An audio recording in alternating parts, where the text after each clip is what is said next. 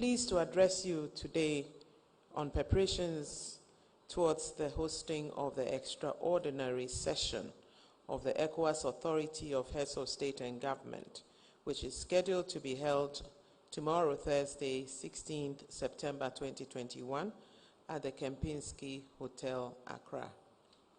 It will be recalled that Lieutenant Colonel Mamadi Doumbouya, leader of the Special Forces Group, ousted President Alpha Condé in a coup d'etat in the Republic of Guinea on Sunday, the 5th of September 2021.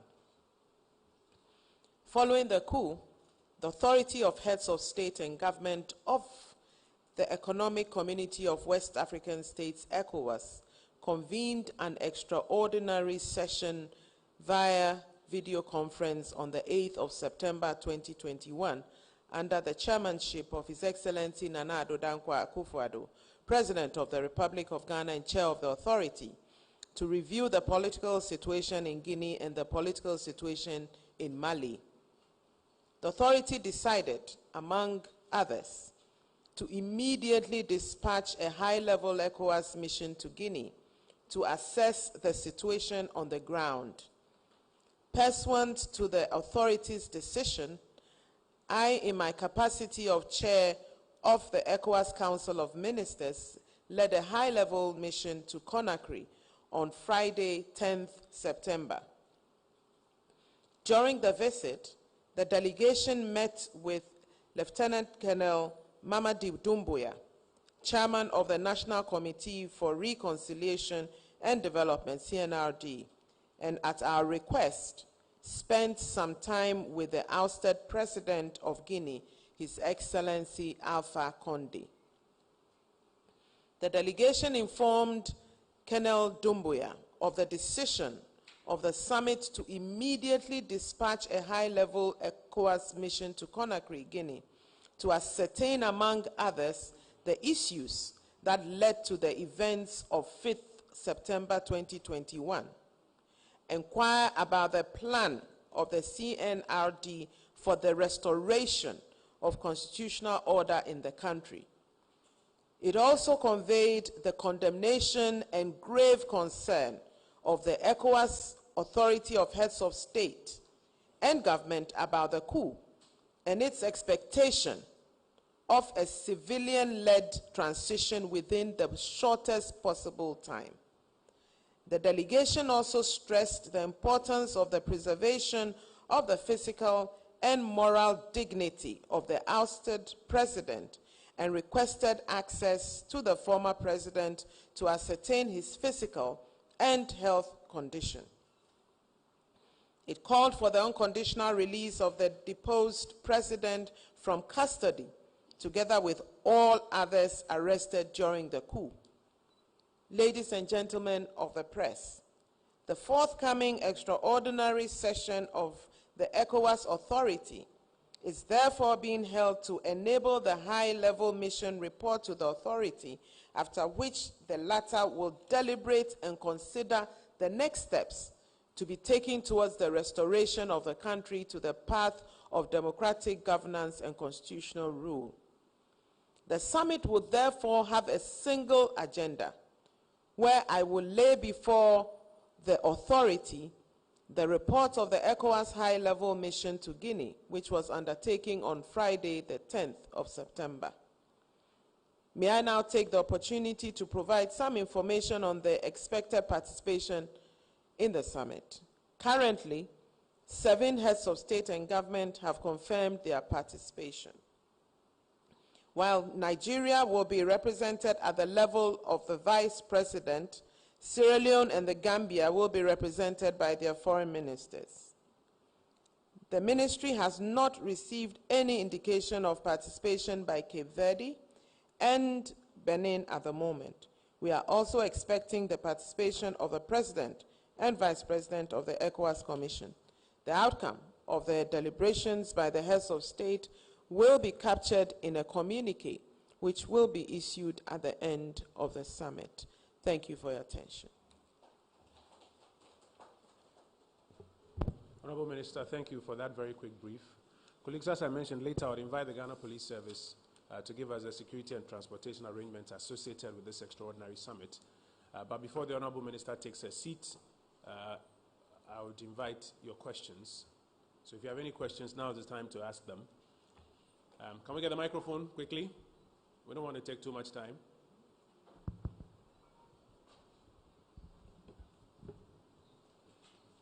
Yes, let's start from the front here.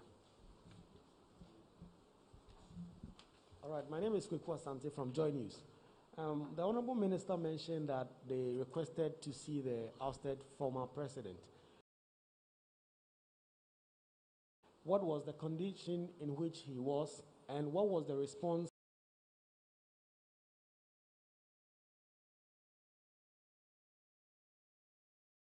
of the junta to your request that the former president be released?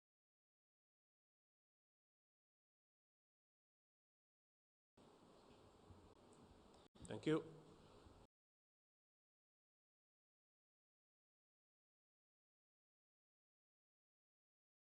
GNA.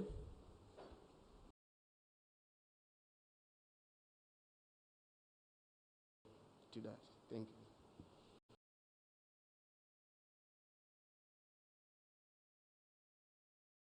Thank you. Are there any other takers? Any others? Minister, we'll end after these two. The first is in two parts. What was the condition of the former president? And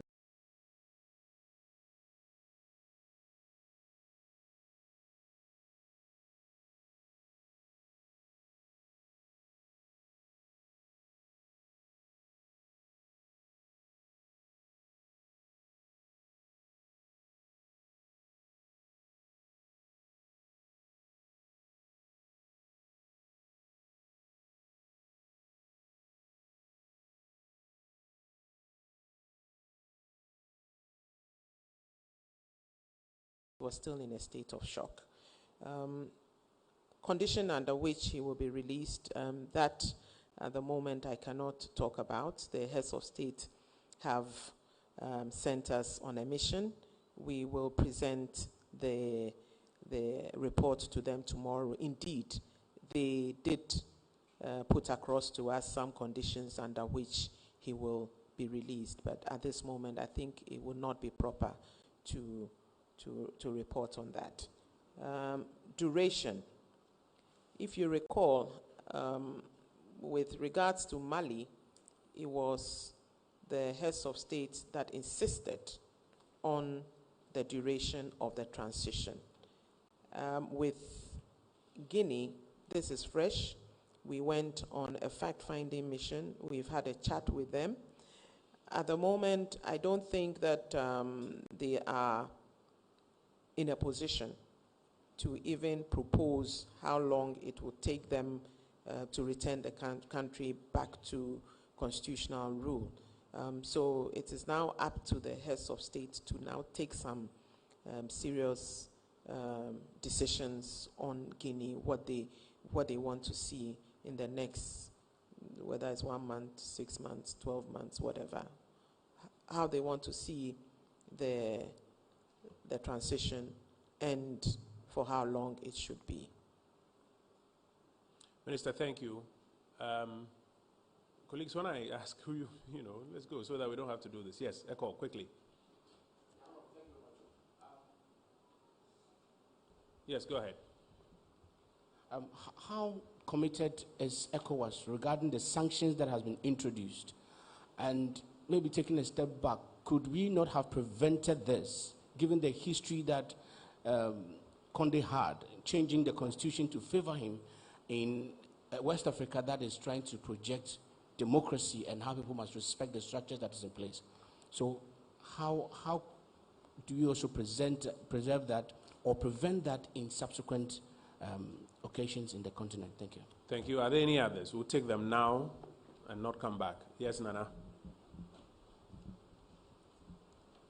Yes, good morning, Honorable Minister. There's legitimate concern. People say that, why does ECOWAS look on why certain heads of state subvert the will of the people. It's the same question. Yeah, I just addendum. And then you just say, oh, it's a head of state, and so let us try to maybe help him or her. Because if ECOWAS has a charter, that can, as it were, bring some people to order. This sort of thing will have, because West Africa alone, we have had about 100 coups. I mean, Ghana alone has had about ECOWAS considering a charter exactly against the amendment people who subvert the will of the people. Because I don't know why you have to legitimize such a okay, thank regime. You. Thank you very much. There was a final question here. Yes, sir. No, let me go to, is that Xinhua? The Chinese guys, okay. You're a black Chinese, eh? Yeah. Good morning, yes.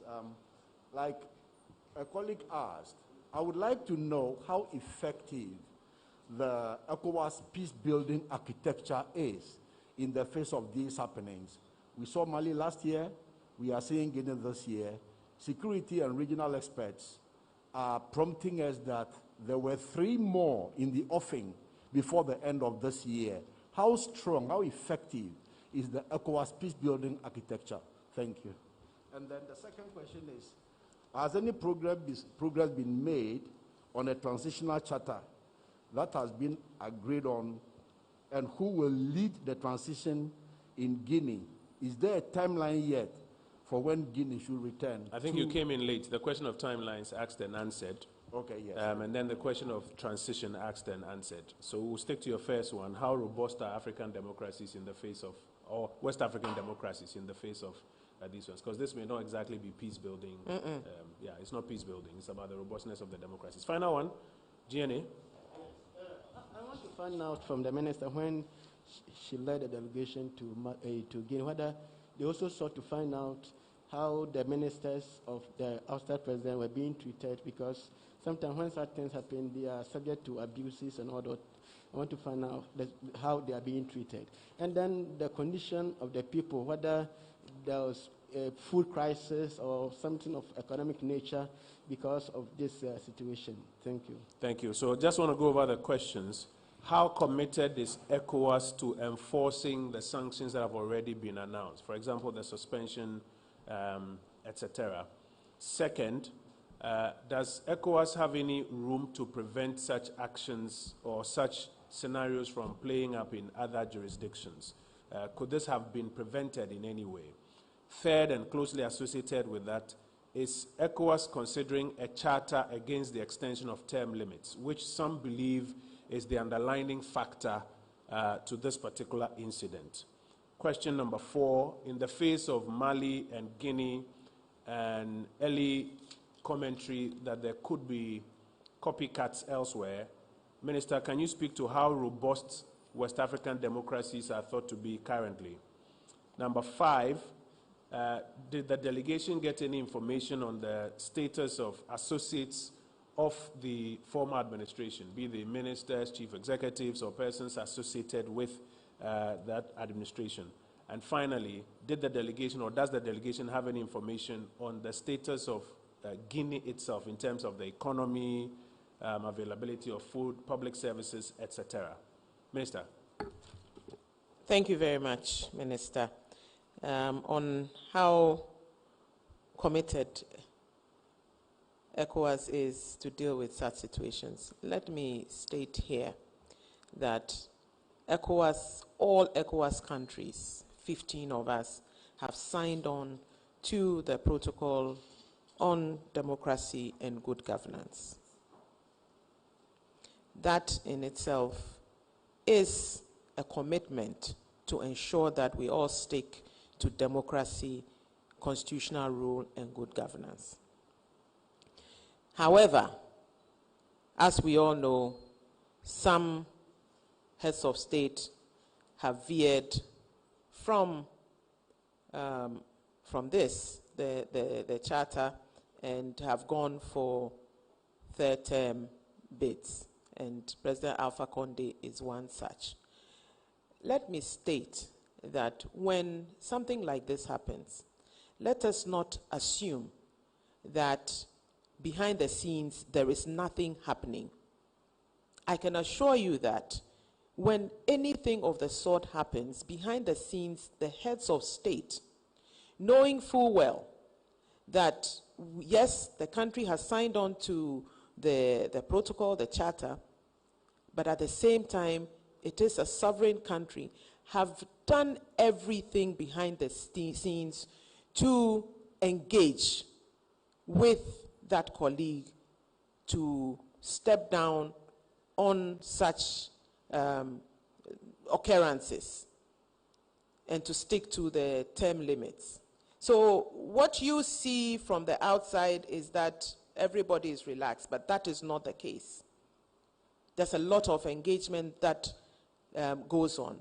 And if we take the example of Guinea, if you recall, there was a referendum after the change of the constitution, part of it, there was a referendum where people lost their lives, citizens lost their lives in protest, and so on and so forth. No, ECOWAS could not have and did not sit aloof or stand aloof and watch this happen. We engaged, and I was even part of delegations that went there, sent by the heads of state, went there on about 2 occasions to engage with all stakeholders and to try and stop this, and engage with the president as well at the time to try and stop this. Unfortunately, it didn't happen. Now, on the issue of whether we should have preventive measures, I think that is very important. And probably what we should be looking at now, in view of what is happening, is to amend the charter so that ECOWAS can have more stringent measures proactively to deal with such situations. So it's something that is being looked at. I am told, I have not verified, that there is something that has been done. It hasn't gotten to the level of the Council of Ministers to go to the heads of state. But in view of all that is happening, I think it's something that maybe we should be looking at to actually forestall some of these situations.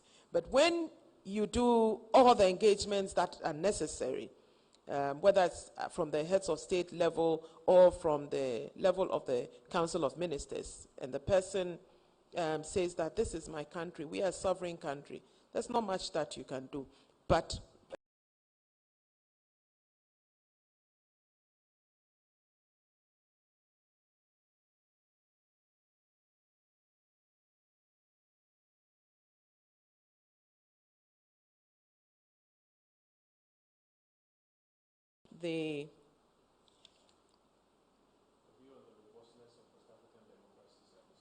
I think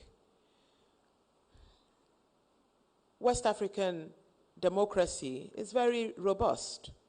We are doing very well. Once in a while, yes, you will have all these situations happening. We've had Guinea, we've had Mali, we've had even an attempt in Niger. But the important thing is for us all to continue to commit to be on the path of democracy and good governance. And I think that we are doing well, 15 countries. We've gone through elections in many of the countries, and I must say that most of the countries have done well. Most of the countries have stuck to the presidents have stuck to their two-term bid, bid for being in office. And a typical example who just exited was President Issoufou, Niger. He did his 2 terms and he left. And I can just see that happening in most of the countries. So I think we are committed to it. On the issue of the former ministers, the military junta did have meetings with them, and I'm told that they all agreed to make themselves available if the need arises to answer questions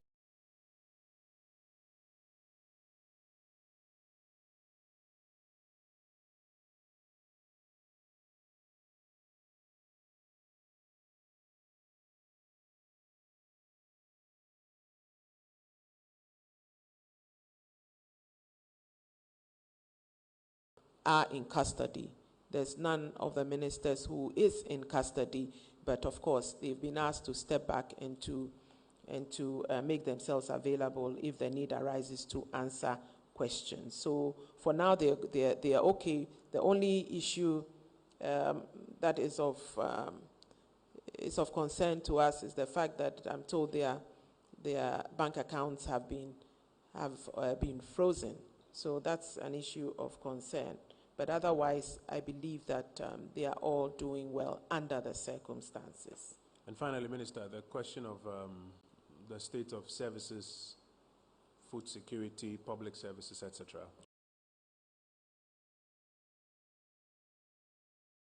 For now,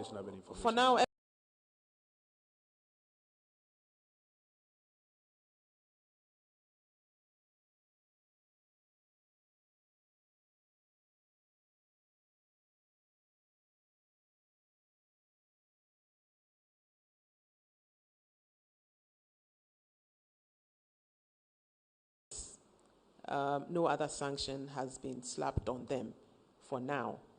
What the presidents are going to do tomorrow is to consider the report and then decide on what to do. So I'm not saying that sanctions will be applied, but that may happen. The heads of state will, in their wisdom, consider the totality of the situation and then come up with decisions on what they would do concerning Guinea, to put pressure on the coup makers, the military, to return the country quickly back to constitutional rule. Because otherwise, if they're left, it could take forever. Honorable Minister, grateful. Just a quick question of my own. So just to be clear, is Guinea participating in the extraordinary summit tomorrow? Or is it because, or is it the case that because Guinea has been suspended, they will not be at the table tomorrow? Guinea will not be at the table tomorrow. 13 countries will have been invited. Guinea, Mali will not. They are on suspension and therefore they will not be part of the meeting. Guinea especially because we are going to be discussing Guinea, so they cannot be there. In any case, they are not part of ECOWAS at the moment. Thank you, Honorable Minister, for your time this morning. I know this morning you are chairing some meetings in preparation for the extraordinary summit tomorrow. I want to thank you that you made time to be here. Minister was here way ahead of the 9 o'clock timeline, and I know she has to leave to chair other meetings. So Minister and a delegation will exit through the guest's door. Can protocol just escort them out? And then Thank you, Minister. Thank you all. Thank you so much, Honorable Minister. I want to invite the Ghana Police Service to take the podium and share with us the implications on security and transportation in the capital tomorrow as a result of this one. So, Ghana Police Service, we are in your hands. Superintendent Alexander Kwekobing, we are in your hands. Thank you very much, Minister. Dwelling on the existing protocol, and it's a good morning to all of us. I think as part of tomorrow's summit, and knowing the responsibility that comes with it on a country like Ghana, Ghana Police Service has taken it upon herself to make security arrangements to ensure that the 7 heads of states, the Vice President, the President and Vice of ECOWAS Commission, and the 2 foreign ministers and their entourage will be given the necessary protection, not only at their arrival, but proceeding to the venue at Kimpiski, returning to the launch and flying back. In light of this, ground security arrangement has been made at the arrival and also at the venue. Again, in between, there are specific roads that will be temporarily closed to allow their entry and exit. And we crave on indulgence to support us in this light. First, we know where the arrival is at the Jubilee Lounge. Then the convoys, which will be led by police outriders, will proceed to Opebia and onto the Liberation Road, proceed to Akuafo roundabout at 37, on the Akwaje interchange to National Theatre through Ridge roundabout to Kimpiski, and same formation will be used. Again, at these locations on this corridor, i.e. Opebia, Akuafo roundabout, Afrikiko, Akwaje, among other junctions, police officers have been deployed to ensure that traffic is controlled, directed, so that it will not impact much on road users, knowing very well that tomorrow the summit will come on at the time that we also be experiencing rush hours, both morning and evening. So traffic police officers will be deployed. We are not looking below 100. Lots will be deployed, who will be physically present, and those who will be leading the various convoys that will be traversing this corridor. Thank you very much. Thank you very much, Superintendent Alexander Kweku-Obeng, Director of Public Affairs, for that quick update. Colleagues, you have questions on security and transportation? Speak now, or forever hold your peace. Super. I think we are very grateful to you. Is there a question? Yes. We'll take this one. And you can ask in any language. Please feel free. Yeah, go ahead. My name is Emmanuel Bohoxen, Daily Graphic. As President, we're not specific on the roads that will be closed. You talked about deploying policemen, but which roads will be closed?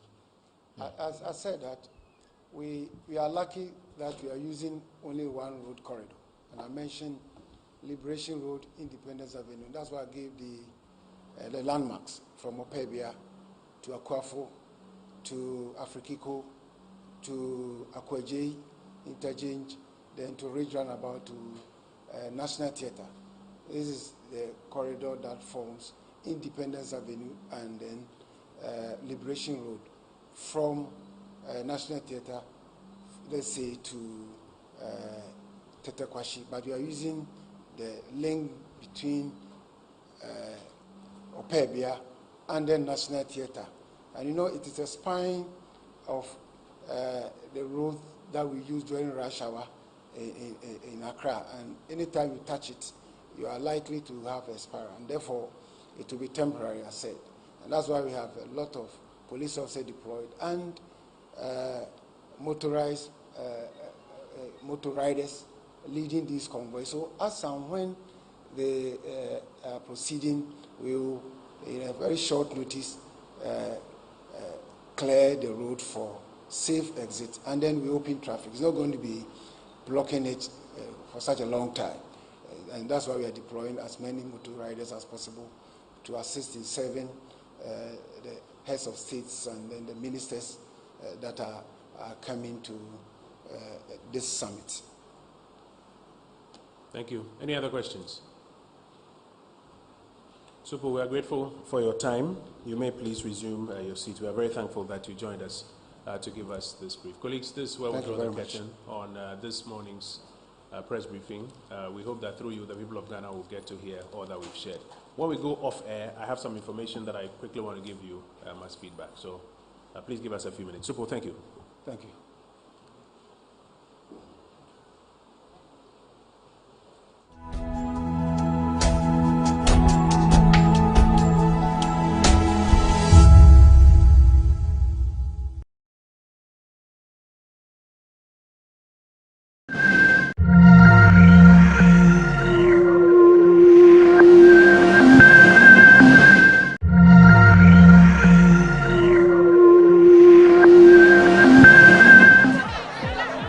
powers and principalities. There's so much fire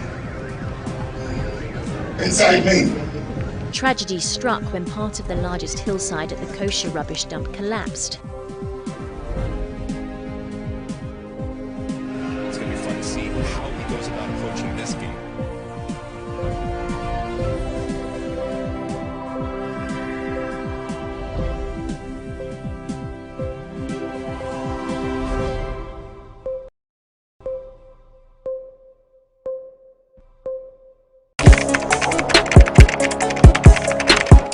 We table issues relating to the arts and entertainment for a riveting discussion, of course, without fear nor favor.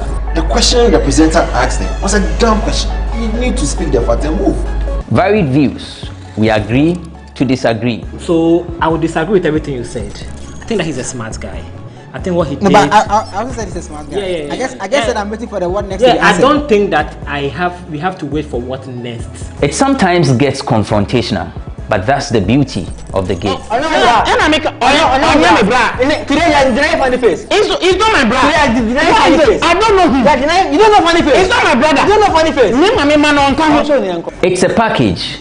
We meet, we sit, we dialogue, we learn, we progress. My name is Benefo Huabin Abrantepa, a proud blogger, and this is my forum.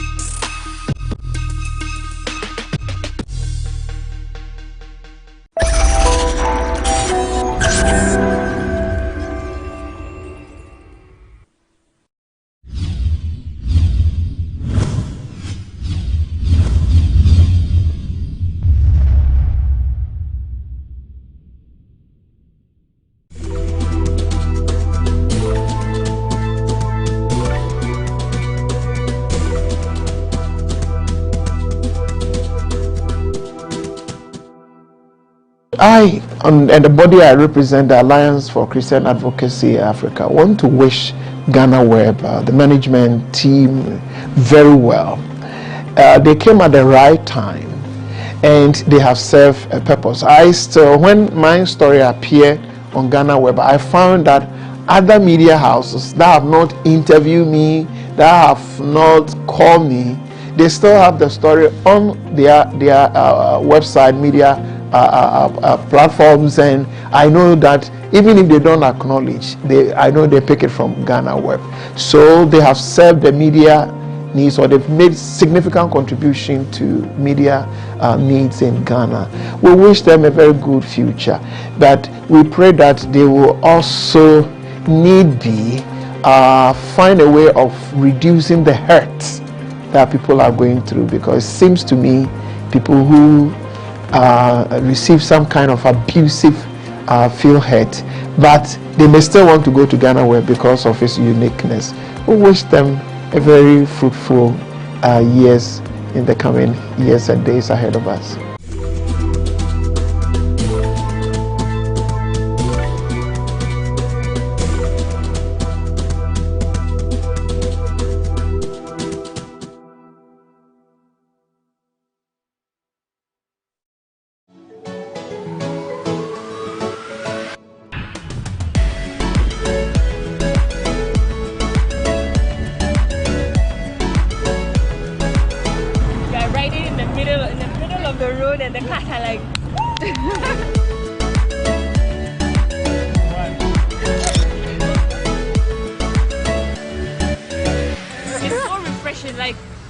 I needed this so bad. Hi guys, we are back again. Chalet, I miss you all. I'm so happy. I mean, today is a good day. Today is Sunday, and so I've been seeing this place on Instagram and on YouTube. A lot of people go for a city tour with a bike, and I'm currently at the place called the Impact Hub, and I'm here with Ty. Ty is the one who introduced me to the whole. Even though I've been seeing it, I'm like, she brought the whole idea. She was like, Stella, let's do this. Meet Ty.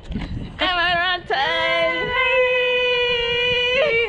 How's everybody doing? We're so excited, and we're getting our energy up. She's getting ready. So we are going cycling. We're going to see Accra with this. Yes. This beautiful bike here. And guys, meet TY. Do you know, I always keep calling her TY instead of Ty. She's like, she's used to it. Yeah, I am. Yeah. Ty Inspire. You guys know me as Ty Inspire. So, hello. Thank you. She's also a YouTuber. Do well to subscribe to her YouTube channel. Subscribe, please. Alright, guys. Are you ready for the vlog? Ask them if they're ready. Are you ready? Are you ready? Hey, let's Are do you ready? this. Guys, I am pumped up. Let's go right into the This is how the bicycle looks like. We definitely will need a basket.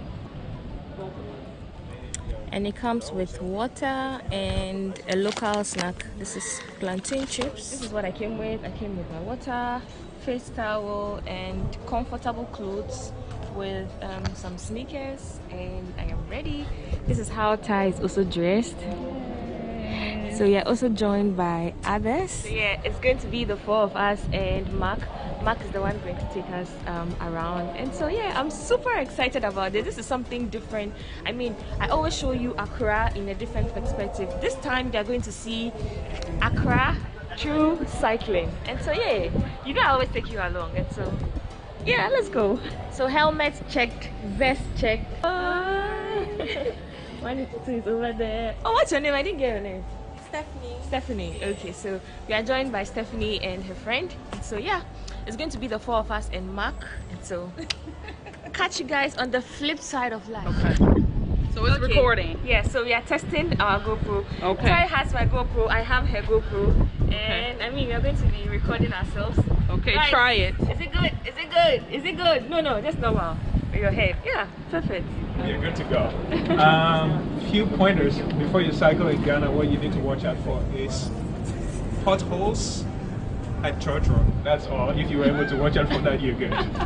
Yeah. So what we do is basically we cycle opposite direction when the cars are coming towards us. So you see everything they're doing, including them trying to stop or pick somebody up. The downside is if you're on the other side, they just literally can pull up in front of you and you're not going to see it coming. That is one thing. What you need to do is just ride with extra more precaution. Yeah.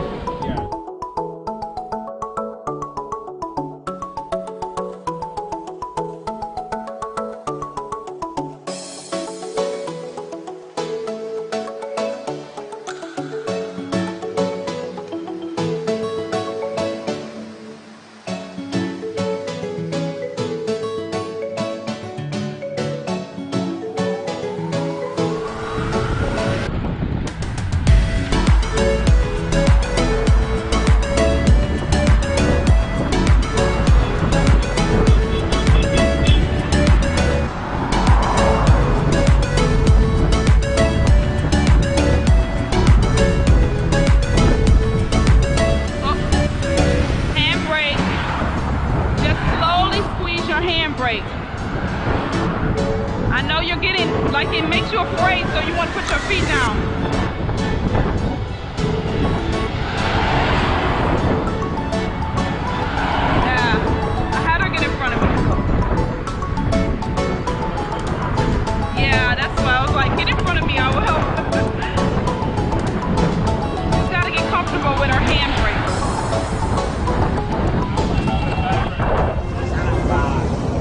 made the first stop, and it's so exciting, like riding through like Accra. Thank God it's a Sunday. The road is not like so busy. But it's been fun. It's been so fun. And so yeah, once I have my GoPro with her, this footage is my phone.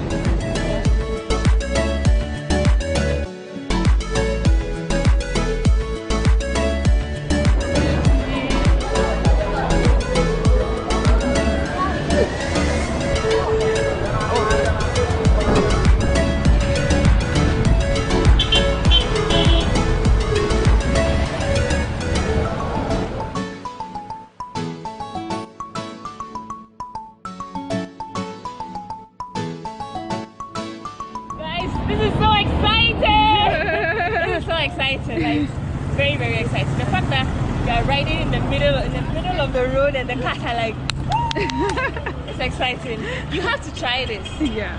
You ready? Oh my, oh my, oh my.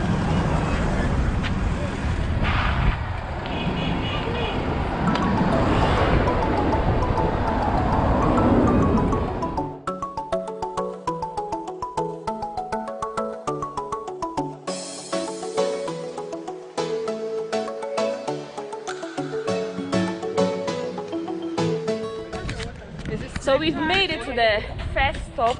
Do you guys remember this place? When I did the Accra City tour, this is called the Asumdue. John Evans, Fifi Atamils. He was known for a lot of things, but this is a memorable place. I'm going to tell you more about it, so come on in. Yay! Look who we have here. And so, welcome to officially Asumdue Park. It's an Akan translation. To the English, it means Peace Park.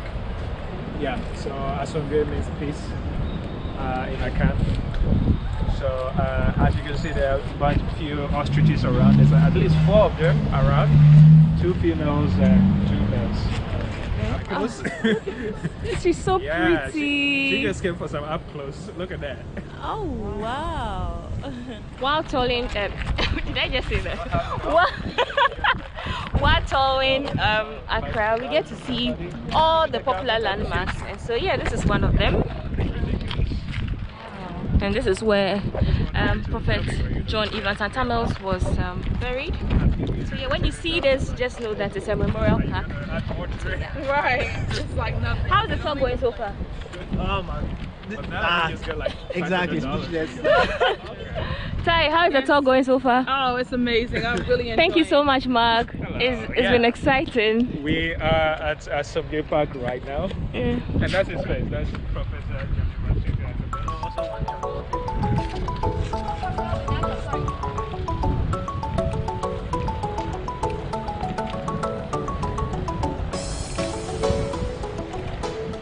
So we made a stop at Osu Castle. If you guys haven't seen, I've been here before. It's up on my YouTube channel. I mean, I've been here like almost a year, no, 2 years ago. And so you have a choice if you want to enter.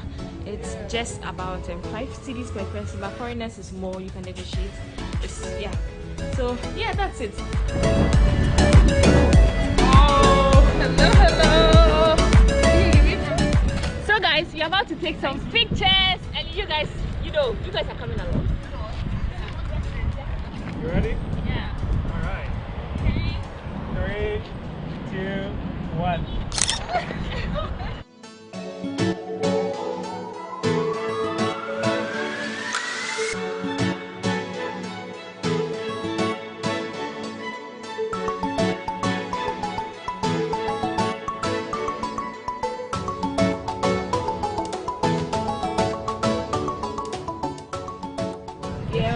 So we are finally at the art center. We're about to have a coconut break.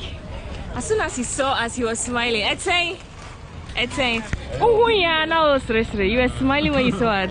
Yes, because these people contact me so many years and so many times. Oh. All the time I see this, I'm happy that my people. You're happy. Guys, when you find yourself at the art center, look for him. Come and buy coconut. This is the stand. Hi guys. Hi. How's the journey so far? Oh my god, my butt hurts. Your butt? Same here, my butt. I think we should have come with like the butt pads. Yeah. Go, go. Go, go, go, go.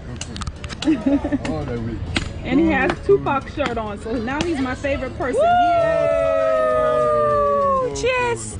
I hope it's nice. Cheers, guys.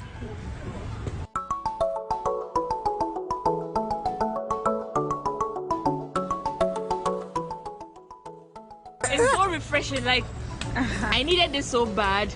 And you guys know it's my favorite. If you guys are not following me on Instagram, this is the opportunity. Follow me on Instagram because I usually share on my Instagram stories a lot. Guys, head to Instagram, the same name, /Shaleni. Cheers. So we are currently at the Kwame Nkrumah Museum. Yes, hi guys. So guys, I mean, this is a good option if you're looking out for exploring Accra in a day. And so yeah, that's Max's business. So you guys should support him, right? Yeah. I'm touring. So yeah, let's take a short tour of the Kwame Nkrumah Museum. I'm sure you've seen it. If you haven't, I mean, you get to see it today. So.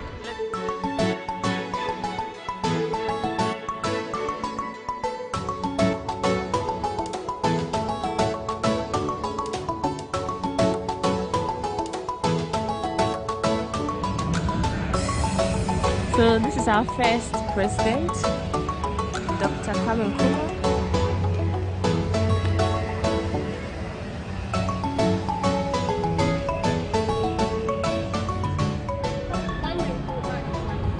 So this is where Dr. Kwame Nkrumah and his wife were buried when they died.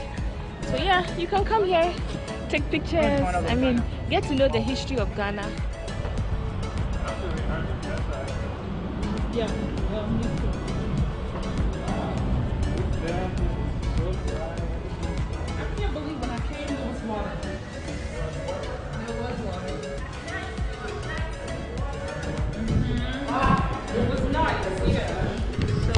Inside the museum, but then no videos and pictures are allowed.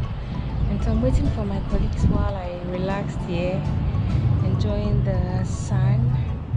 And yeah, of course, this is my view behind. We are heading towards Osikan for lunch, and yeah, we'll call it a day. It's been exciting. Like, you can see my colleagues up there. Exciting journey.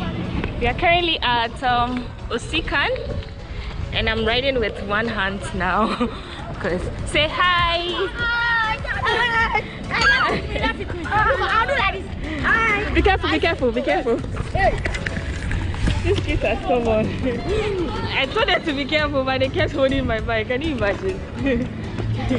So we are finally. So this is our final stop. Osikan. Yes. Oh, we are going to the lighthouse. How do you guys want to go to the lighthouse? Hey guys, we are not done though.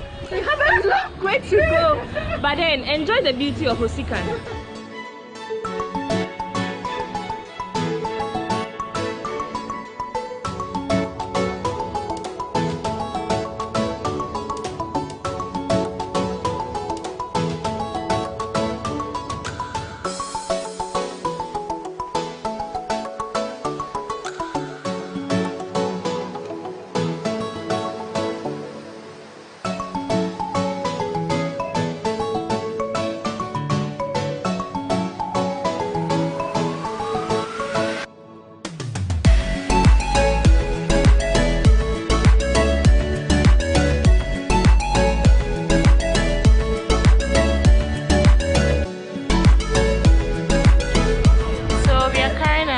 Fort, and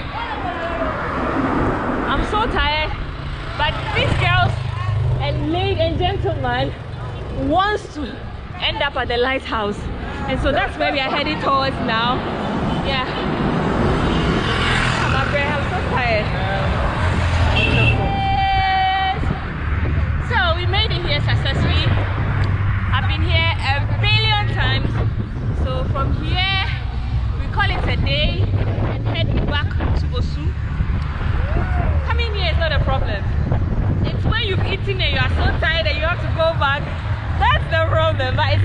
excited. So yeah, are you guys going to go back with me?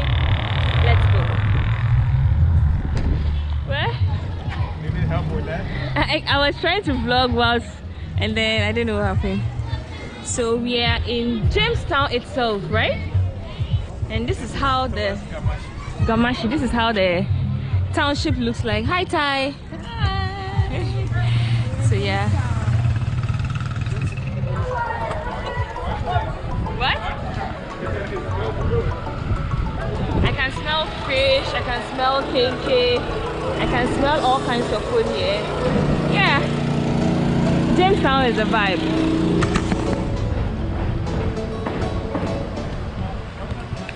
On a usual day, you won't see the post office area this empty, but today, look at this. I'm now appreciating how beautiful Accra is. Hi, Stephanie. Yeah. So beautiful out here. Yeah.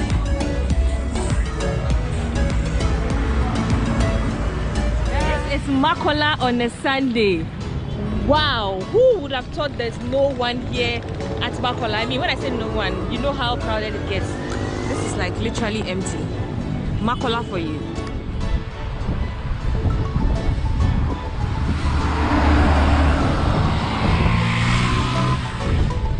That's a moving peak over there, and this is Octagon, the only building that has an heliport, that's what it's called.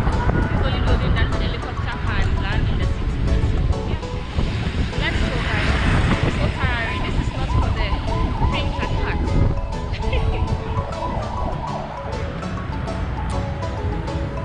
So this is the National Theatre.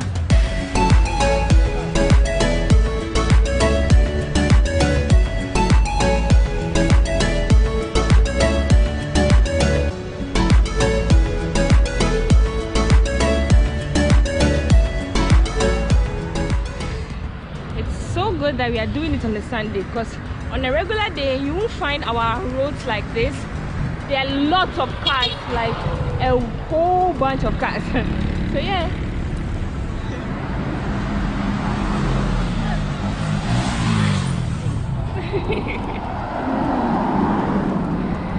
So the good part is this road is slopey, so it slides down. So guys, this brings us to the end of this video. We started from here and it ends right here. What do you guys think about the entire experience? It was so much fun. It really was. It was tiring, but it was fun.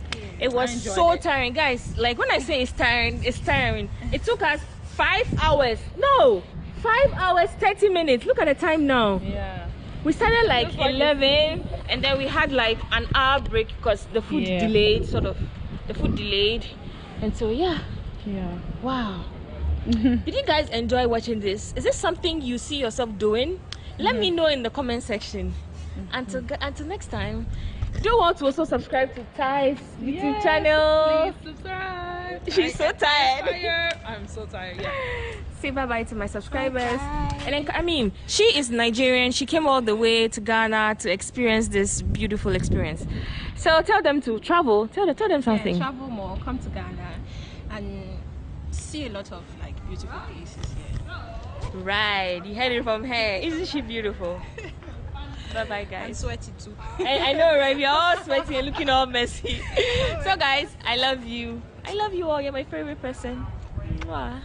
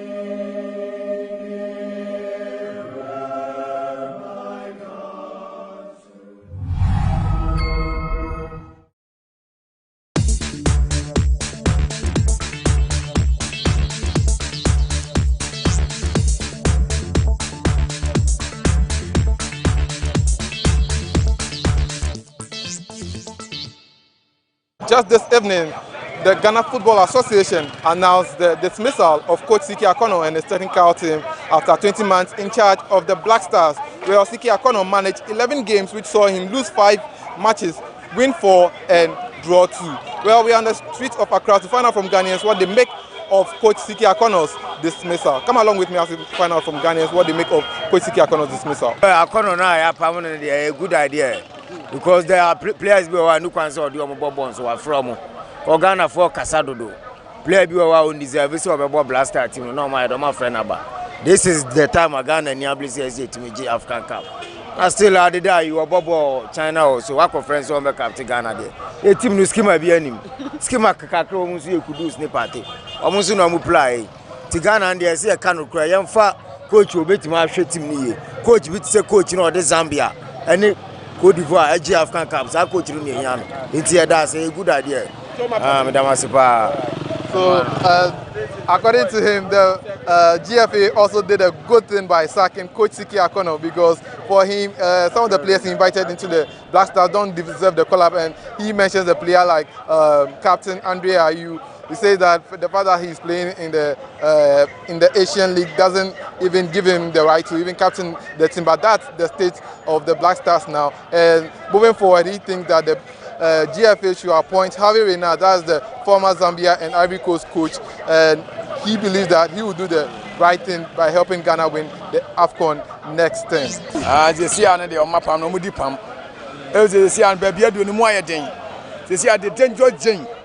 on Ghana for more there or more.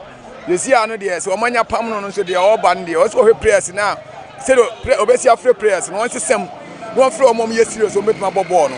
You see, I wake up and you wake up here, Bobby, old bar. You see, I say, oh, qualify, when you scab, and boy, my man, Trumpon. And as I dear beer, and you be a catchy, Ghana for bet my phone, Nebia, and your Jumaya day, Naye. And you see, I see a permanent Mudi and performance in yet. The man who wants me now, the whole Ghana will bet you want me. And they say, I am permanent man a decline. Yes, you ever heard that man. So, according to him, he believes that the GFA did a good thing by sacking Coach Siki Akono because he didn't do well with the Black Stars. And he says that moving on, the next coach who is going to be appointed by the GFA should make sure he invites qualified players who deserve to be in the Black Stars to help us perform better at the World Cup qualifiers and ensure that we win the next AFCON that will be played in Cameroon. I don't know, Papa, you better here. Or be able to pass 1 match to lose it. Musée. What's the scale of you on the person? I don't want to know.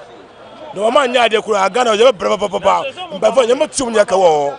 So many floor, Jeff Oro, or Munyam floor. No, Mako, Papa, but no go for brother, send a motorca. Sick as a mammy, Madam Turka. Best of my woman, sick a woman Turka. Or you see, or car you shoot. The vertical coherity, or Pianoti, one hind day. I don't know, Pamno. Or I'm told us, about 2 one day more. One day when the moment, yes, the Spaka, you for a Spaka among the yes. Best Catalonia. So, according to him, the GFA did not do a good job in sacking Coach Siki Akono because he believes that Siki Akono was also not given the opportunity to handle the Black Stars. He mentions the fact that the coach doesn't even have his personal place of abode, not to talk about the cars that was supposed to be given to him. So that's according to him. And he says that the country will one day wake up against the Ghana Football Association. Se obi ye bibi na enkoso a ese mani tranchen na do onum ye nye de meto aso mia Sika Akono no since e de brasta share ni sana monitor na tumi ni mimi side de onya ade e ma me nti se ye yi na sinchen a migidi se ye ni empeni papa onu so betimi ahwe ball no so e de amen ko Ghana de ye ni esuso ni nyina ni nim se ke adwuma kese pa ene ball ye boy anigye ne omanimu nyina nso e de anigye but sesi ano brasta no ye hu brasta no so ebiem ana se bia coach papa ye nya ntina brasta no ntimi nya de empegya na ana ti se yi Siki Akono e de nesi ntia me de migidi se ye ne empeni papa e mani me so brasta mo mayen. So you just heard him. He says that ever since Siki Akono took charge of the Black Stars, he hasn't done so. So if he has been sacked, then it's a good thing because then the GFA can appoint a new coach who can better handle the Black Stars. o management no mo no o mo mbo sika kono no ono pese o yusu na adwen e de ye to ati e de hand press no ba mo peke press man de a na mo kire nde onye de a be de no wetima de e ye adwuma no e to mo hwe no mo ja no onye na adwuma no anya de focus no wini matches my e no de pe ma pam na ade tira mo pam no sika kono o ye adwuma o ye no ono na adwuma na o ya ade tira mo ma no kwan na onye na adwuma na mo pam no sesei because onye hwe management no e no mo ma no kwan to ati ma no nye na adwuma nti ade tira o be pam no o pam na to no onye hwe o ye no coach di o se so ye na o pam na side no. Okay, so according to him, the GFA who were interfering in Siki Akono's business in the Black Stars. So if they've sacked him, then it means they are the ones to be blamed and not Siki Akono, because according to him, Siki Akono did a good job, but it's just that they didn't give him enough space to call the players he wants to be in the Black Stars. I see any day. Me cry me yakakra. Because as a coach there, now Timmy Transma go match be no. Now you sure sir, you now call for draw there. Players no befu because the team so you perform here dey. 30 na ya pam no a I hope say be say here dey. Phone foforo. Do ko ani mu say dey African cap no metima here dey. I qualify no mu to akwa cap no dey abefie. Anti pam no dey. I hope say na akwa so. Or because the ham obi no here dey. O kan ho asem. Ti ye hwe better coach. I don't make you push at us in this. So you just heard him, and he says that it was a good decision that the Ghana Football Association took to sack Coach Siki Akono because he wasn't winning enough matches, and that's what the team needs to develop. So that's his thoughts. Ghana so be ye bibi pe. Enye nkwan e bom pan. What I say? O man no be a bom pan. Nse bibi na say Yakobo boy anya da bia na be wini. Eti me de master Ghana fo nyina na emu mpanifo nse bibi na se mistake bi ba amma enya bo trace de betima tretre amma ne metinya sine kwa so na Ghana fo aye kasa e wo enyama bebre mu first yen na yakoma di Ghana ball na chi but this time no tisia no akwakwa ye se obi ese ball anaso omo ba na so bi mistake o ma onu so ye nipa aye mo ma yensusu enye no na mo ma se nipa onusu mpo a mo ma sanfa Vim enter na chi niamo na baso sidia next time okwa yo bet my dey asa enie na bamubuo no e Ghana too much me da obi ase. So for him, he believes that the country there are a lot of people who express their thoughts too much on issues about the Black Stars, and that's very worrying according to, and he believes that once Siki Akono was in charge, we should have supported him with our prayers, and also we shouldn't have jilted him anytime the team makes a mistake. So he thinks that moving forward, when any coach comes to take over the Black Stars, he should be given the necessary support and not to be criticized anytime they make a mistake. The Black Star team I recall facing South Africa, a team Papa Bendio. The day you are a striker, you're a striker. And I'm not coaching now, or couldn't so or Bekuntoqua. See a macho mana, the day you are your macho. I bet my go crama Ghana. And see a Pomusika Kuno, a Pomuno yet. And I saw Black Star Tinangasanga, Muyan said, Yanum Munja yet. I saw young coach, right coaches. Coaches, I'm back to my Ghana Black Star, Mukopo Mumbra.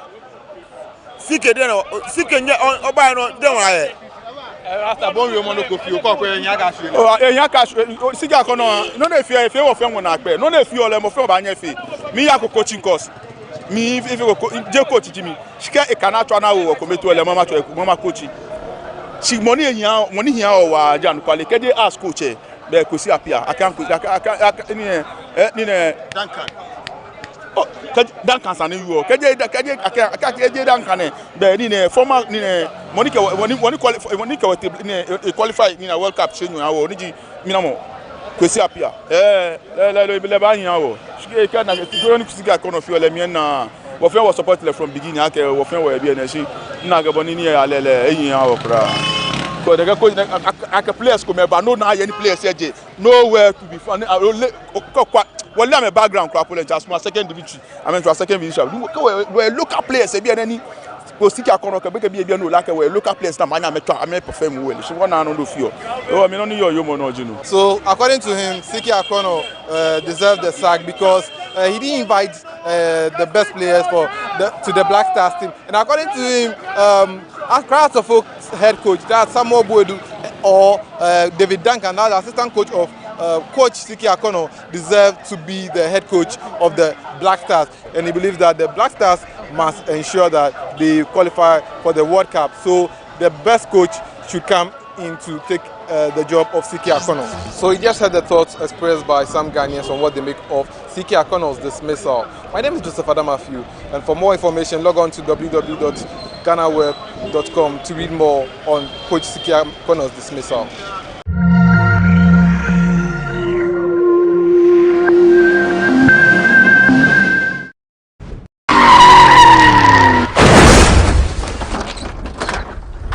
I'm Dr. Frederick Kwatin, the head of Department of Accident, Emergency and Orthopedics of the Kolebu Teaching Hospital.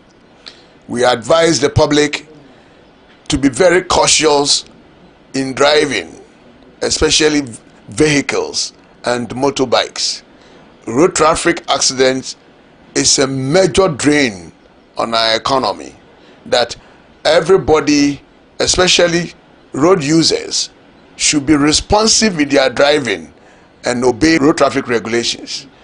Accordingly, be careful, do the right thing, and save a life.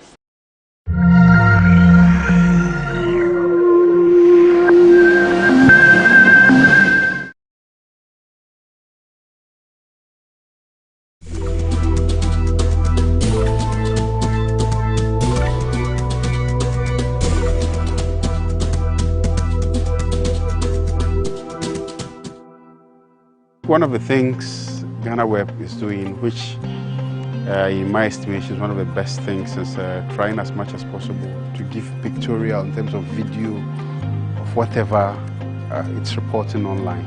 Unlike those days where you only had to read about text. This time around, they've gone a step ahead and to ensure that there's a video added to whatever content they are putting out there for readers to also have a feel of the story. One of the things I think GhanaWeb can do is to, apart from the online TV, rather go on a full-fledged TV channel rather than the online TV. I think that would help. I've seen that the online TV is helping, but they should just go in a full channel. Keep up the good work. There may be challenges, but don't be deterred by those challenges. Challenges are bound to happen in every institution, and try and work harder. Focus on whatever you set to do for yourself, and I'm sure as the years roll by, you achieve those challenges.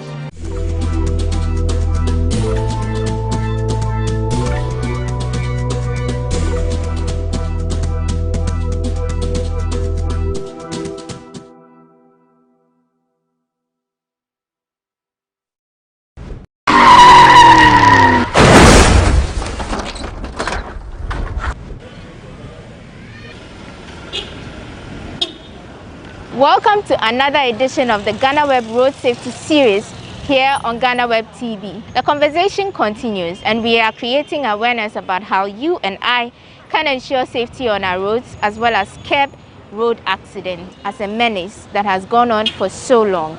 Today, we spend the day at the Accident and Emergency Unit of the Kolebu Teaching Hospital, where we would interact with a patient's doctor who will take us through what a typical day looks like at the accident ward, whilst we have other pertinent conversations around road safety.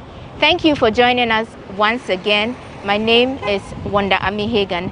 Let's have a quick break and meet our guests.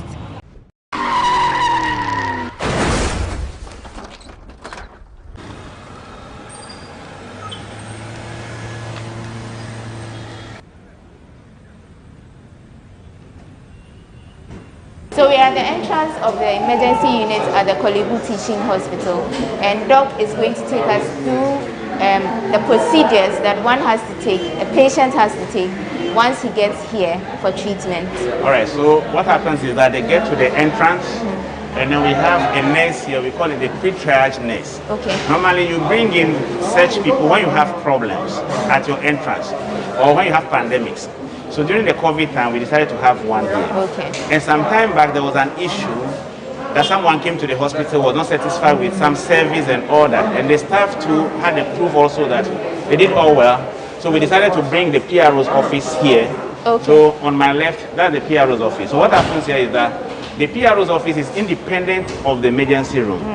So they are here to see how we do our things. Whatever goes wrong, they tell us maybe we are wrong or patient is wrong. Okay. Then they see the way to correct them.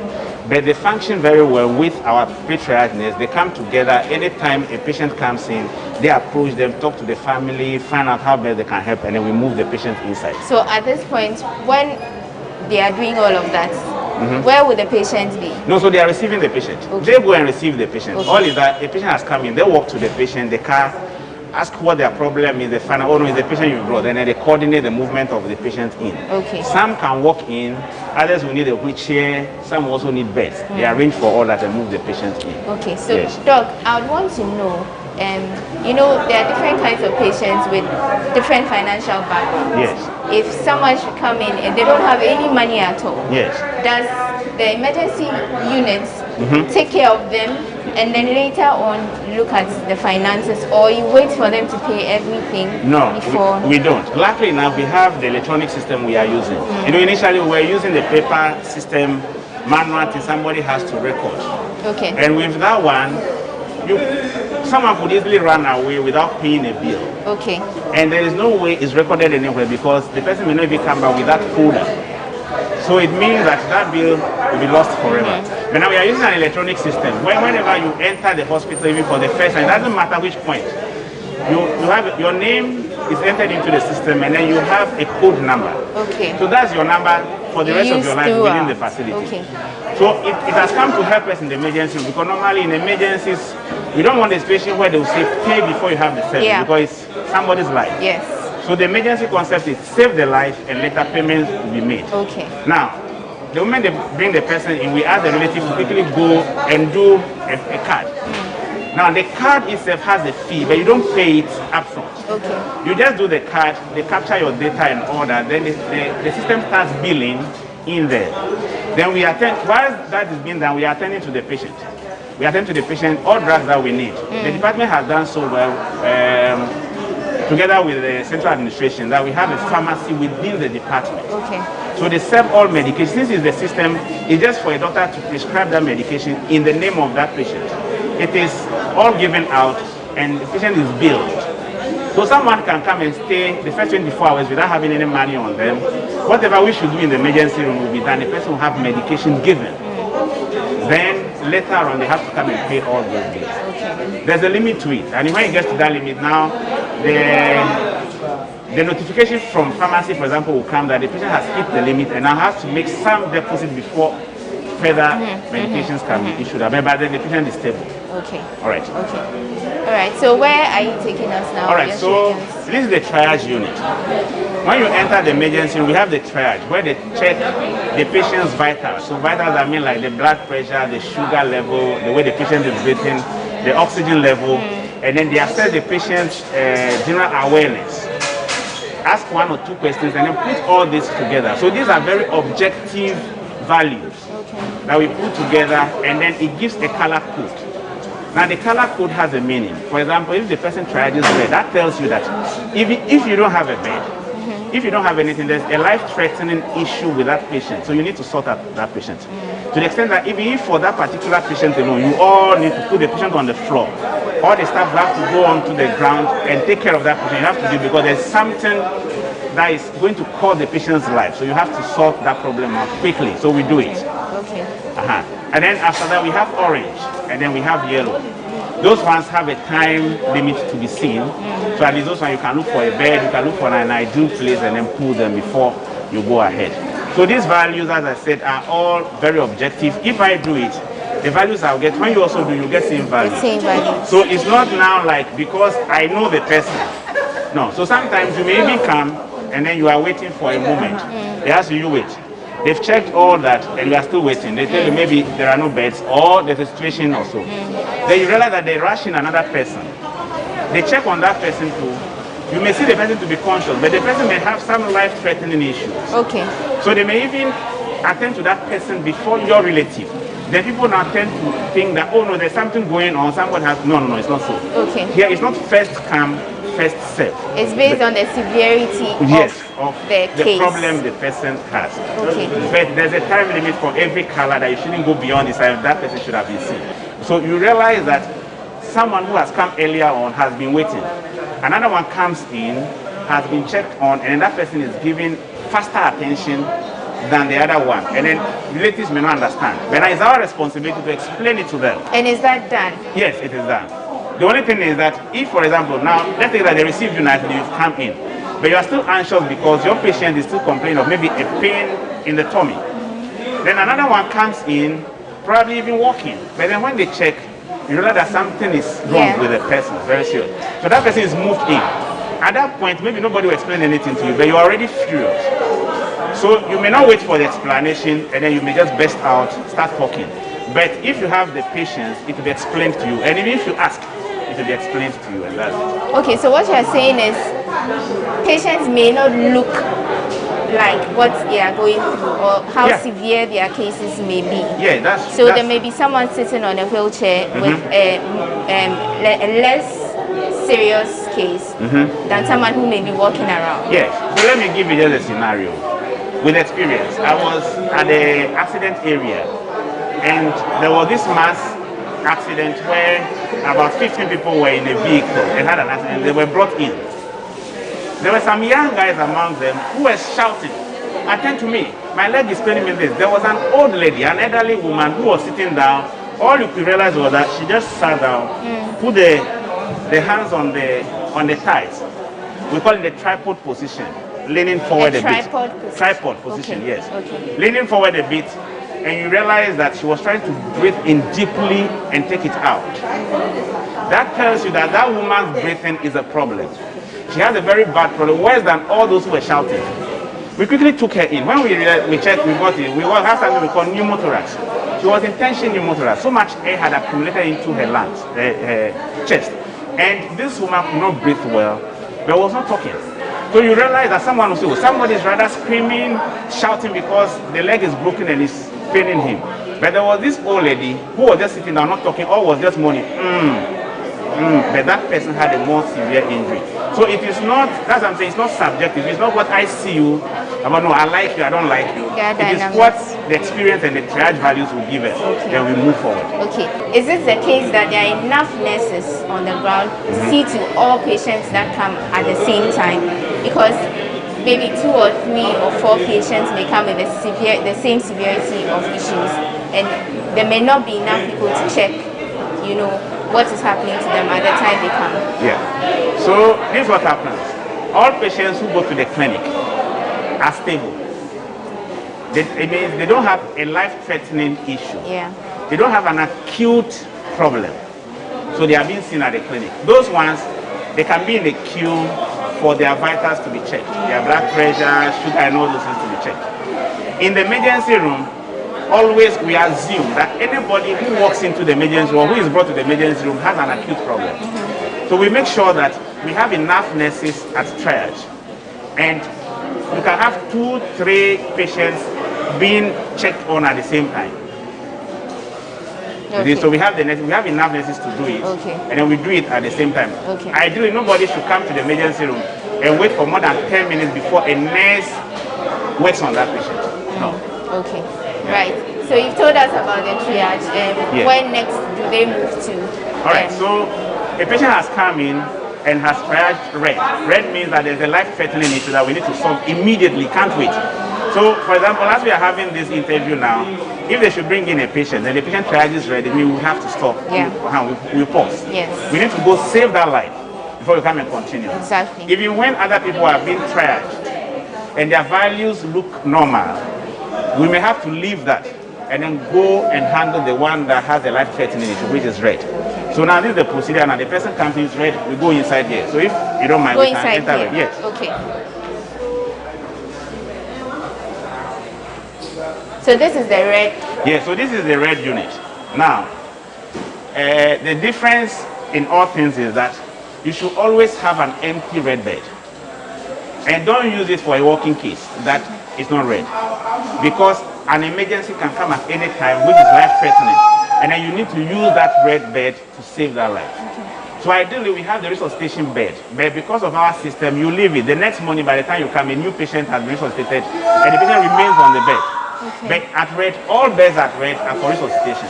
Okay. Okay, that's it. Okay, so, but you mentioned some of the things that you use to determine the severity of a patient's case. Yes. Can you give me an example or some instances of the patients, the kind of patients that you admit here? What are their issues? All right. So most of the patients that are admitted to red are unconscious. Unconscious means they cannot maintain a communication with you. Most of them are that way. Now you may have others that will have other life-threatening issues. The person may be communicating with you, but for example, the sugar is so low, and most of them will be unconscious to anyway. You have a patient who has a chest injury, for example, and then it's going down, the consciousness level is going down. You need to move that patient to red. You have a patient who has a vascular injury, that's a blood vessel injury, an artery injury, for example, that is pouring so much blood. That's, if you don't do anything about it, we call it exsanguination. That's because it's bleeding so much that the blood will all get finished. Those patients are moved to red. So that patient may even be conscious, but is moved to red. Okay. So if you see the patient behind you, for example, he was knocked down by a motorbike. You see? So he came in with a head injury, the leg was broken and all that. Now he's coming up, so he's struggling. All right, so now what they have to do is, they have to give him something to sedate him a bit, and then they will do their head CT scan and all that. Now, the head CT scan is an emergency. In some situations, it's an emergency. But we in the emergency, we have our limitations because we don't have our own CT scan machine. Okay. So as I told you at the entrance, this one came in, didn't come in with any money or relative. We took him in, we made sure we got the card for him, we got all the medications for him. Now he's coming up. The family later on came in, and then they started paying for some of the things. Okay. So that's how it is. Okay. All right. So from the red. Yeah. So red we have orange. So we can go to orange also. Can you tell us some of the peculiar accident cases you've had to deal with personally as a doctor? Yeah. I mean all of them. Mention them from falls, those who fall from height, or someone is drunk and falls down. People who have been knocked down by motorbikes, by vehicles, or were also riding the vehicle, riding the motorbike, or were in the vehicle and had an accident. And then those who are pillion riders, are those who sit at the back of the motorbike and all that. So we've had all of the burns, vascular injuries, we've had everything here. So how many? And then the non-trauma cases too, yes. How many nurses do you work with on the regular? Really, the whole department has about 200 and something nurses. But what happens is that the allocation of nurses depends on what is done on that ward. For example, this is the red ward, which is an acutely ill patient area where you need to do a lot of resuscitation. So mostly they have about a nurse to 2 patients. That is the maximum you can have. You cannot have 3 patients to a nurse, no. The worst you can have is 2 patients to a nurse. Yes, and there are times that they even have 2 nurses attending to 1 patient. Okay. Yes. Now when you go to the other side, it's not safe. So this ward takes about 14 patients. So on a daily basis, they may have about 10 to 12 nurses per shift. Because some of them need more care. Yes, and that's it. Yes. So which is the orange? All right, so the orange is the other side. Okay. So in terms of severity, when you take red out, the next level is orange. So the orange patient can also deteriorate easily and go into red with a life-threatening issue. Okay. Right. And you mentioned earlier resuscitating patients in the red units. Yes. What does it take to resuscitate a patient? A lot. So the point is, this one is patient-based, but there are unique things you should always have. We have some equipment, probably when we get back. You should have a defibrillator. you should have what we call the ventilator. We have it. You have your suction machine. You have all your emergency drugs. You have what we call the CPR board and the drugs all you need. And then the training for the staff who work there. Because if anything goes wrong with any patient that we need to do resuscitation, everybody there must be capable of starting it and then inviting the rest of the team in. So we have all those systems. Yes. The monitors and all that. So every patient that ready to have a monitor, that's the cardiac monitor. Yes. All right. Yes. So we are now at the orange. So this is orange ward. So a lot of the patients here will be able to talk to you, tell you their problems, you communicate with them. But they have an illness that makes it that they can't go home now, so they need to be seen. Stay. Most of them would be admitted to the wards. Yes, whenever there's a space on the ward, they are admitted to the wards. Some of them to stay in the emergency room longer than it should be, but that's it. That's orange. Okay. All right. So where are we moving? We have yellow. We will not go there because during the COVID pandemic, every unit was asked to allocate an area for suspected cases. You do the testing within the unit. Within your unit. So ideally, if you are a health facility, you should have an area where you keep a case that you suspect of COVID. Because one thing about COVID is we human beings moving around that move the virus around. So if you suspect a case, it's better you keep it, isolate it somewhere, let the proper testing be done. If it turns out to be that it's not, then you move the patient to any ward at all. But if it turns out to be, then you move the patient to the treatment center. That way you're able to contain the illness easily. So now when COVID started, in the emergency room, we didn't have an area to isolate these patients. So the decision was taken to use the yellow ward. The yellow ward just looks like this, but it's on the other side. Okay. So initially, things were going on well. So we're only keeping the suspected cases. We'll get the COVID result, then we move them to the treatment center. Kolebu has a treatment center. But currently, the treatment center is full, and we learned all other treatment centers are full. So we have a lot of the patients now that are positive. So it has become more or less a treatment center, though it has not been well equipped to treat. So we can't enter there because the patients there have COVID. Yes, okay, so then it means that the people who ordinarily would have been put in those wards, where are they put now? That is the pressure we have now. So you realize that has given a lot of pressure because that takes about 14 patients. At a go takes 14 patients. So it means those 14 we now have patients. that pressure of dealing with those 14 patients at triage. Ideally, triage is not a place for a patient to be seen, attended to. No, a patient is to be triaged and then sent to the appropriate area, and then the triage nurses become free for the next cases that will be coming in. Okay. But unfortunately now, because of this situation, sometimes even the triage nurses need to treat a patient at triage because we have that pressure on us. So that's the deficit we have now in the system. Okay, and how do you deal with relatives who come with patients like this? Because some of them come with emotions and all of that. Yes. How do you deal with them? You mean those who are suspected of COVID or any other patient at all? Relatives who come with accident victims. Yes. Yes. Okay. So this is it. The point is that ideally you are not to allow all relatives in because it gives a lot of pressure. So that's where sometimes I say the security man's work is even more difficult than ours. Good. So a lot of relatives come in. You are attending to the patient. You can't attend to the relatives at the same time. But that's why we have the PRO's office, the pre-triage nurses. They handle the relatives for us first by talking to them to understand what we have at hand. And surprisingly enough, or somehow okay, the relatives who bring these bleeding cases, the accident cases, understanding that they have a bad situation at hand. So they cooperate a lot with us. Whatever you ask them to do, most of them do it. Apart from the very young ones who are from some particular area, they feel that all of them should be there, they come in making a lot of noise. But this is our work. So we know how to go about it so that doesn't distract us from attending to the patient. There was a gentleman who came in, had a very bad open fracture. So open fracture means that there's a communication between outside and where the bone is broken. So there was a large wound.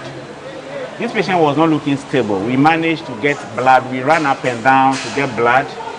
They didn't even have money initially because the blood bank, they don't sell blood. What happens is that somebody will have to donate at least blood later so that you have more for other people. Later or before? No, later. Okay. As long as it's an emergency, when we get to the blood bank, they consider it. Okay. But one of the things is that any blood at all, you have to check and see if the blood is safe. So the safety of the blood is to make sure there's no sickness in the blood. It's a very group of that particular patient, and there's a cost involved in that. So, for example, they'll check if there's no HIV, there is no hepatitis, and all other things they look for. Now, this one has a cost that you have to pay instantly. But sometimes you're able to talk to the blood bank unit. Sometimes they even write some of our names there to just make sure that we make sure the relatives later go there to pay. Then they give the blood to us. So there was this gentleman, we did all this for the guy.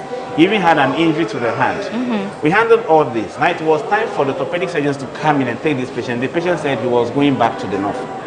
Okay. That the grandfather said he should come back home. This was somebody who came in dying. They had to go look for blood, do all this for him. And eventually they even brought the letter that they didn't want care again, and we had to let them go. But was he okay? No, he was alive. But that's the striking part of it. That someone who comes in dying, you've done the first part of it, and then you know that this is a young guy that if that one is taken good care of, because you give it to the orthopedic surgeons, they have the way they do it. When we get to the ward, you see people having some metals, external fixators, because they have broken limbs with wounds. So normally they pull those metals and they have access to treat the wound, so that the people will be safe. And it's somebody who said he was living. That bad wound, even to prevent tetanus prophylaxis that wanted to do, they said they will not take it.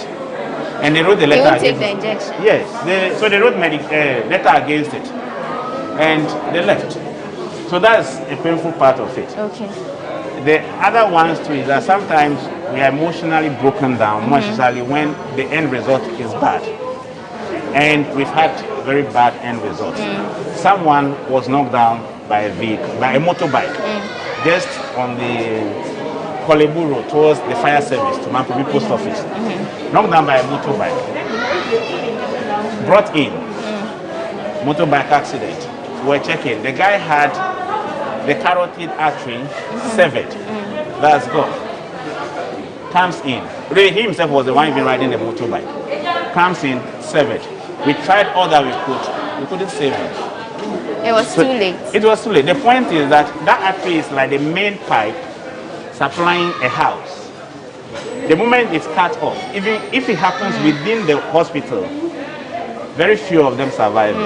Yes. Those are cases that need to go to theater straight and a lot to be done. Yes. It's a main blood supply vessel. Okay. You spoke about blood in your submissions. Yes. Has there been a case, because I've heard so many people in their experiences in different hospitals saying that they needed blood and they had to get someone to donate before they even had the chance to, undergo surgery or anything they needed the blood for. Has that happened here, or does that happen here? No, in our case, no, because we are an emergency unit. So you have the clinics. Probably at the clinics it has happened. So I cannot say in Kolebu it doesn't happen. Yes, but I mean here at in the emergency room it doesn't happen, because what happens is that whenever we make a request, they know where it's coming from the emergency.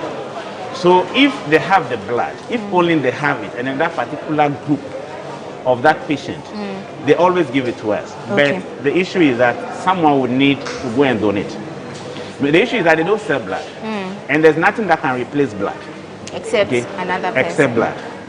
So when they give you blood, at least it's also okay. You also make sure you also replace it so that the next person will also get some. Okay. So but for the emergency room, we don't have that problem unless they don't have it.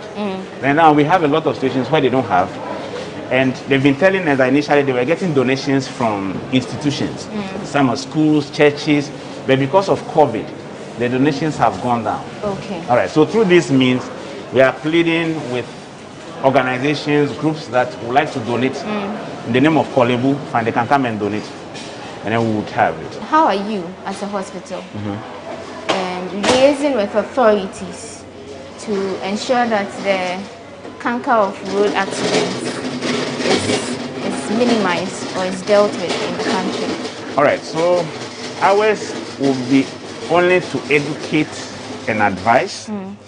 The law enforcement agencies will now have to take it up. Okay.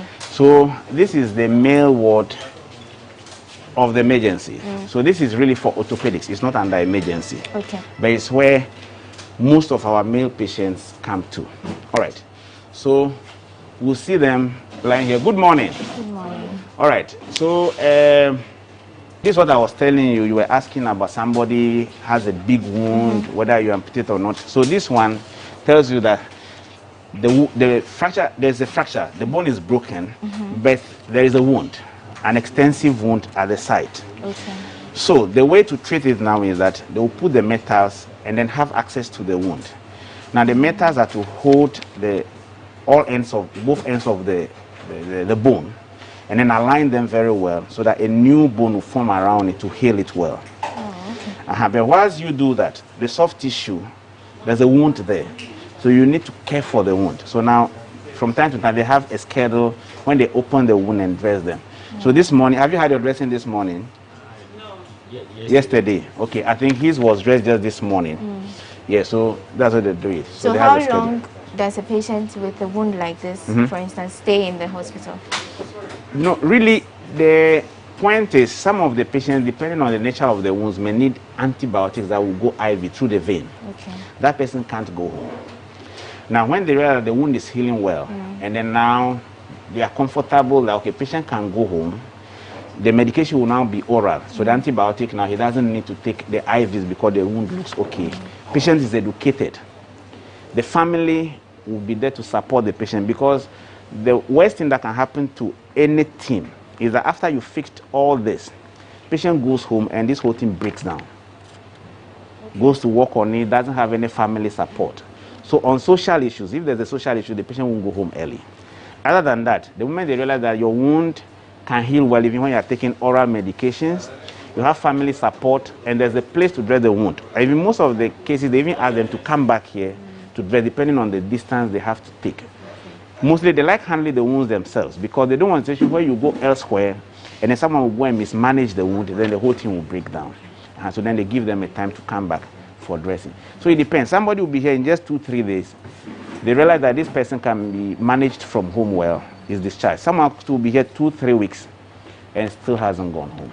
Yeah, so it's individualized, yes.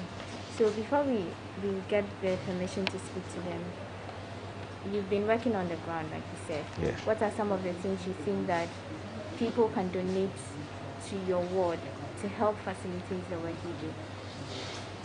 All right, so to the emergency, people can come in, look at the types of beds we have. We have some particular types that are very good, and we have others that are not the best for the emergency. So beds will be one of them.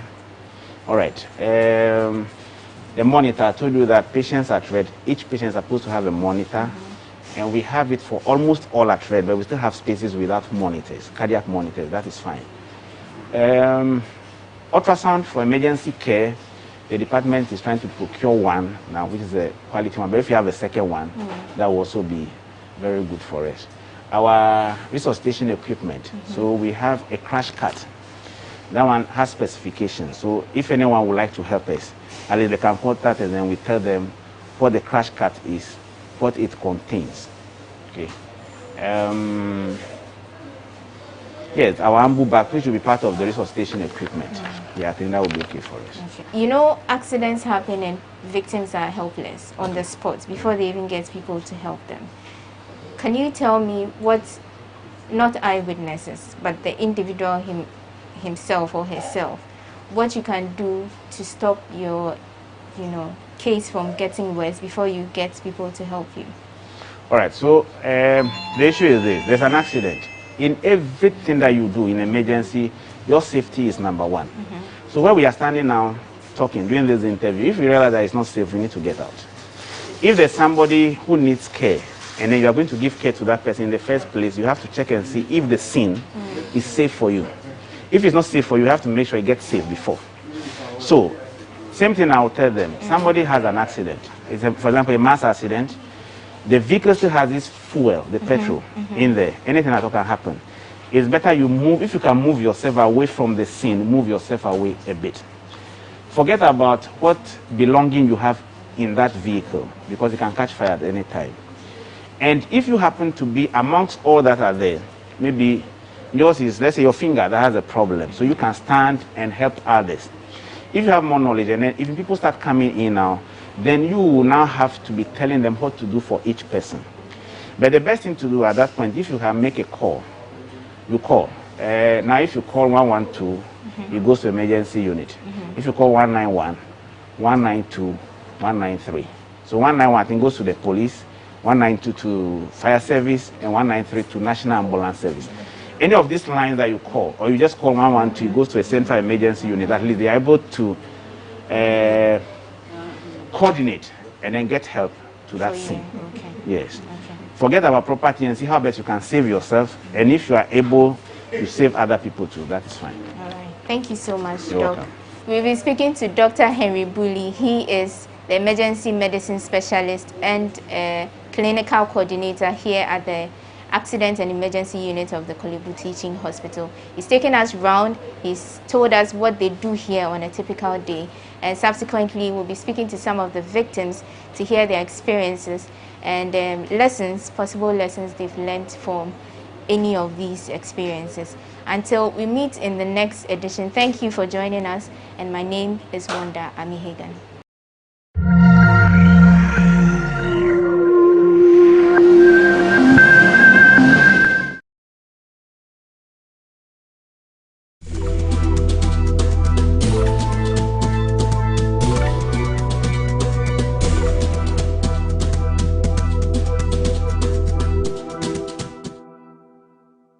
It gives me great privilege to congratulate GhanaWeb on your 22nd anniversary. You have been a trailblazer in providing accurate and timely news, and we salute you on all your achievements and accomplishments. We wish you another 22 years of top-notch professional journalism. So congratulations once again, and keep up the good job.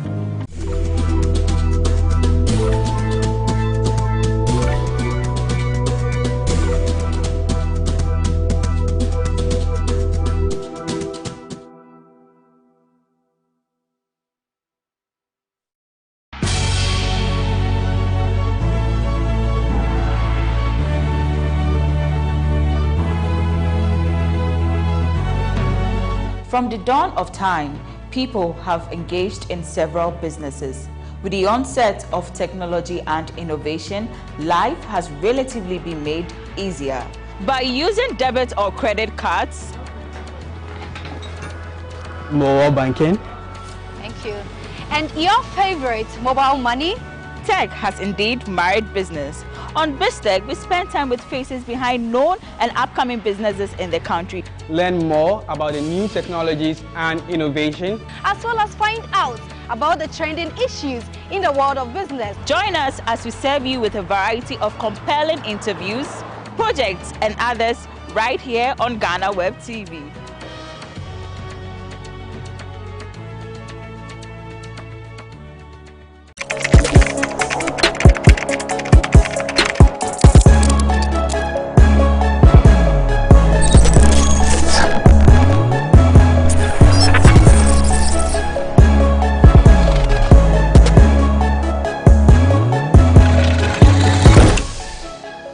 Zion Felix suffers backlash on the back of a confirmation that he has impregnated 2 women, both of whom have given birth.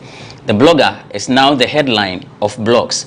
In the midst of the trolls, a video director manages to steal the spotlight with a jab at Shatawale. We table these and many others for a riveting discussion. I am Benefo Boabin Abrantipa, and this is Bloggers Forum on GhanaWeb TV. Thanks for joining us. It's Bloggers Forum on GhanaWeb TV. Joining me on this episode, my usual panelist, Vida Duchumwa Boatin, is a columnist. Vida, Kwaba. Bia fine. And that's why I come. Just a debia was the same. Nini Patua. The question again. Nana Fatua Sumami. Who they eat? Asembisa, Untimi Yano. Who they eat? Wadani Michael Jackson, or to speechless. Nani already is with oneplayafrica.com. Nana we are fine. Oh, Nyamiado next year election eba baso. Police and it's a better election come won't you? The election. Oh, you haven't heard the election coming up next year. The election. Election be. Mayra. Isia obete. But election eba happen there. I will come and ebe do or die. Mati, idiomatic expression. Ama Bruni is on standby with Nkomo. I can't put baby say till ya enjoy cheswa. I to say the entertainment industry no work be and some costume. Tama Bruni.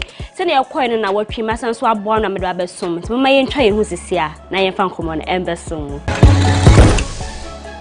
Na so ba ye krom ha ye Ghana ha sei na so yo bia na ye hwe na se bia shape aye nim wo de down na ebe hu na se bia wa double no se na ye nim se Nyankopon bo wo to kitwe ya wo kita bo se na wo kita heavy loader na pom because se se dia se wako under the knife wako work on body kakra na ye osofo yere Florence Obinim eye Obinim Prophet Obinim ne yere asem na American na se ya ko eye obofo wa party bi na ye hu aye se Florence PM wa sha triage bi be hwe to na to no se Osuru ni mifie body ye kayo na se body na se de mu aye den kakra na nsem mi kwaso na nkofo kaso se de osofo ye wa kwakoye sa ye bat implant bi na Florence bi na abeka so enye sa na ono naturally sa na ote o cheche nsem ya na osan so kan wo ka se eye ne skin ya nkofo kaso wa akwa kakra o se de bi o hia to me ma wo skin aye te se ntoso yo o se nhwe wo de lighting skin wo ni ska wo ye de nkoto bi nti akopon aboa no na nya je ne ma toso ama na se de on se ne skin abaso body nso inti mu amuka se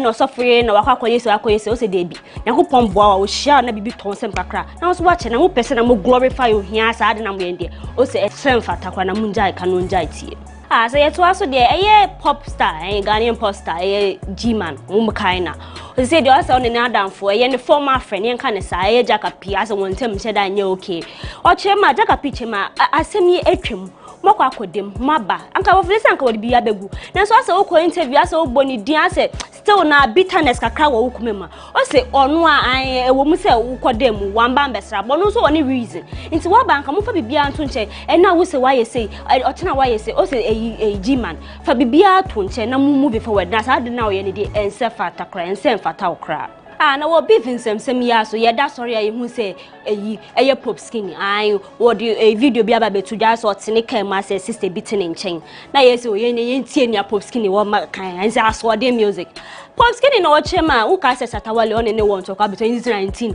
wo kun ya de nsem bi betu ja se Shatawale wo HIV ja se won nyina wo ye won hu fipoto obi aka nsem tian te enim se de wonye na fufu biem but eye aso de music eye pop de dwanto bia ade ama Shatawale o chema na se na one relationship net here says one yankofa na ye fe ade na ye fe say wo twanwom na wo ko event bom ni ade nti o chema shata mumfa bibia nto nchen na mumbom na muntena wo se na ye fe dodo na yi na pop skin di asem yi betu ja na shata SM fans who say she pop skin no ye snitch an kasa nti Shatawale twana wan kasa wo di achen wo be so de na bom wo se wo kai se wo se Shatawale militant bi wo nyina wo kwa fe de kakra se wo ba wo se Shatawale pa so mutena Shatawale no wa ye enyom ba ko ba wo se eye aswadi music pop skin de ne de wo se Shatawale twana wan fa nchen no chine bi obesan so be kan ho asem sa ye to aso de mia ba bia ya nsem a wo ta aka ne so wo merima pemia wo ntumi ntina obia ba ko ho ne nsem bebre eye nwumtuni dada kedi ayo de nsem bia betu do so eye sem na ya merima natural what the woo won ade nti ma wo yo bia na wo ka so berima pemia o se nka nya mie ya na ese wodo wo bo bia se nka berima ndon nti so berima pe obia nya nka ne kwanso an nti ma mu nka so na merima ye humanizing ya ade dia be o chema ye won su banga na won se fufu mu ye numtini Sherifa Gunu ode subu bia bogana fo chema mu ye nhwehwe nim yiyi mu bi so odwen ho a on ti ase o se nyum papa good music o ye bi den onye o chema munchada appreciate the chrome hase o chema sanko ye South Africa ni and o ye Nigeria ni ana ka family baby a anka se na o ye onyunyo mi unse as a tradition o ye nyoma natural no akoba ye popular na so chrome hase de mo no ye na ase nka ho kra mo ka ntufu kra ba ya mo fa ne nka ho sa se mi okay ko fo bebre se aya wo ye wo ho natural local African way wo ka se ya ko fo appreciating Sherifa chema Ghana hase so na bɔ ne homɔden no ɔma mo good music no mo nso mo appreciate no nso hu sɛ ade no ɔyɛ no mo ni gye ho manfo na say yɛto aso de na wɔtwe hu sɛ na asɛ BB% ka ɛma ne ti so yɛn hyɛ de hu ne ekɔgu yi ɛyɛ dancer musician Shatawale ɛne ɛyɛ music video director David Nicole say asɛ nanka BB sorry but yɛn hyɛ de hu ne ekɔ so ɛyɛ Shatawale ne edi kan make post bi ɔkyɛ ma artist ɛwɔ krom ase motu mitwa video mo am wɔ krom ha ya motu mitwa video te sɛ na mo ne ɛyɛ Jay-Z ɛkɔ competition na nkɔ so ɔno de ɔno obetwa ne saa ne low budget na but ɔyɛ ekyiri no ɔbɛkyɛm sɛ no making money na nsɛm yi kɔ so ne de ne nyim nya na nkɔ ɔde no ye wo hanye hu say music video director David Nicole say won so make post bi wo Twitter o chema ye Shatawale we one big empty barrel wo kasakwa wa wo mo so ya say industry ni nko so and na say artist mo bon homode na say artist fu kru ya wo invest into one music video na wa sanso aba na wa sanso be kekasem asem ya okanam kofo ma fu say asem ya anod kan yi bi na ye David nso akin na ma fu de betu da na ye Nicole chema ye wo Shatawale wo na wo kum ye music industry wa na wo kum wo my investors scramble MB invest de bia wo so ya wo kan yengum na say me course na ye SM Shatta movement we say David when you bia fa wa asem anko no so ye nipa Shatawale ene otutu bi man ankasa ntia manfo se mo hwe nim se na anka beef na Shatawale be reply ye ne ye hu ye but reply there oh na dey amabroni be de komo no e ba besom na ye Shatawale kuria na wo so okwa ada ai unzize o kita ni convoy bi no stop e wo kwan mu ene ni opie fie ye ne kai mu gina soro ho na ni oyi ska o chi hwe video na ye 10 cedis no TV na ne so to na manfo gugu fam was South Sky na ne Shatawale wo budget ni so anu say Shatta de opeshu na agro penhwe na yi na akofo say na covid aben mu say covid ben wo to Sky jana say covid manfo di na was South Sky na Shatawale o make post no chema ye fans fu wa na wo boa wo na wo pagya wa ma wo be ye say tika ka be dun sama no ma ye wo fans so won so benefit kakra wani ana wani ai wo be kai sa nyuma ye very massive nyum money ezi se nyum ne e be je din ankasa na se din na wa ye interview no chema ye Kwame Eugene ai of Lakes Entertainment obe hu ni so sing se na wonwum mi de won se kan ne ni na ejinum aka ye nya remix na se din so oh Bema, what the work in the Matias, ye be remix. Also, I fed on to Kwame Eugene Kabu. Now, for the chess or Tata and his opera, so me a remix. Also, Kwame Eugene, by now be who is a Kayana remix, you say what I say. I fed you on sending Kabio could be so Kwame say, Kwame then lie, then a Kwame Kwame so, the management say, no nasa political and you. Just say, Kwame, no, me, I make Kwame Penisus and come in obey a remix. Other international artists, Kwame, watch him and May now approaching Sanka obey a remix of money. Now, sanso abana wasanso akwasan wechinsi amanfo si ni chirema Kwame Eugene wa aba na wasanso egwan rapper sakode ai sakode obede pombede ode nsem bi abetudwa oyi okuani bi farmer bi ase ye hu no video bi o perform sakode nyum ni old song ba could be politics and word for word o papa ya munze ne ni efikakra ode ato so no rap na sakode hu video ne zi ne ni aso ni pan se de o hwehwe saa ye okuani no ai na wa bon abaso se de se wunim se na baby wunim baby ebe hu se okuani a na wa bomode a na wa pena bonus se de sakode meska ya bia na ebi nso akodu side bla ya tesa president Kufuor Bejane post Ghana for ye beto aba ehia obia ne vote ma obia ye wa Kufuor do ne miss de na ne honfa no nti na otafa press what the campaign and no one am sunyan what na one number 5 in news na sapan ayo singer sina so o se Ghana mu chire bedodo na den obi on mintumi be boni nwum ze na video ni ma se won yi won ho kakra na mukasa e na mo promote ni diti e na fa he na ekosi wo chire ma ni pe ya ye boye de nkwata kwa na bai first kwan ko kan na ga ye njata na ye ne na mo sa ta fe da na obi ye video na mukasa o so no ai mu no so be yi ni ho a mo ma ni yi ni ho na mukasa bebre san na so chire ma sa yi hu ne de wokoso abeyi won ho e wo videos mu na nkomo ye di twatu de wonze chenchenche na kasa na me de ahyase ho baby na ye nti etine etete won from me so ye blogger Zion Felix ase wanyim krofo ebiem bi ye no original girlfriend ye Minalen wo se wasan ko wanyim yi girl bi onu kwampo do ni krom ase wo friend say Erica's chem na ye nsem ye nim sanka ye ntiti from me mu ni ade ya na wotwea na ehu se Zion posti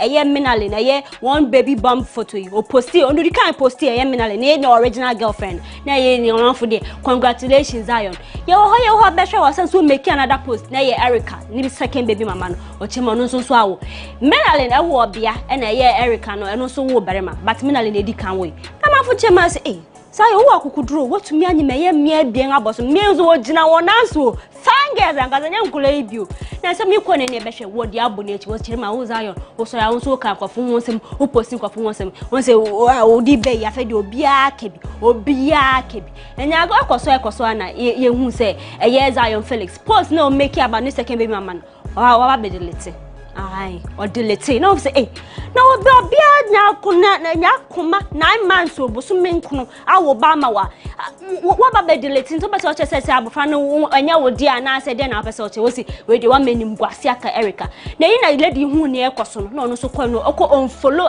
Zion Felix e wo Instagram na Zion so hu say ne ekoso no so oko unfollow na amafo say kasa ya mo kasa mo keka wonti bom ne ade na by the man for receipt eye won wo ye mineral inside wo we show eye mineral congratulations wo Erica fan won so won wo she no na nsem de obi ade na anu atum eye TV presenter delay kra obeka so na mmia mugya mo na asna mama Zion ade muti akeka bom ne ade mmia bebre akasa se Zion sajuma na wodi ni de na enye ni no so ne eye mineral ne wo no wasan so afa na echi ne obi akwakonye mamafo wo che ma Zion disease wo de we superhuman super bloggers ni na wo na wote so so na wetumi a kire se enye eye views nkwa na wo Instagram or sanso or YouTube baba mbie ma wotumi sanwo mu akasa ntiamafo na wotwe se ma course won se ma boni ma hyeda ato me bo ase ma hyehye na medini ya besom da sene mede mani die chi na be koso wo entertainment industry ni na mede ba besom ti abrantipa wono abadwafo mu nsom na mo nto aseman.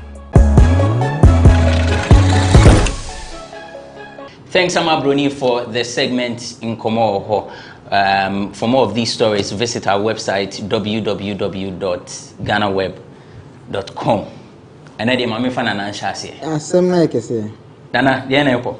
Abranti, yes, me Tiaso.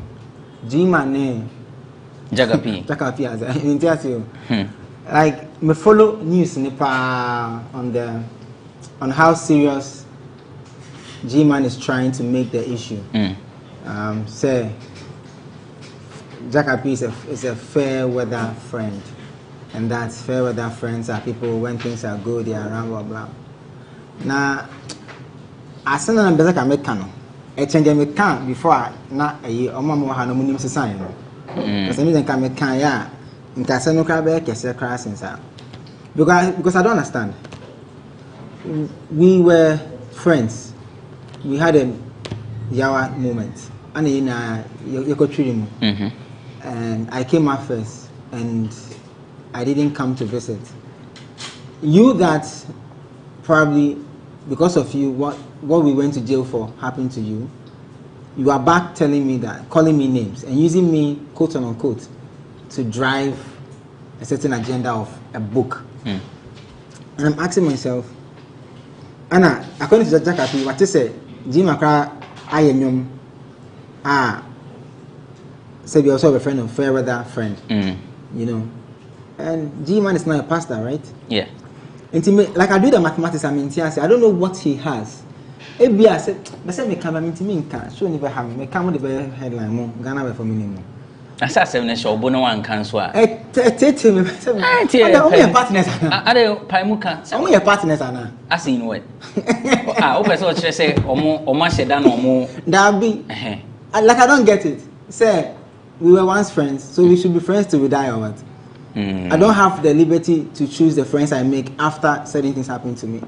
What happened to show me your friend and I'll show you your character? What happened to your network is your net worth. Maybe something happened and then I felt that you are not a good friend. Maybe. I'm not saying Jakapi felt G-Man was not a good friend. I'm just saying maybe.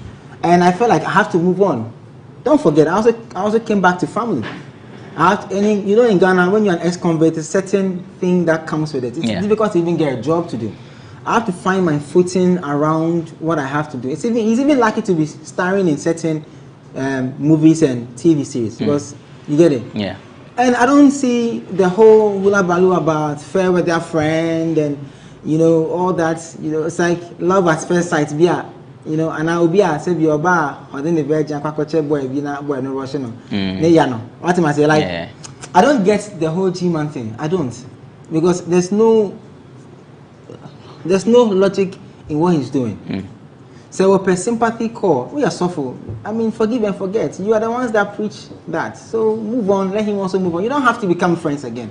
It's not by force that we have to become friends again. You understand? Forgive and forget. Let's all move on. You get it? So I feel like he should just move on, and whoever is advising him that he could use that to get into the media, because maybe we like traffic, we like things that will trend, whatever it is, it will end. You understand? When it ends, you have to face the reality. You have to find ways and means of selling the book. He should devise a plan that will sell the book properly and not use that, because the more you do that, people might lose interest in the book, and there will be an anonymous story. You know? There are a lot of young people now who don't even know the song that G-Man did. They don't even know you. What it must. Even some of your old fans probably have forgotten about you. They've moved on. So find a way, develop a plan that will help you market the book proper and make some sales. And hopefully, if you get to impact the next generations, hallelujah. This using somebody, you know, emotions to drive a conversation in the media, I think it's not necessary. Let me touch on one more thing. Something very important to me, and I don't know if you've seen the video of Shatawale throwing the cash and saying that fans made them. I think that I could be wrong, but anybody who throws money does not respect the people who he's throwing the money to. And so what they saying him. Yes. Sir, but you show super show. In fact, even in the cultural setting, so a year see an baby drab and someone is dancing. The cash no go no so near there. Yes, you see, that is done person to person. So vida is asana was a man in a yemife. The person me budget so. And me jisika no man too media tone so. Oko wedding na couple ne sa na asana amosa na yewofe. You don't throw the money into the crowd. You go to the couple, and then when an artist is performing, na say original stage, na oyen kunya na say air somebody is able to go on stage to put the money out of respect on the person. Mefa Florence Obinim osina oye koko dada nan ohiana mana ne kala no amama kaya mabwahima milk konom ya milk ni timi run honam minim sene carpet onu milk ama wani milk ni run honam ma onu milk ama wani ma chesese no o ni ready any po na timi ya sene na nsono na hrawa ne yaka na ho ne minim how I wash na fa because outer layer no kra ehoro ne pa na inner layer ne dey. I mean my make excuse una already so also betwitwa ho aye wa wasema but we shouldn't make excuses for ye toning as a bleaching na abasi say because it's a very big issue. Ama I say cry no obi enyim crampo na otimi fat tablet bi ma ne ba na oda ye funum be ba na oye broni. I mean yen cherish your skin no said and I don't give the young ones an excuse to go for other chemicals or only bleach you on skin. So also your coconut or hinti unye sikano udi dware na udi esapo se bia onya otimi tonku papa strama ne we de na ni da ho e bia ka ne no na e bi pro dware dollar no so aye wo ho nti no tu ni pure radio na nanka asesani okay sa mom de aye be fan sa now waka G-Man de ntimi so meko dada kedi okay also all my yes on one no more the girls who come happen ina bantepo my man na mo voice ina bantepo odo hunyom na to say vida bantepo oposti o Facebook sana yeah posti sana mincho de mister no asira tag ye o mzina bia guest no amu no inbox yo na me amenye ni case no sometimes no lyrics no e omu say sanyom na e romantic na man zu hu omu oboje so Bebrina romantic moves no it ends in the song. Oko funny panankasa real life now who said it here. Na nye odonyom no na ye to fie. Sometimes they mislead ye man say. So person who knew obi obedo yi a e nipa oto odo hunyum yi. And people always say omo mo to odo hunyum most of them cry like you odo no chain. Rasta 40 say mo amonenam abonten no. Afi mu normalize cheating no. E me man titiro mo no. You feel say okay, say mo family no machi mo famo mo girlfriends echi. Anything na Ghana you see a couple na e na to zumi no mo hwe. I don't know them. Ma polo. Na mo kwa mo ye. What did you say case we dey see them na? O dey here. or Kawasama, I normalize cheating, no? Normalize cheating. Yes, but the link. I must say, a man who said, well, they should also jump on it. It's a worry obedient, obedient. That's what I'm trying to tell you. Man normalizing, and it's not the best. Okay, yes, I mean, I see it. Oh, Musu normalizing a mumma brabo papa. And come who everywhere you go and stop saying that you're normal. Who is a womanizer? Who is a womanizer? That and man being see, I didn't want to talk about this thing because me say fine. So no a candidate for womanizer. Google definition. Definition. Oh, some me a nam goat, maybe per chicken. It's multiple and man. Oh, maybe per chicken, maybe per goat. Cow cram me time. Okay. A man, and I won't soon them a type. Mammy water. Oh, near them. Let me can say, who is a womanizer? Dictionary. Say, Obi Casse. Oh, every man is a womanizer. One on Casse or normalize cheating. Man normalizing. No, what am I saying? Let's be very honest. I like your point of singers because I'm not saying, oh, you be power or the riveting is now or riveting, but answer our four. No trendy, or trendy, no trendy. What am I saying? Into a hot men could be asking. Oh, dear, Maybe that bedroom. Eco break. Boko break some. Yeah, but I made Zion Felix at home. It's Bloggers Forum on GhanaWeb TV. Welcome back. It's Bloggers Forum on GhanaWeb TV. The show is proudly sponsored by Cheesy Pizza. Now, I feel na your pizza na babedru. Your show na ebeji and imifensia. Why da benya ketwano? Media nekesiano. Cheesy Pizza has all you want from juices, smoothies, jollof fried rice, spag and meatballs. We have great deals for you all week round. Cheesy Pizza gives you the McCheesy combo every Monday and Thursday. With only 49 cedis, you get one small pizza. Wait, get one over there. Fries and chicken, one cola drink at all branches. Tuesdays are Super Tuesday at Cheesy Pizza branches. Buy your Super Family Pizza at half price every Tuesday for 40 cedis at all Cheesy Pizza branches. Be part of the midweek bonanza every Wednesday.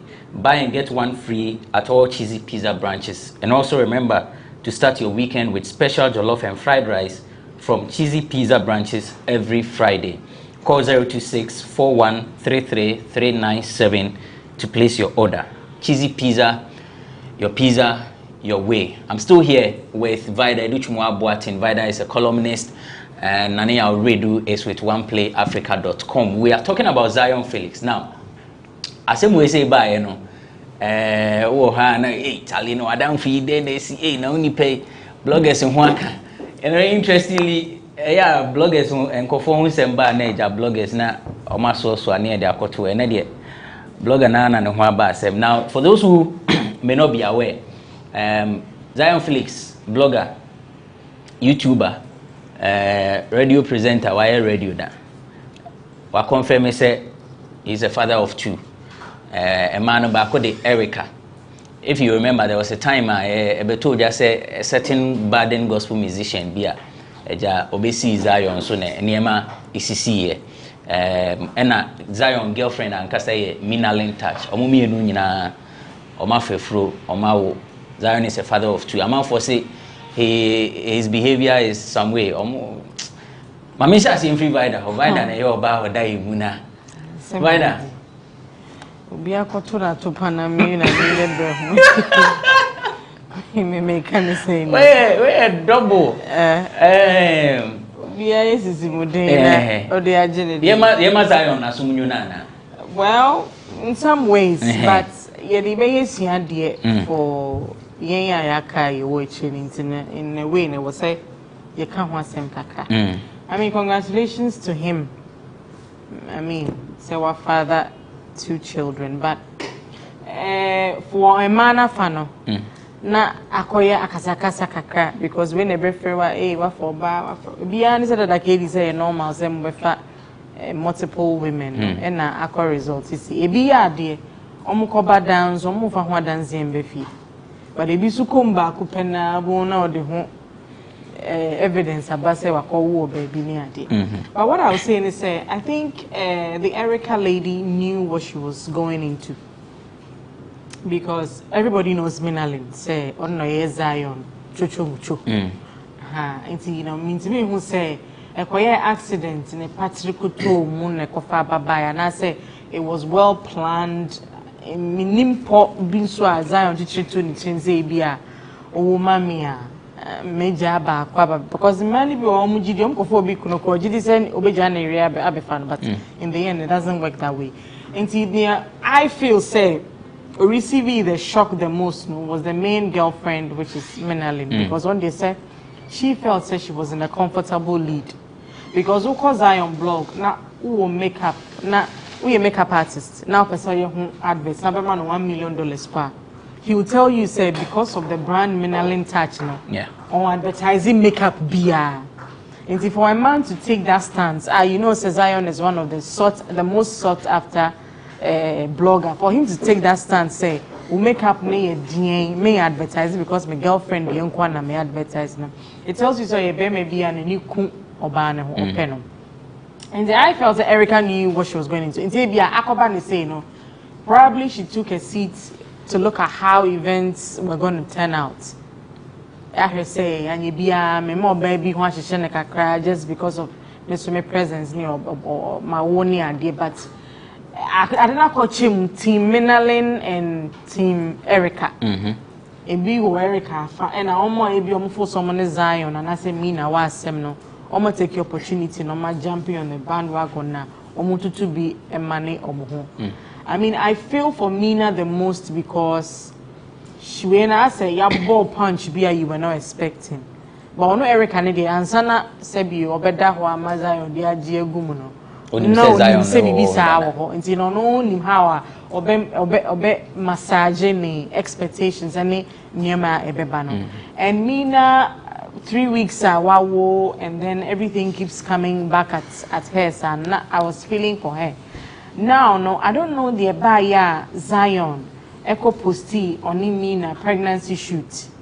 Now afterwards so I saw posty oba for day and then I hear say after 8 minutes or so or some delete it's in the deletion no is it telling us say and you be near o don't know dear na remaining on your post na near bia or ye o kanchema and a bia ni na we yi ana. Now there's also this situation ye who say or she lead ne kawa. The story we all heard and they say also you drew one nebusiafo no e de kawa ne share ne say fashion no and girl ni ye sofo bana nko ye say Bible mraso. And I'm like, this story and Chasum Zion said be uye before. Na wako tu obi efia ono wato ne kawa efi ni fia ba or se jeshano. Na yanka say, I mean one yim na you can say oh mehwe me ba. Me sorry kwasi ebu obi sika na obi tua na wo tua but to say minim say sa story efi ni ho ampampa dia. But to say ukọ na ebusiafo na to kawa na to ho. And I also call ya Ujishe no engineer no. I mean, yeah, but I think it was a report it doesn't make sense.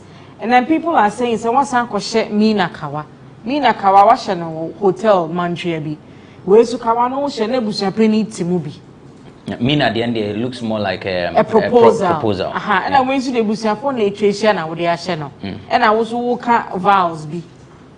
Eguso enti nyewena ewo wait enti na the whole thing is confusing. Sebi Zion anya nkwa na we bema afọ ba wakọ wo nichi.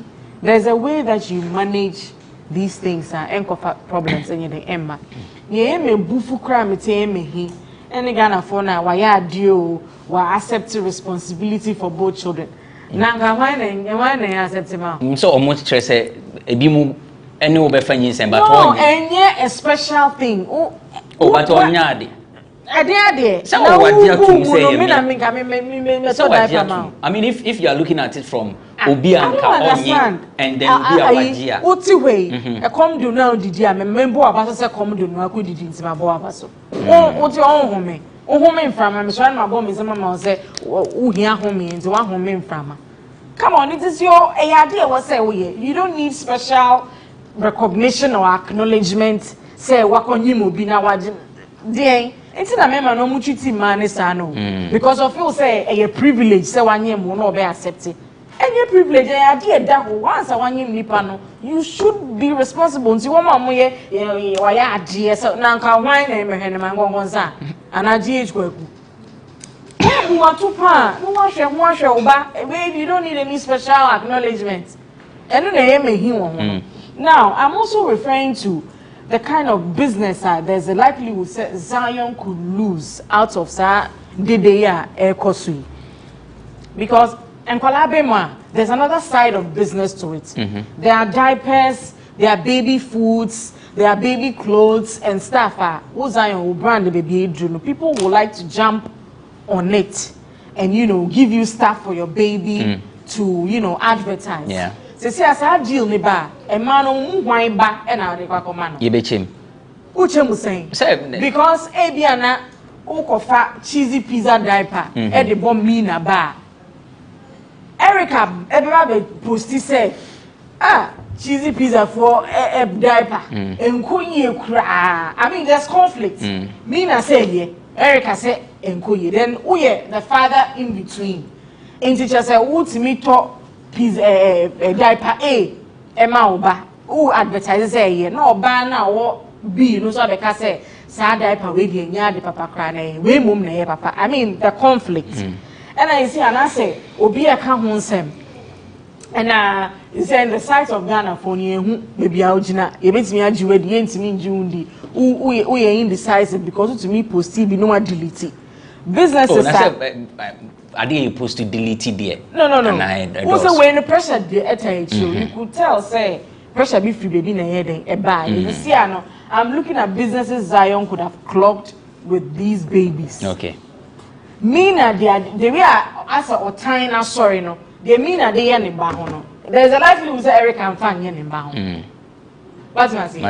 If you advertise for A, now Erica bounce no so say A yet B na ya. I mean, you lose business. So be anyone the bro say by advertising inquiry. So it's a whole dicey situation. I mean, we wish him the best though, but more full sanity on so why are there so what genius and there. It doesn't it doesn't make sense.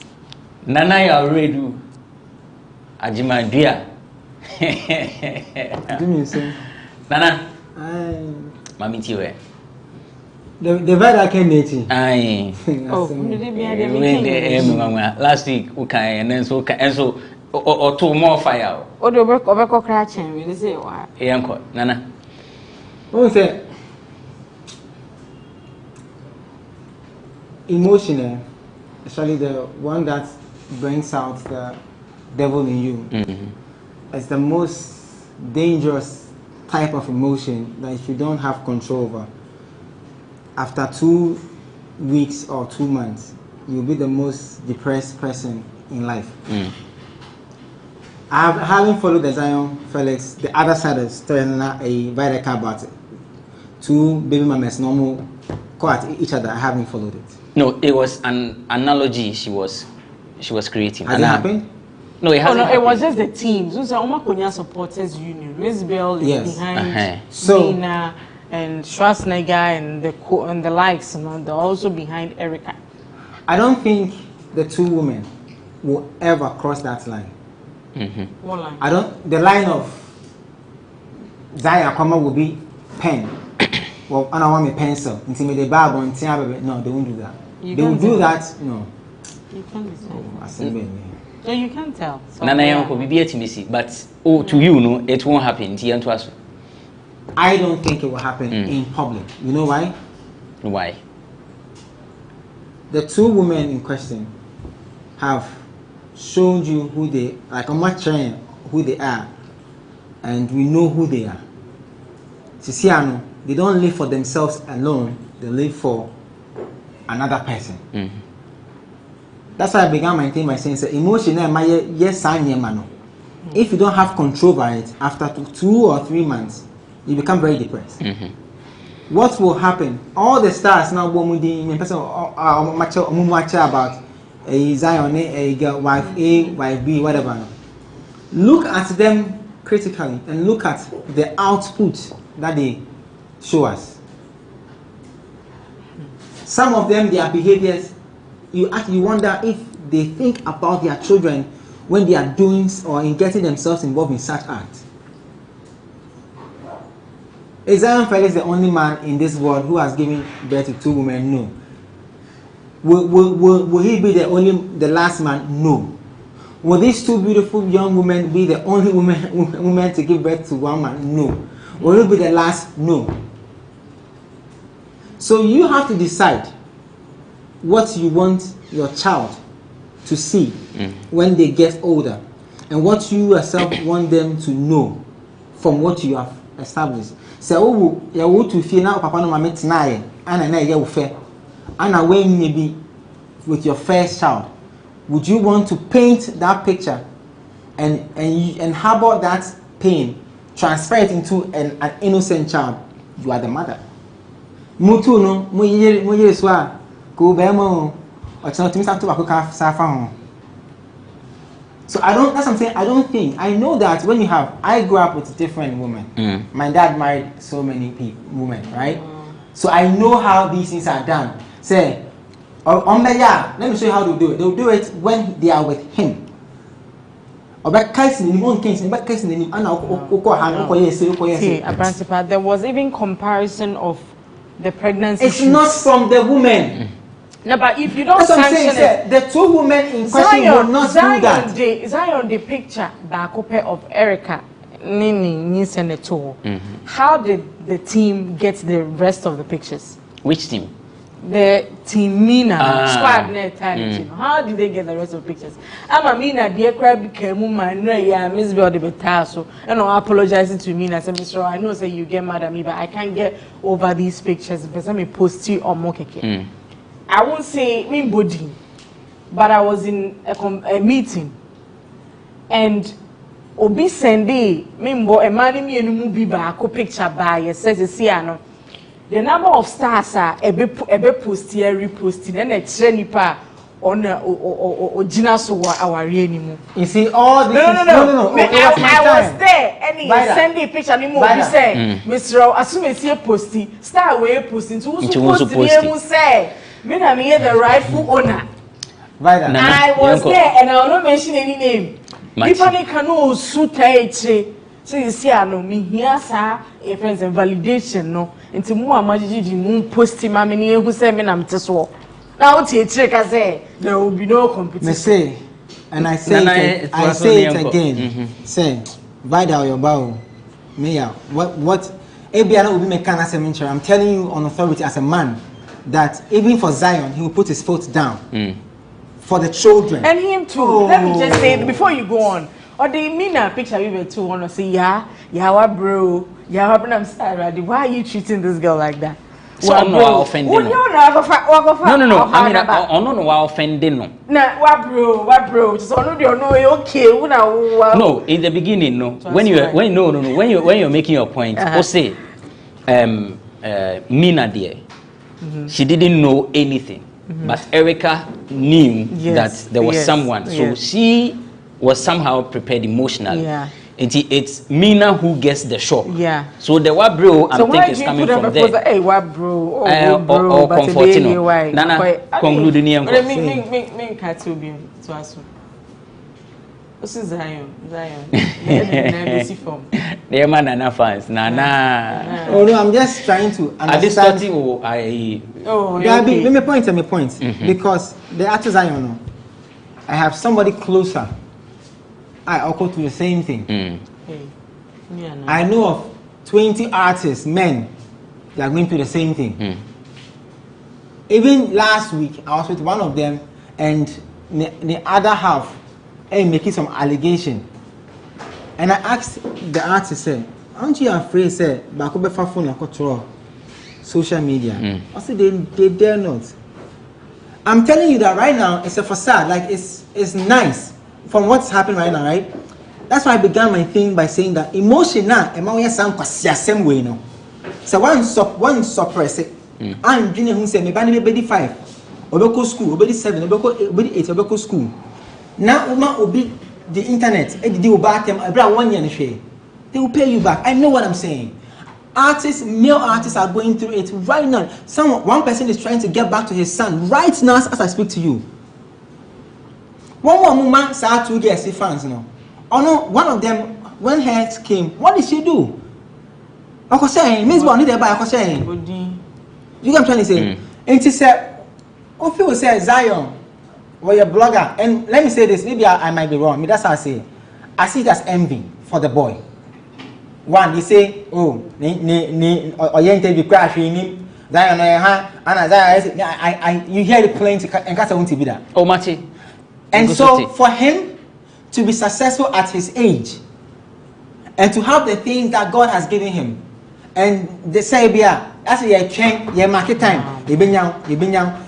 I say, back, I say, because I say, I need a the website called Ubi Crown, what for Kanye. I was a different platform ahead, and I was like, wow. Oh, and some uncle for can be. Obi, you know, yes. Which boy? So also you have we a premier. Nobody can put their hands up and say, sir, the actors I know, I'm not train plan, I'm not movie that. It's not true, it's there. You have 2 people every time in your life as a boy. 2. Yeah. Every man who decides to get married has 2. The same way women also have 2. Yeah, we have sometimes. It's 3. normal in life. So don't come and sit here and become Jesus and say that and act as if the boy has done something that who are you is all of you. Like every Ghanaian who has gone against the boy, like what's some about blogger, some about yes, inti dien. I see it, me, I'm going to say it's envy for the small boy. Because say envious. All these stars who are fighting, blah, blah, blah. People have personal issues with Zion, some of the stars, and we know. Let's go for a break. When we return, we'll talk about Shatta Wale and the music video director, Jose, and Cheesy Pizza. Yeko break here, but you better ask. Hi, my name is Nanama McBrown. I'm proud to be part of GhanaWeb Road Safety Campaign. Please, do the right thing. Save a life. Brim.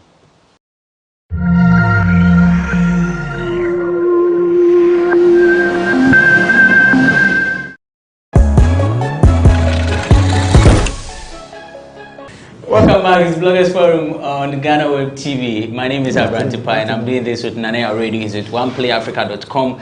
By the Duchuma Boatin is a columnist. Behind the scenes there, Kamapa and Samana Ekoso. So, next is Shatta Wale. In fact, Shatta Wale has not spoken about this thing, but he first made a post. So, Shatta makes a post. Keep shooting videos like you want to battle Jay-Z. You will wake up one day and ask me how I made all this money, and I will tell you this. And when he made this post, you know, it came with it was actually a Snapchat. It came with a press play button. Now after this one, music video director Nicole say David, he's known for shooting Sarkodie's Overdose, Papi Kwejo's Makoma, and he said directing 3 music awards, shooting 3 music awards performances, all of it.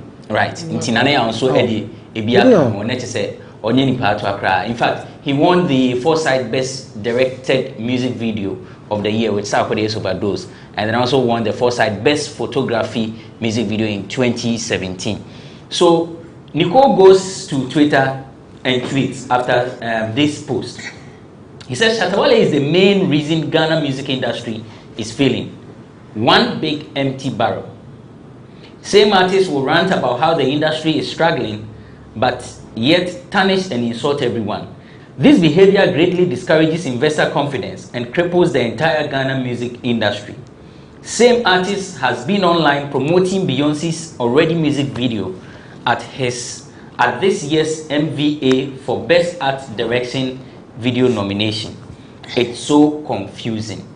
So that's Nicole. Nana, Nicole's description, a fair description, or it is frivolous? You know, I've been running away from this conversation on other platforms. because of the person involved. If you say the okay. Why? The tweet Nikose made, David did. I've seen people trivialize the tweets, like Omudaye, normal thing. He made a big point. He said it cripples investment. Investment, it cripples investment. When we say an industry is, when Mark went for the vetting, one of the things the curriculum said when they asked him about raising capital, he said the industry receives money from philanthropists. You remember? You can play the tape. He said it. From donors, like people like gifting. The reason why our industry has been on that vehicle for so long, going nowhere, is because the product or the artist, the talent that is supposed to lead the value chain undermines the value of the industry.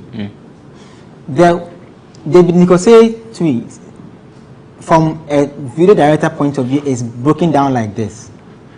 If the artist decides to film a music video, right, and goes for a big budget, what happens is the ripple effect of employment that cuts across the creative art sector is huge. It even goes out to even meet the artist manager, the sound engineer, the mix, because you have to do the song and everything. Now, if an artist like Shatta, at his level, thinks that he doesn't need to shoot a big budgeted movie, video,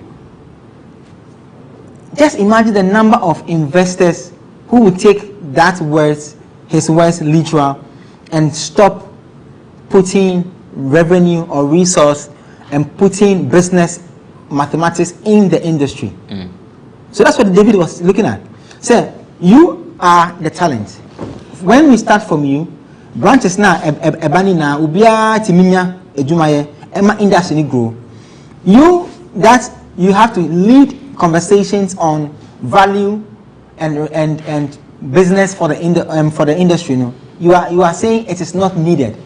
So who should put his money into it? But do you think Shatta's post means that we should not have a huge budget for a music video? Because when I listened to his interview on Hits FM, what he said was that he mentioned Manifest, mentioned Reala, and said they are projecting the culture of Ghana in their music videos. It's an afterthought. Let me show you as an afterthought. Okay. You see, when you follow Shatta Wale's conversations in the media, he always comes back to contradict himself. When you make a post and say that shoot video like Jay-Z and I'll be here making the money, it's not the same as saying shoot video like Jay-Z whilst I promote my culture. They are two different things. The Riala, the Manifest, they are afterthoughts. They are things to cushion or to dilute the conversation to make it look like I was trying to go this direction. That was not what you were saying. What you are saying, the Jay-Z factor means that if I'm thinking like a layman, I can say, oh, maybe I blank, but your end post, the end part of your post said, once you make the money, that means you are saving money from not shooting a big budget movie, video. What does a video do for a song, an audio? Why is it important to have an audio visual to an audio release? I work on the project way back for Nigerian artist D'banj, and in the documentation that I had to learn from, I realized that it took them so many years to get the one song, the video, the one with Genevieve in it. What was the song? Oliver Twist? No, it's not Oliver. Oliver Twist had Kanye in it. There's a song that Fall in Love. Oh man, you don't make me fall in love. Okay. That same document I learned from explained how Two-Face won the hearts of African women from his song African Queen. Visuals play an important role in the business that we do. There's a saying, I don't know if I'm right, say words, whatever, pictures mean 1,000, whatever words, like something like that. Yeah. Visuals are important in what we do. Visuals establishes an artist. It is what takes an artist from stage 1 to stage 2. Remember I was talking about Black Sherry, I was saying that Black Sherry's video for the second sermon could have been better. Why am I saying that? Because that takes the artist from 1 to 2. What am I talking about? I'm talking about even bookings, appearances. It changes your relationship with certain platforms. That's why visuals are key. When a visual platform like BET want to play a music video, there are so many things that they look at. When you want to send your videos to a digital platform like DSTV, maybe Aquaba Magic and all that, when they give you the release form and you check it, you remember show. So visuals are key. And the crippling part that David was talking about was the fact that you are making, already we have the issue of people not bringing in enough revenue to grow our industry, right? Politicians, governments, and all these corporate bodies hardly take us serious because of how some of these comments are passed. Is it the first time Shatta is saying something like this? No. In passing, he said it a lot of times. The comments from David that said, but he was promoting the Beyonce video, right? That part, people didn't get it. I've seen people bash him, but like, what if I do? Blah, blah. You saw the quality of that video. You saw the production to the extent that very few people till date hardly are convinced that Shatta never met Beyonce. It tells you the magnitude of work that goes into it, and time is money. And for our industry, we build people based on time. So if I'm going to spend 1 hour working, creating a green screen effect to match Shatta and Beyonce at the exact point so that the viewer does not know that they are not together, it's someone's work. It has to be paid for. How it has elevated you to get a nomination at the MTV Video Music Awards. You've gone to that stage and you still come back and say that you will not shoot a video like Jay-Z. I don't understand this guy. I don't get it. So then why are you promoting it? Now somebody also make the conversation that, okay, in Jamaica they don't shoot, blah blah blah. I'm like, yes, but that Jamaican video that you see that is normally on the street are not for all songs. They are for selected songs, and even that one is shot on a certain budget. DJ Khaled flew from America to Jamaica to go and get Buju and Sizzler and all of these guys into a video. Because of what? Culture acceptance. When you want the people of Jamaica and people who believe in the Jamaican culture, like reggae and all these things, calypso and all this, to believe in your music and follow your brand and tap into that audience, you need to create that ambience. Yes or no? Yeah. You spend money. The same Khaled flew this DJ, he has a song called is it DJ Snake, right? They spend money to create the culture that will make you believe and fall in love with them. Because see, the more the numbers, the more revenue you make across platforms. The more numbers you have, the more revenue you make. So if you're making 1 million on YouTube, you can make 4 million on Apple Music, Tidal, and the rest. So visuals are key. I don't see how this guy does not understand the importance of visuals. Even your booking fees changes with a certain level of visuals that you release. I don't like when the thing happened. The reason why I've been running away from it is because I've been trying to understand why we keep. This is very delicate, but let me say it. I'm trying to understand why certain artists in Ghana are not able to compete on the continental level to even go on the global level. Because you see, Brown Skin Girl was on the same album.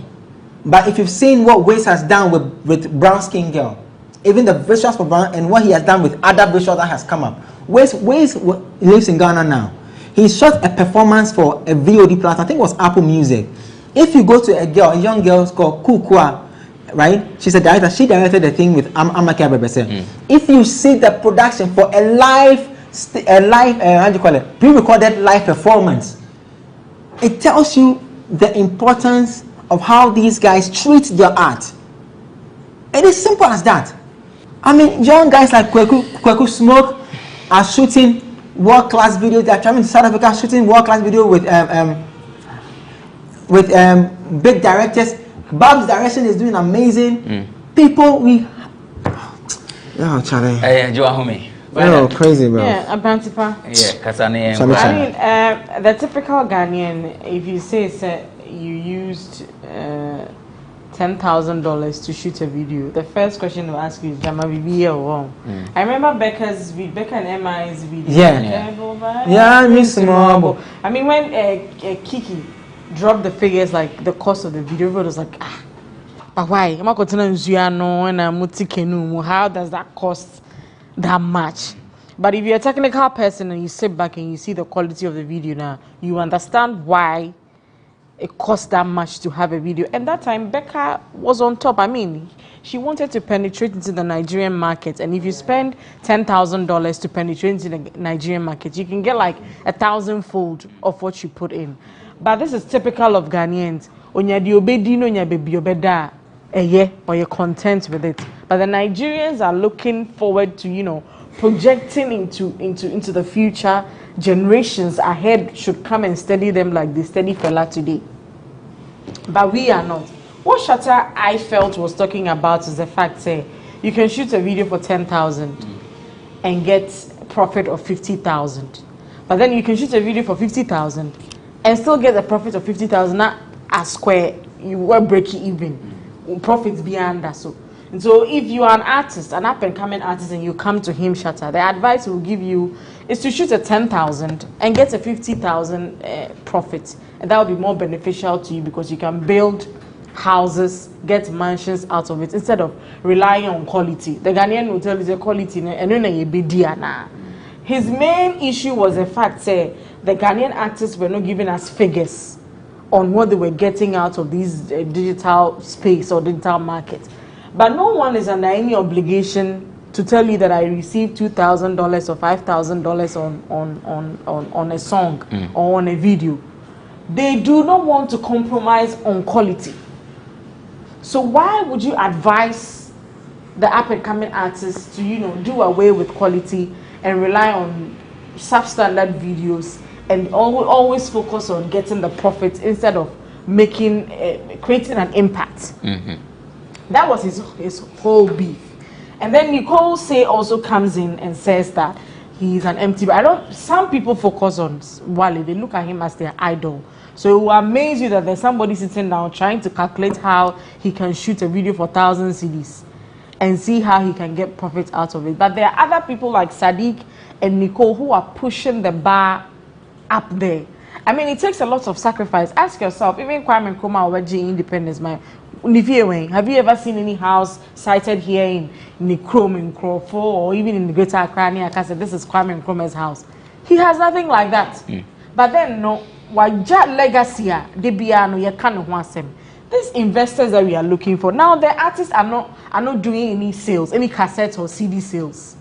Shows since COVID has taught us that if a pandemic of such nature should strike again, you will be, I don't know, is it bedridden or room ridden? You have to stay in your room and not come out. So if you are not selling CDs, if the shows are not coming, if the endorsements are not flowing, how do you expect the artists to live if you want them to ignore the digital market?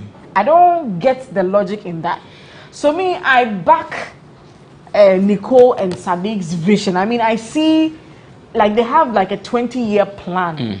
But it's hard for Shatta Wale to see farther because he feels onyadiobi na edidi prekono ye chain edidida into the this is here should matter to you more than what you know. And these guys, it's costing them money. I'll not lie to you. There's a possibility that they can go broke trying to change the status quo. But it is a vision that they put forward, and they know that they'll be like some trailblazers. A lot of people will follow them, you know, to get to the tops. My final words now. Yes. See, under 1 minute, Nana. I realize that if we don't do some small education, people won't understand. How do you make money from music? Now, artists in Ghana, maybe not all of them, some of them, but I can tell you on authority that 2/3 of them have no idea. They don't have a publisher. They are not working with correct CMOs. They don't even understand what a mechanical right is. They don't know what a sync licensing is. They don't know the amount of money or whatever is called a DSP royalty. They don't know. Till date, artists come to you and say, "Familium to online mami." Now, because I'm going data and banana samama. If Shatta does not believe, I get what Vida is saying. That a Ghanaian mentality. I was saying, Ghana won't sit down as some more, bra. What am I saying? On to a some more, bra. I get it. But if you are not winning, and at his level of artistry, so on fixing the publishing, on fixing the CMOs, like the PROs, the performance rights organizations now, on Majisi Kamani or Nima Yisu of public across the world. On Constitution, we have a Ebo Taylor, a legend who is milking $20 to $30 million in euros from fixing, publishing, working with the right CMO, fixing his DSP royalties, and even fixing his sync licensing. There are movies that Ebotele's songs are in America. There's a series called Round the World. Look for it. Ebotele's songs are in that series. Do you know what it means for an artist to have a sync licensing deal? What am I saying? So if an investor approaches you and you don't know how the investor will make the money back, you have to tell the man, listen, let me find somebody who understands the business. Because these days, you don't even need to stand on stage to make money. Hence, Stonebwoy was crying. Because he has been exposed, bro. He's talking to friends, Davido. He's talking to Diamond, Focalistic. They're making money. Focalistic just made one what's it? They went, was it gold or whatever, with his recent song with Davido. Platinum. Double platinum. Do you know what it means? That means, and you know, 1 million, So he's learning. He's saying, no, I don't have to be on stage. The stage is like, quote unquote, it's like a bonus. If you fix your digital things well, you would not go hungry. Marty, Vida, my final words. I mean, when you listen to commentaries like this coming from Shatawalia, then you tend to believe what Arnold said, say, oh yeah. Inconsistent and confused. Inconsistent and confused. Hey, Pacho, referee. Arnold say, we declare. Hey, shut up. When I saw that post, man declare. Drew Arnold, so was it a one plot to say that Drew on one foundation? Hello, shut up. Shut up. Half plot Ubering business, small business. At least it's giving me money, so I've declared half plot. I pick Uber. And I have a small business. I'm established. I pay tax. So you have every right to talk about. So I have rights to. And what you're talking about actually is what I do. So in case you need help, 027-111-1170. Let me fix your publishing. Is that his number? Let me connect you to the right CMOs. Let me teach you sync licensing. That's my number. 027-111-1170. The ones are 5. Call me. Talk to me. Let me help you. Listen. You can make over 10 million. I guarantee you in year 1, if we fix your publishing, fix your mechanical right, get you a sync licensing deal. Look at your friend Busake there. The song he did with the movie on Netflix. If I tell you the quotations behind it, shut up, you will clap. You know what I'm trying to say? So there is money to be made online. Shut up. People are, every time your song is played, whether on YouTube, whether on radio, whether on free download site, somebody gets paid. If you don't know, I'm telling you today, I do this thing for a living. Anytime your song is played, anywhere, somebody gets paid. Find out who is getting your money.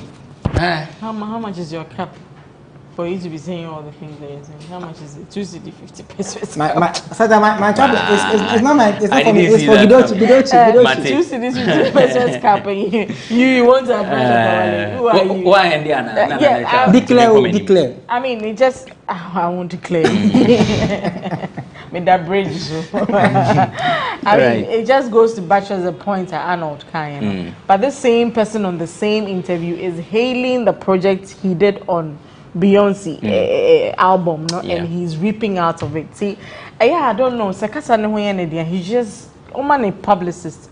And yes, our communication in mind. But to the artists out there, don't compromise on quality videos. All right, don't compromise on quality videos. The words of Vida Duchimwa-Boateng. She's a columnist. Nanea Radio is with OnePlayAfrica.com. The show has been sponsored by Cheesy Pizza. Cheesy Pizza has what you want from juicy smoothies, jollof, fried rice, spag, and meatballs. We have great deals for you all week round. Cheesy Pizza gives you the McCheesy combo every Monday and Thursday. With only 49 cedis, you get one small size of pizza, fries, and chicken, one cola drink at all branches. Tuesdays are Super Tuesdays at all Cheesy Pizza branches. Buy your Super Family Pizza at half price every Tuesday for 40 cedis at all Cheesy Pizza branches. Be part of the midweek bonanza every Wednesday. Buy and get one free at all Cheesy Pizza branches. And also remember to start your weekend with special jollof and fried rice from Cheesy Pizza branches every Friday. Call 026-4133-397 to place your order. Cheesy Pizza, your way. A reminder that the GhanaWeb Road Safety Campaign is still running.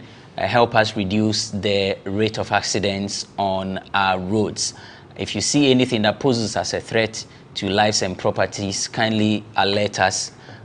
We are active on social media platforms. Handle is at the GhanaWeb, or send us an email, newswires@ghanaweb.com. The GhanaWeb Excellence Awards nominations have been closed.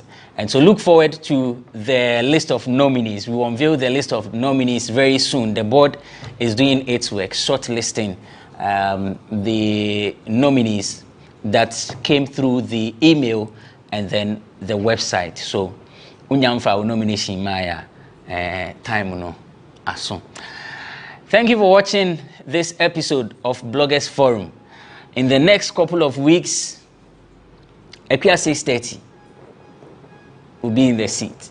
Mrs. Benis Opare. Mimfa Jan Ninso Sunian Kayanim. Epia Julie. Thank you for watching Bloggers Forum. Minya correct. Minini Benefo Boaben Abrantepa. Macrao.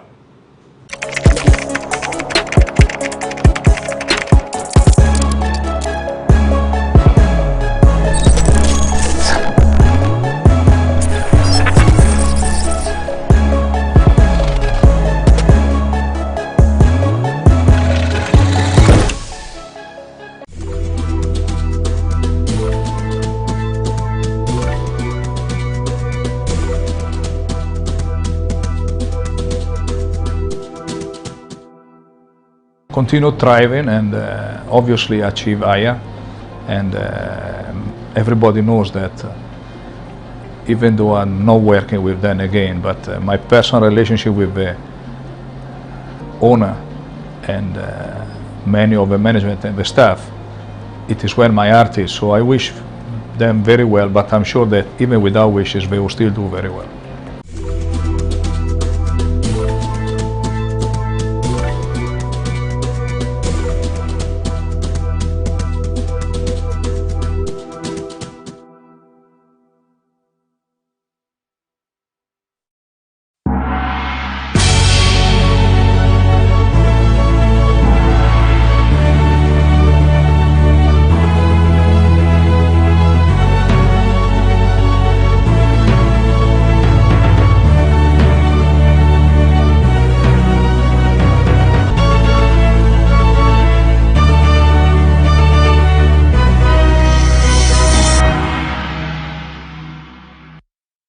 Welcome to today's edition of Fintech on GhanaWeb TV with me, Ernestina Sewa Asante.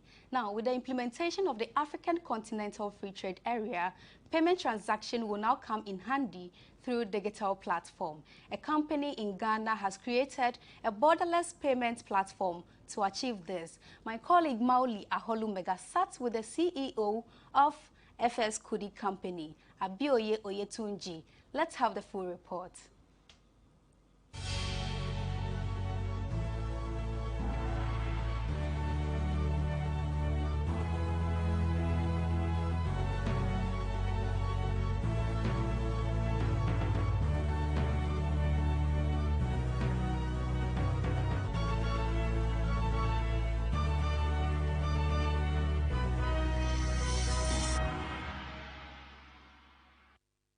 With the introduction of the African Continental Free Trade Area will come a lot of payments, and all this is expected to be done digitally across platforms of countries that have signed onto the agreement. On this week's edition of BizTech, I'll be exploring the topic of digital payments with the Chief Executive Officer of FX Kudi, a cross-border payments platform. But before I introduce my guest, I'll take a quick break and we'll be right back.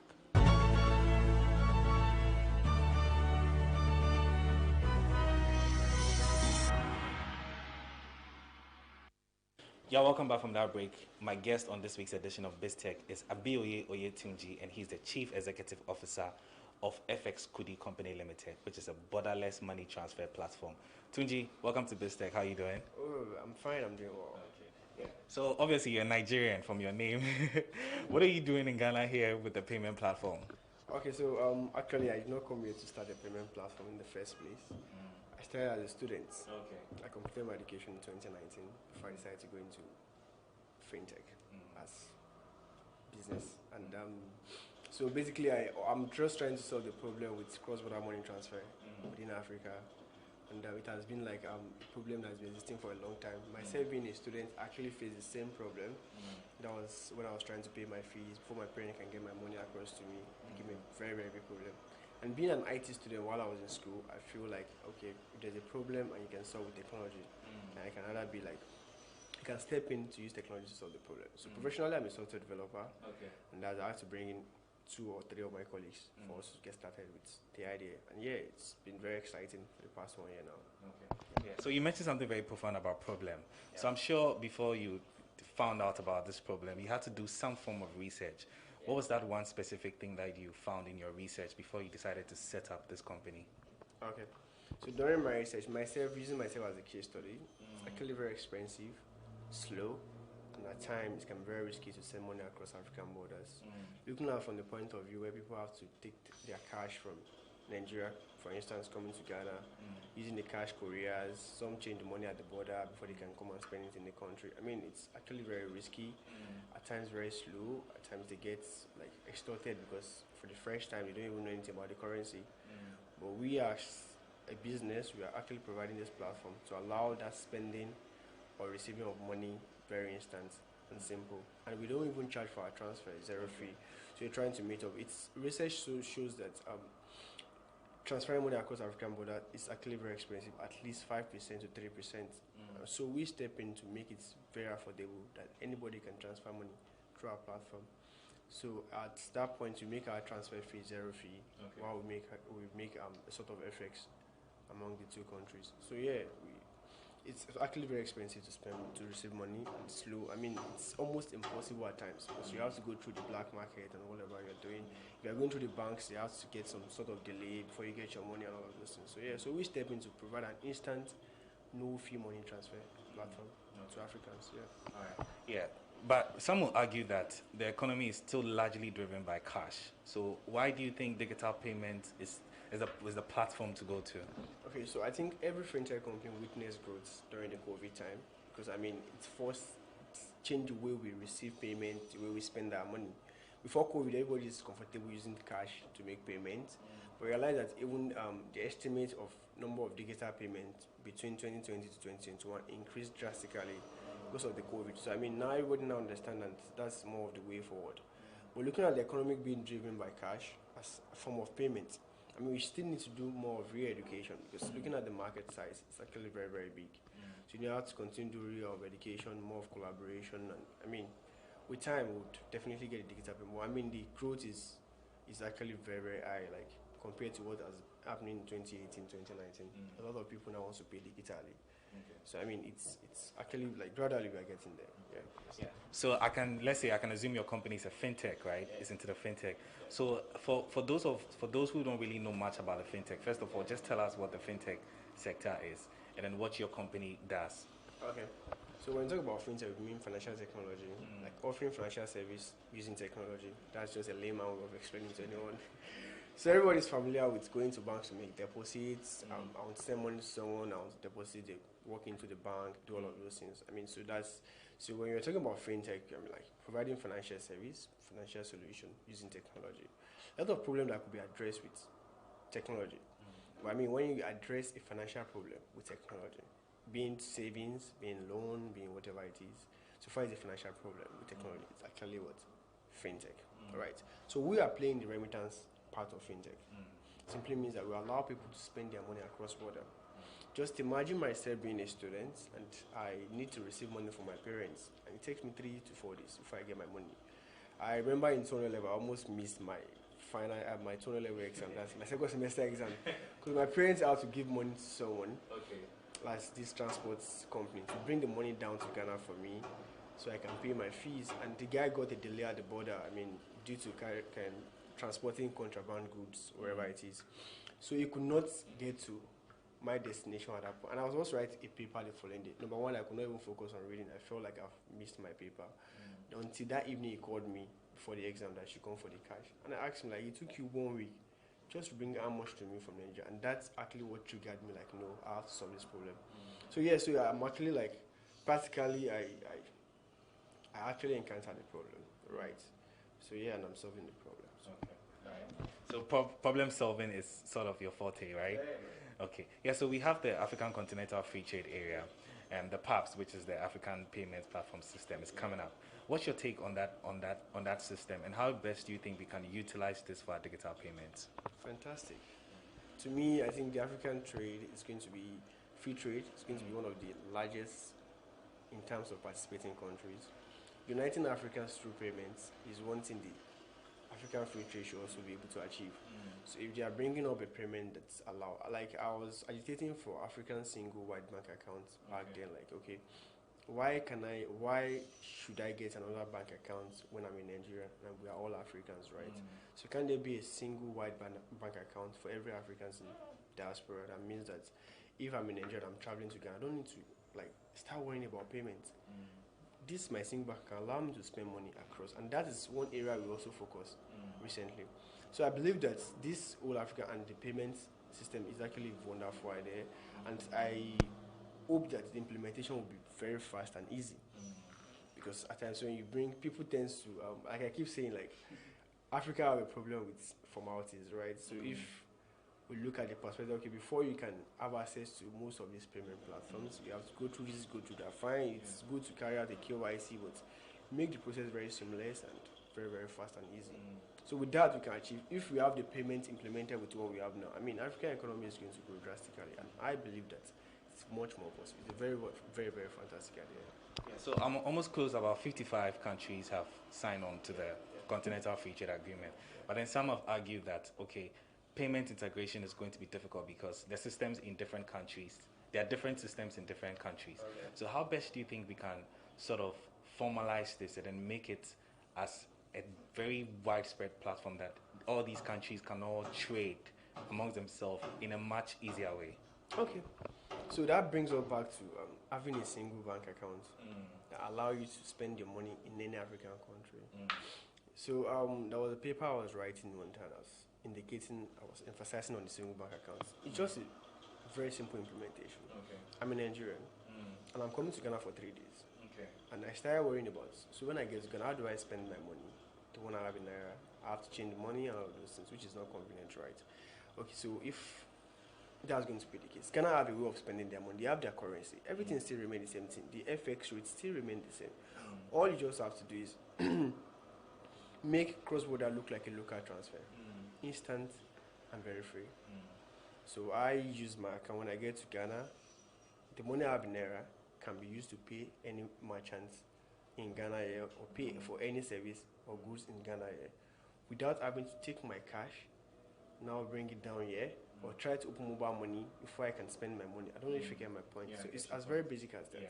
So with countries that have been like, they're having one or two doubts about implementing the payment system. It's very basic. You have your policy as regards payments, right? What you are just trying to do is, what they are just trying to do is to facilitate the payment among these countries without having to have multiple bank accounts in different African countries. So if I'm going to trade in Liberia, I'm going to trade in Togo, for instance, does it mean that I have to go to Togo, open an account, and the free trade is not there again? If the payment is not free, then the trading is not entirely free, right? So the implementation can be very, very basic. It's just common understanding. Like, okay, we don't change your ways of accepting payments. We are just facilitating payment among these African countries, and then we are good to go, honestly. Yeah. All right. Thank you very much. Yeah, so and I want to come to Forex trading. There are a lot of misconceptions about Forex trading. You go on YouTube, you see an advert of Forex trading, somebody's trying to get you to do Forex trading. First of all, explain what Forex trading is, and why are there a lot of misconceptions about Forex trading? Yeah, so for Forex trading, if you don't really understand how the market works, you might get it wrong, right? Make a wrong investment. And I think the problem with Forex trading, a lot of people have been duped in the past when it comes to Forex trading, because people realize that people are interested in that part. It's just a way for every African that they believe that, I mean, this thing is selling, so let's introduce like, so I mean, it's just, the misconception is from two sides. People being duped in the past through like dubious means of FX or whatever it is. But Forex trading is a sweet market to play, right? Because apparently when you do a turnover of what you are doing, you actually make your full cash without even inflating the charges and all of that on it. So it's a good investment, right? But me, I don't actually do forex trading. I'm just talking from like a general overview of forex trading. Okay. But I mean, it's actually like it's a cool investment if you really want to go into it. And then, but you have to be very careful because when you look at, you have to understand that there's a time that this currency goes up, and the time that, and you also have to understand what affects this The trading. market. Yeah. So if I'm trading in dollar, for instance, and I don't know what affects dollar trading, I put my money at the wrong time, and it's time to bring out the money, it becomes a problem. So yeah, you have to understand what affects this trade before you go into it. All right. So yeah. So now I want to come to uncertainty on the market because we are in unknown times. COVID is crashing the market, and all of that. What's your take on that, and how can we ensure that, okay, irrespective of how the market is volatile, we can be able to effectively trade through even digital payments? Okay, so like you said, it's uncertain at the moment. Yeah. And it's very difficult to read every currency graph at the moment. But the truth of the matter is, we know fully where that. We know when importation is high, when exportation. These are basic factors that affect trading, right? So it's best to know that. Just follow the trend. I mean, it's obvious now that a lot of things are happening in Nigeria, for instance. Okay, so I can remember very well the last 2 weeks when the government made some observation concerning fintechs, and these fintechs are into investment. So it's actually affected a lot of things. CBN bringing their own regulation, talking about no more black market dollar sales and dollar exchange. You have to go to the bank to get your dollar. I mean, these are factors that affect circulation of these currencies, right? So if you notice there's like a government regulation that could possibly affect the financial transactions within the country, I mean, it's going to affect that currency because trading, I mean, the trading is affected in basically like currency circulation. So I mean, so you have to watch out, be on standby, like always be regular with news and concerning financial transactions. I mean, you will play safe. Just know when to put, like I said, know when to put your money and when not to put your money. Yeah. I've been speaking with Tunji Abeoye, and he's the Chief Executive Officer of FX Kudi, a borderless payment platform that is facilitating digital payments on the continent. We'll be right back after the short break.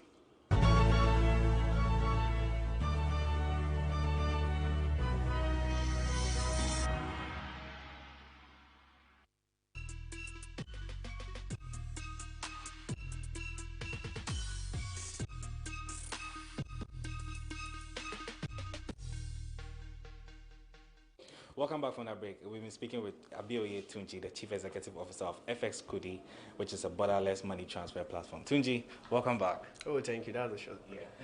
Yeah, it was quite a short one. Yeah, so now let's go to your app, which is the FX Kudi. First off, what is the FX Kudi platform? Okay, so FX Kudi is a fintech company that is democratizing cross-border money transfer for 1.2 billion Africans. Okay. Yeah, so we started in February 2020. Okay. Now we've able to gain traction over the years. We have over 14,000 users on our platforms. Wow. We process quite reasonable amount of transactions over the years. So yeah, it's been very exciting, right? At times discouraging, but I mean, as a startup, you need to fight all the battles. Yeah. Tunji, so let's come to the platform itself. I'm sure you've had some challenges so far with you developing it and all of that. Yeah. What are some of those challenges?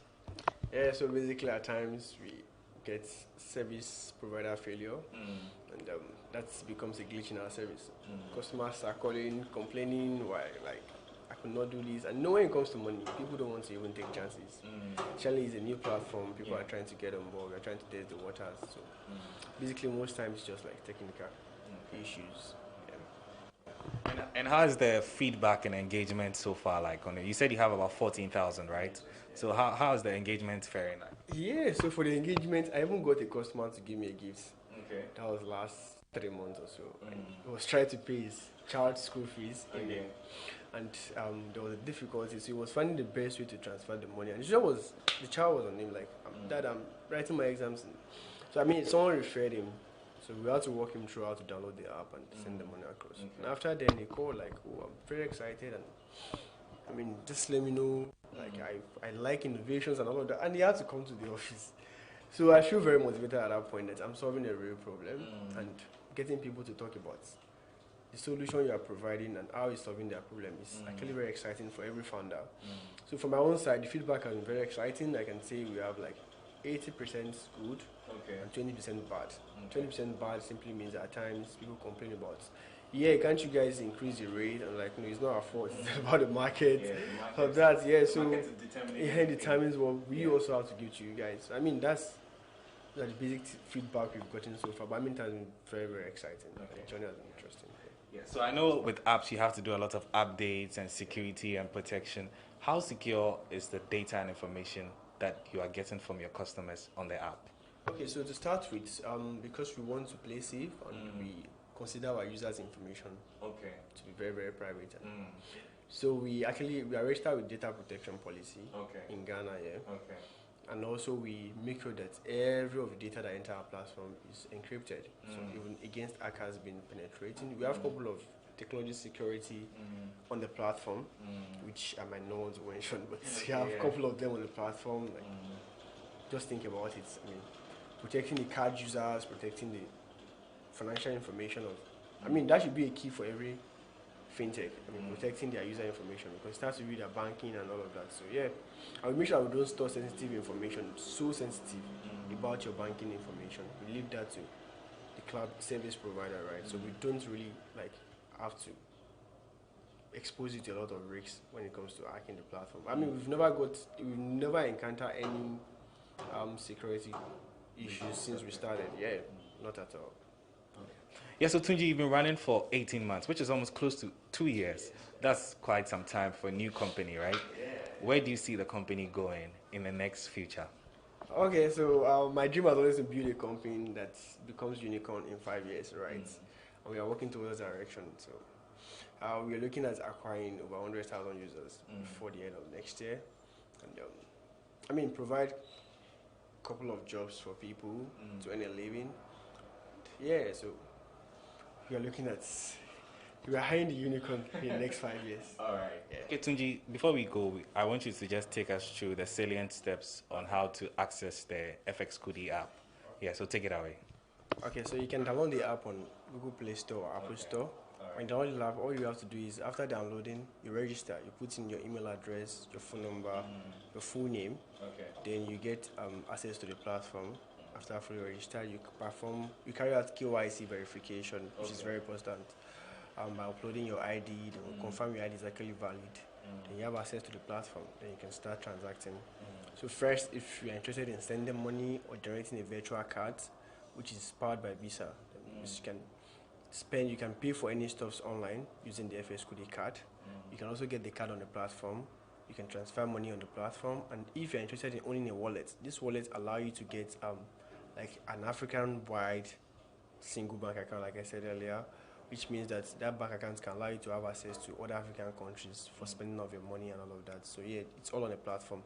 Once you are verified, you have unlimited access to what we do on the platform. Yeah. There you have it. I've been speaking with Abioye Tunji, the Chief Executive Officer of FX Kudi platform, and we've been talking about digital payments and how to utilize it in our current times. He has been my guest on this week's edition of BizTech on GhanaWeb TV.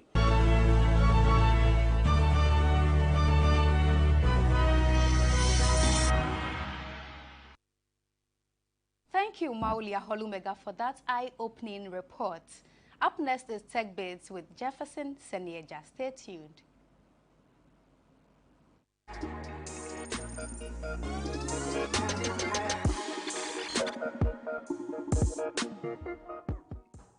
Welcome to Tech Bits this week. This week is for all web developers and all web designers.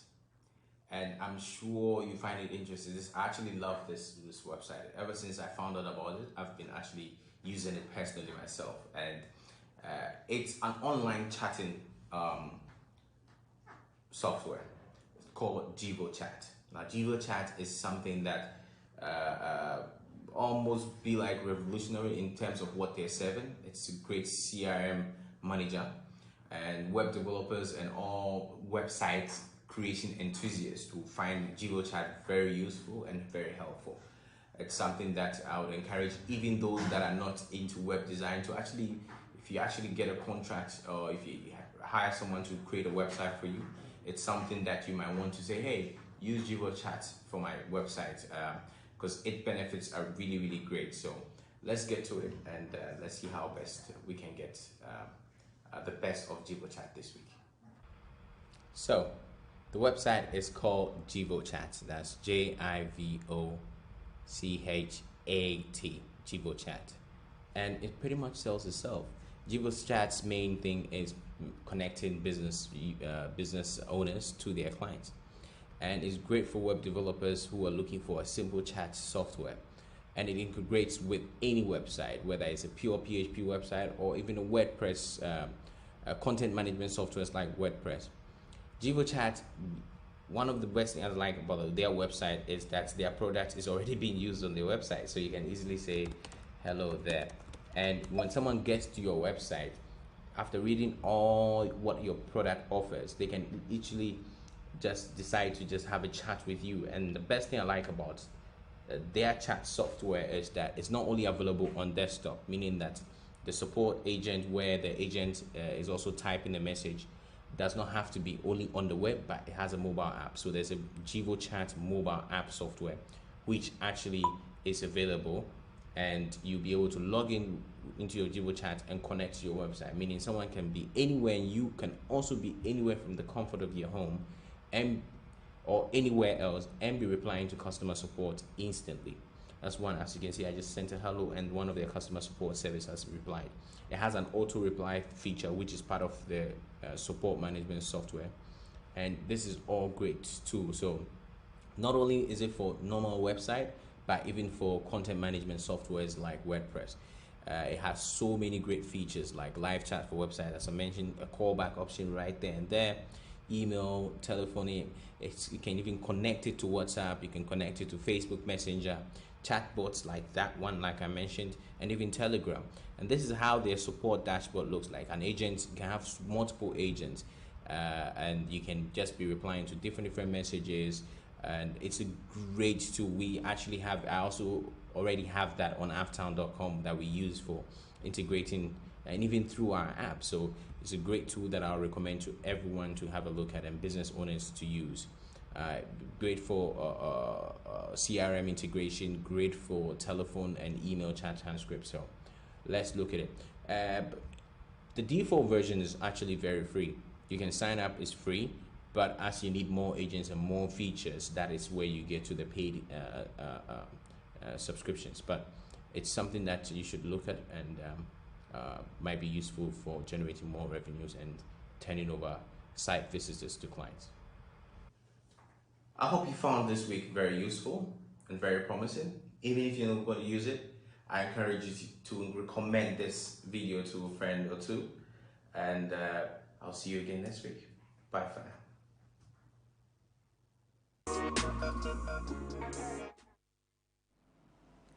Best Headlines is next. Stay tuned.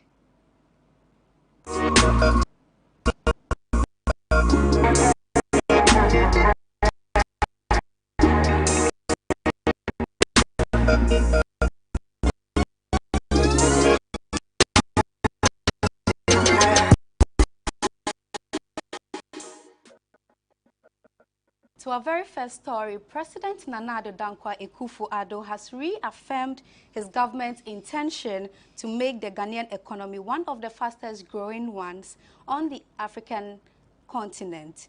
This, he said, is being worked on through the introduction of and the implementation of policies and strategies that will strengthen the economy. The president was addressing the 2021 Spark Up Investment Forum, which was organized by the Ghana Investment Promotion Center on Tuesday.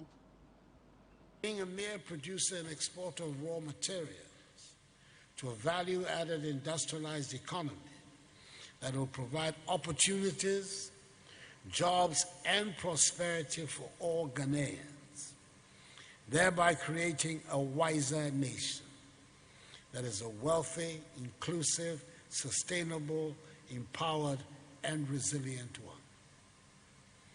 Government since 2017 has put in place measures needed to reduce the cost of doing business, improve the business environment, and made the Ghanaian economy not only one of the most business-friendly economies in Africa, but also one of the fastest growing economies in the world between 2017 and 2020, averaging 7% GDP annual rates of growth, up from the 3.4% rate we inherited. Ghana's economic outlook has been rated negative by the international ratings agency Moody's. The agency has also affirmed the country's long-term issuer ratings at B3. This development reflects Ghana's high and increasing debt burden, which will likely not reduce anytime soon. The agency also cited a persistent weak debt affordability, high gross borrowing requirements, and liquidity challenges, social and financial risk following at the onset of the coronavirus pandemic as its reasons for the ratings. Ghana's credit profile is characterized by large gross borrowing requirements that exceed 20% of GDP, as well as persistent weak debt affordability stemming from interest payments rising to over 40% of revenue, both of which are among the weakest of sovereigns rated by Moody's, underpinning its exposure to potential funding shocks. The Ghana Cocoa Board has announced it has recorded 1.1 million metric tons of cocoa beans production in the 2020-2021 crop season. This comes after Ghana had earlier projected to achieve 900,000 tons of cocoa beans production for the crop season. According to the agency's chief executive, Joseph Boyen Edu, who described the feat achieved as historic, it is about a 45% increase over the 2019-2020 production, making it the most recorded of an earlier 1 million metric tons achieved during the 2009-2010 crop season. Speaking at an event organized by Olam Ghana, Mr. Edu said the Cocoa Board has commenced processes to sign a $1.5 billion syndication loan to purchase cocoa beans meant for the next crop season for 2021-2022. He said, "We have exceeded our production targets for the year, and the money we took as loan didn't take us anywhere. Very soon, we will sign the syndication for the next crop season, and I must say we have made arrangements to get the banks on board to chart this path." He added that the said loan is expected to be secured by October 2021. The currency is back into free-fall mode against its major counterparts, trading currency, the US dollar, as it records its highest depreciation since the beginning of the year. BFT analysis has shown. Data from the Bank of Ghana interbank FX rates shows that the cedi was trading at 5 cedis 85 pesos against the dollar, compared to 5 cedis 76 pesos it traded at the beginning of the year, representing 1.64% depreciation, the highest it has recorded this year. The Bureau was notified about the incident, which involved a bird finding its way into the engine compartment of KLM on September 3, 2021, and to the airliner cancelling its flights from Accra to Amsterdam.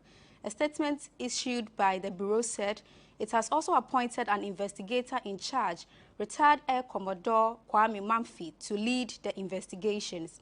The probe into the incident is expected to focus on the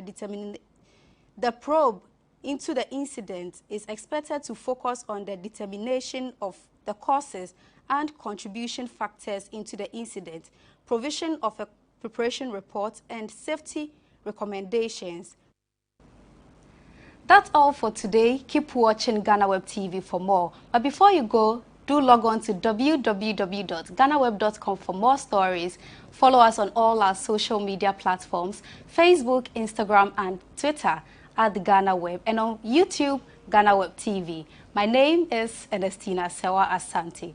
Do have a splendid weekend.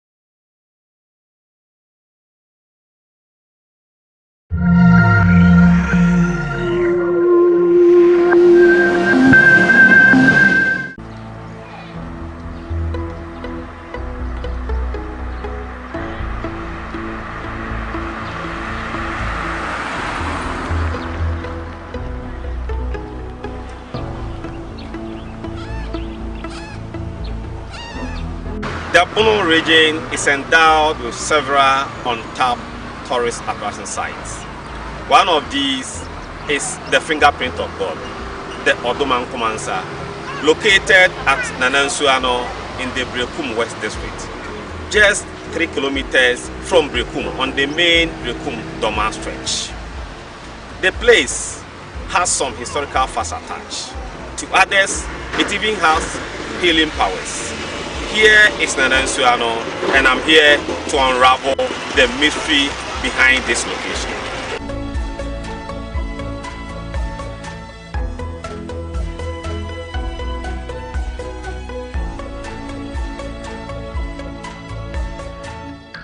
We have just walked about 30 minutes into the journey towards where the Odoman Kumansa is located at Nanansuano. I'm told we have about another 45 minutes to walk. It's a long journey, so I would like to invite the Ochiame for Nanansuano, who is my guide to the place, to tell me how long we are going to walk. Nana, please join me. Nana, I'm saying 30 minutes. You know, I can't be 45 minutes can be 45 minutes. Until no me say started me who say kwano enye papa bia ye ko ne sia ne tia say kwano enye sa kwana de heri de kwana ka fa so bidu abi no e bi jasa kwan wi ho ne ya fa ai anamon kwana de ko. Okay, so Nana tells me we have to walk another 45 minutes. It's a long journey. Join me as we walk towards Odoman Kumansa. That is the fingerprint of God.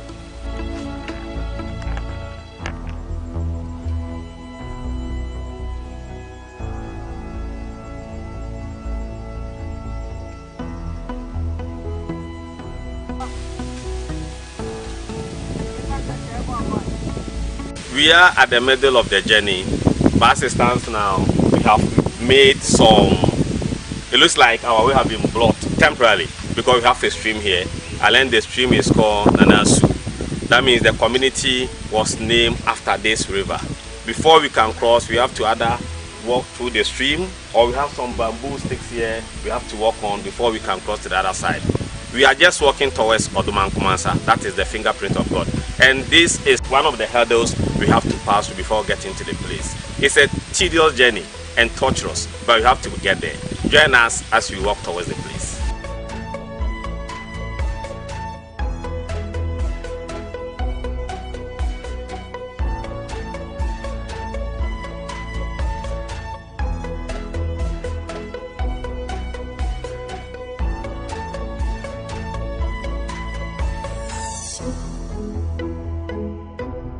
On our way to the place, I'm told we have a lot of history along the path. As you can see behind me, we have an opening here. Nana tells me it has a history, and he's going to tell me. Nana, mpacho me hema chiha no ma, emi se na ha ye pete mpa, o se ha ye fa hen. No ye ready man na nana no be park ya be bosobo. What Nana is saying is that here used to be the park when the ancestors used to stay here, but eventually they moved to the old place and it has been there like this. Inti ha no no nana bibi wa ha mo ya fa ho ana se mo ja ne sa. Okay, nana no 200 ya ja ha sa. Okay, so that's how it is. Stay with us.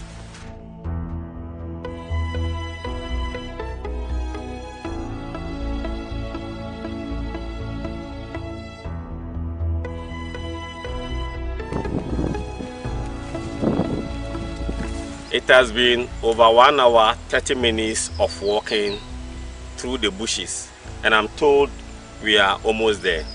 I would like to interrogate Nana to find out how close we are. Nana mpacho oma. Nti Nana ya nanti beye dohre baako ene fa. Ogbo mama ni ese ye yedu ampa. No correct. You see the aka ye nanti 15 minutes kwani yedu. Okay. So as he tells me, we are almost 15 minutes out. As you can see, I'm sweating. The journey is not easy. It's a torturous one.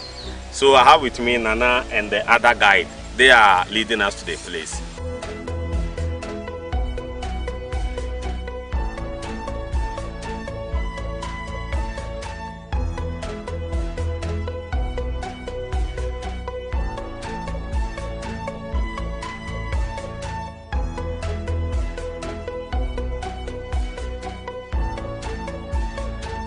Just like Nana predicted, after almost 15 minutes, we are at the site. He tells me this whole area plus the vast land is called Odoman Kumansa, named after the yet to be developed tourist attraction site. We are there. I'm sure we have a lot to learn today.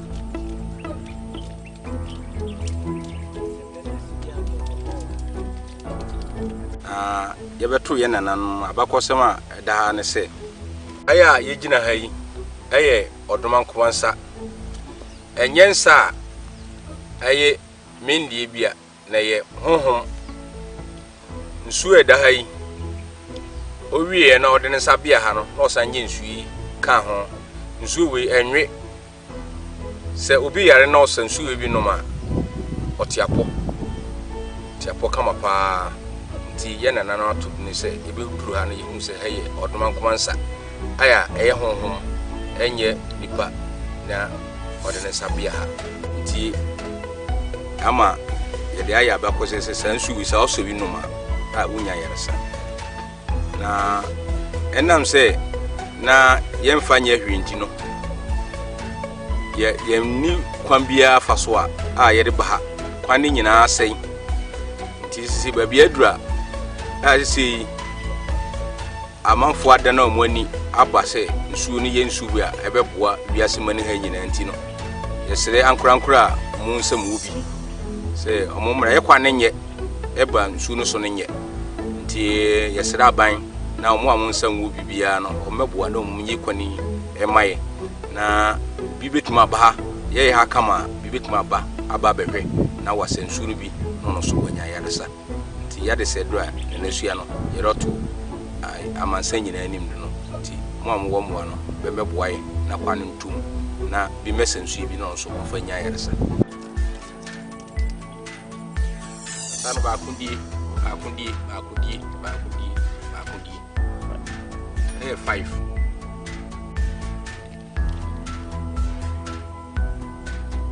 okay the ID can count once in an action can ya nda na afu hayi ni mpanfo nye bibia amfa menka babia Odoman Kuma wasantena ya oto ware ma aye nsia oho ano odi agoro oto ware chena se omunya no ho ni no wa tire ya yentimi ko sisia isa campaign fo aba ye aye bibia nkene tambia nsutobrew kama obeba bia nka obehu eno so aka ho chena se kofu a betrinye ho finti montimanye yentima kwa kwere sisi nsu eme de ne masa bibie kufi de koma me ma no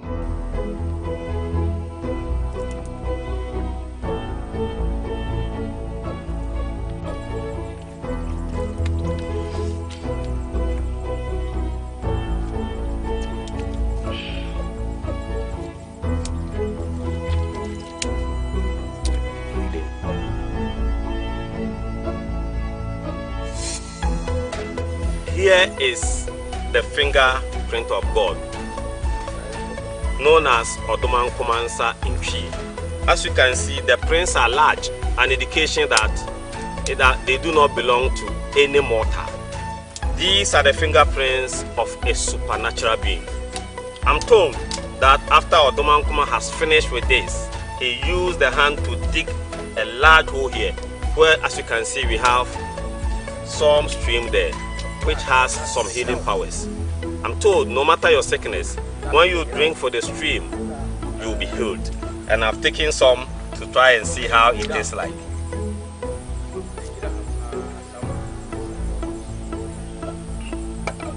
I've just taken some sip from the stream and it tastes good.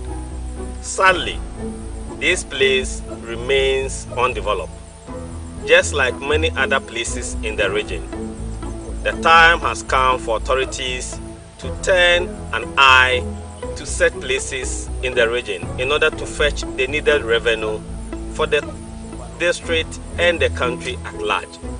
Reporting from Nana Suano in the Blekun West District, I am Abajado Frank for GhanaWeb.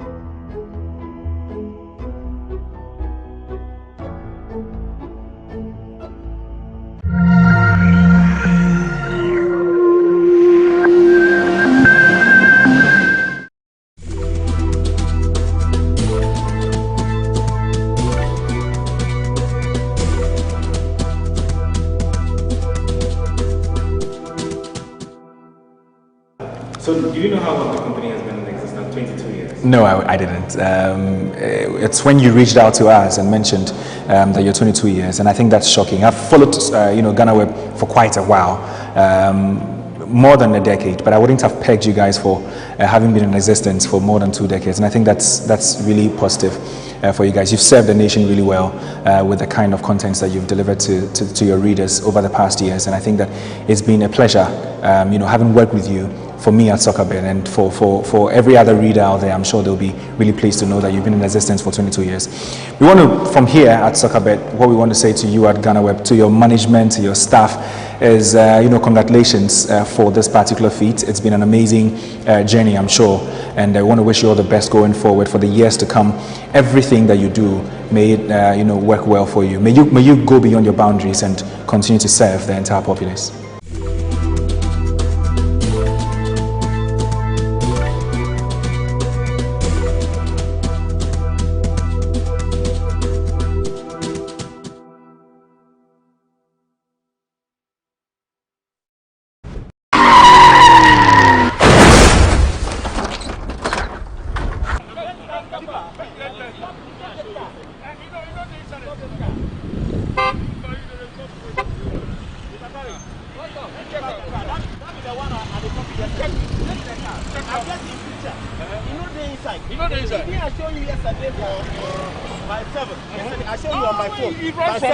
Yes. At the top. It is. Go by. I beg, don't. Yeah. Let me get the plate. Then make it. You go pay fine of 2,500. Just this.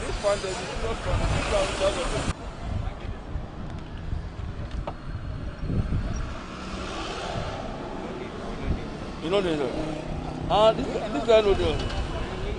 All right. So we are back on the road this week for the GhanaWeb Road Safety Campaign, which is a year-long activity marking the 22nd anniversary of GhanaWeb, and today we are on the Kaneshi stretch, just around the STC head office here at Kaneshi, and we are with the compliance team from the Driver and Vehicle Licensing Authority, the DVLA, and also personnel of the Motor Traffic and Transport Unit, MTTU, yes, here in Accra. Also today, what we are going to do is that we're going to speak to Mr. Courage, who is from the compliance unit of the DVLA, and he'll give us a brief of what today's activity is going to focus on. So we'll go to Mr. Doe and then get his brief on what it is that we are looking out for today. Mr. Doe, welcome to GhanaWeb TV. Yeah, thank you very much. All right, so let's go straight to it. What's the focus of today's exercise? It's the same thing that we have been doing normally. It's just about the checking of roadworthy stickers. And the good news is that we've gotten a gadget that has everybody details on the gadget. That is the vehicle details of each car, and then you also have the licenses. Everybody detail is there. So every license has a unique number. We key in and it brings out the detail. If you have done the, validation, it's pop us. If you have not done it, we ask you to do it, or we take a spot fine from you. And that of the cars, the customer's car, we put in the details, and it brings out even the car owner, it brings out its name and everything that we want about that particular car. All right, so that means that this system is to make your work easier. That means that the whole country has been logged into this system? Yeah, exactly. Every place, wherever we go, we just check, we put in the car number. Everybody details is in here. All cars, their details in here that we can do anything we want to do with it at a particular time. All right, so we noticed this car has been stopped. This is a customized vehicle. We were supposed to get into that later, but it seems this has been stopped, and I noticed there was a particular concern. This is customized. Why have you stopped him? What's the issue? The concern is we stopped him some time ago at when we went for one of our outrages. And we went back to the office. We come through all our system. We realized that it is not in the system. So today we are going to charge him. We'll impound the car, we'll send it to our office, and then we'll hand him over to the authority. We don't give it to the police because this particular customized number is very expensive. So when we get you on the road, we take a spot fine of 2,500 from you. So we are not going to allow him to go. We'll take the car, we'll send it to the office and hand it over to the authority. But how is that even possible? Because I see that this is actually from the DVLA. This is the block number plate. How is it possible that he he went around the system? In the system, the car has been registered. So it means he gave it to maybe those Goro guys out there, and then they didn't do the correct documentation for him. They just went behind and then cut a plate and put his initials there. That is what they've done for this particular car. So apart from those, is there a reason, I wonder, why we on the Kaneshi stretch today? Any particular reason we are on this side of town today of all days? Yeah, today, particularly this morning, we are looking for some specific cars that have escaped our route. And we know that this Kaneshi road is a very busy road. And so we believe definitely these cars will be passing here today. This is one of the cars that we've gotten. This is one of the cars that we've gotten. And we believe those cars that were able to swerve out today will get them on this particular place. Because this is a very busy road. Okay. All right, so this is still GhanaWeb Road Safety Campaign. We are on the Kaneshi stretch, just around the STC head office here at Awudome, to be precise. And we are with the compliance team of the DVLA. As you just heard from Mr. Courage, though, the focus is to get vehicles like the one that's just been impounded, vehicles that have stylish number plates, also ensure that many road users are complying to the directives or the rules and regulations that have to do with our roads. My name is Eche Atisu. We'll be bringing you more visuals from what's going on here on the Kaneshi Highway here in Accra.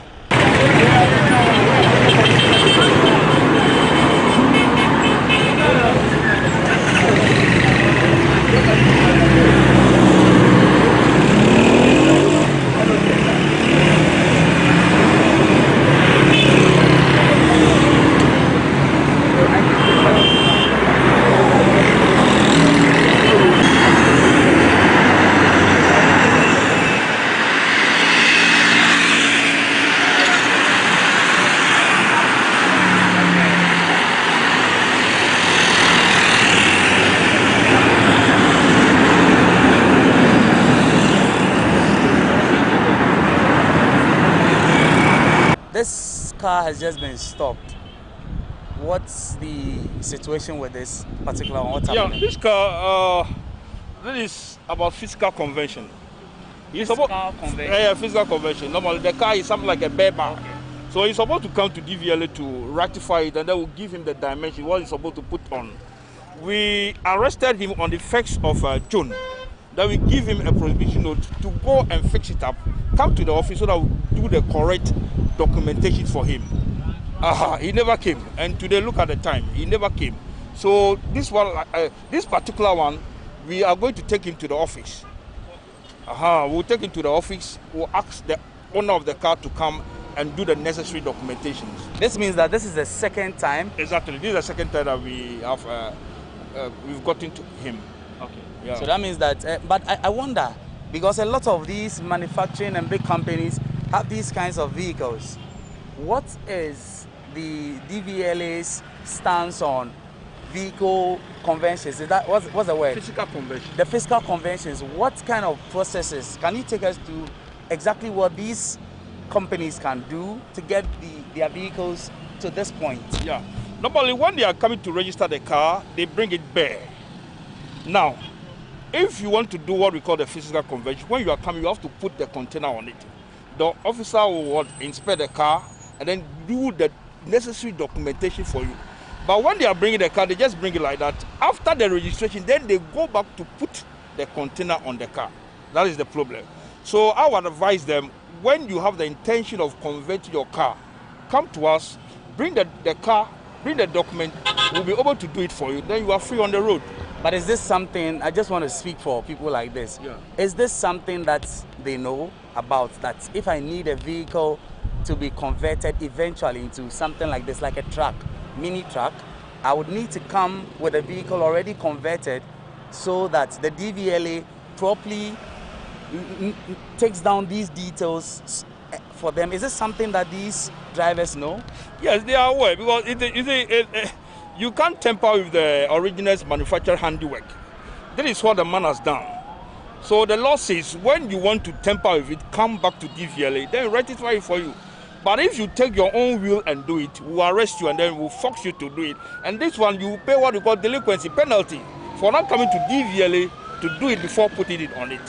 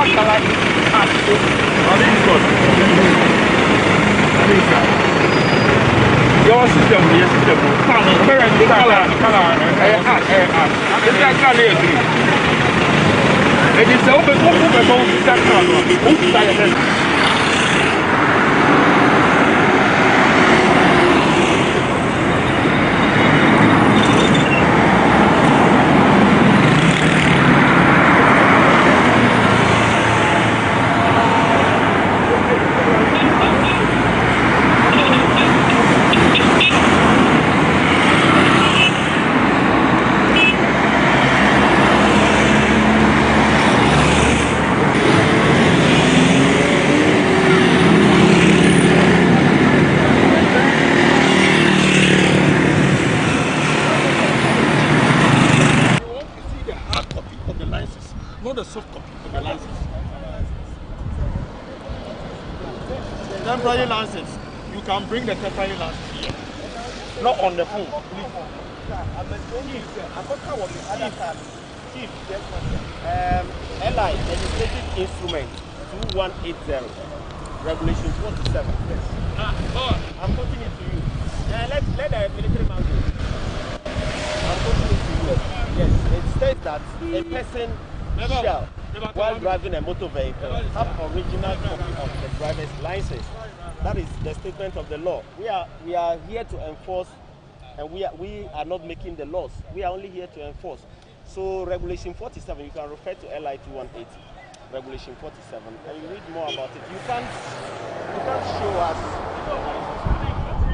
But the law requires you to have the original. Very good. So that will depend. You are quoting the law. I'm not quoting the law. Relax. Relax. I'm just telling you that, look, I just called the DVLA. I just called somebody from DVLA. We have holograms on the driver's license we give to you, and we check them on the road.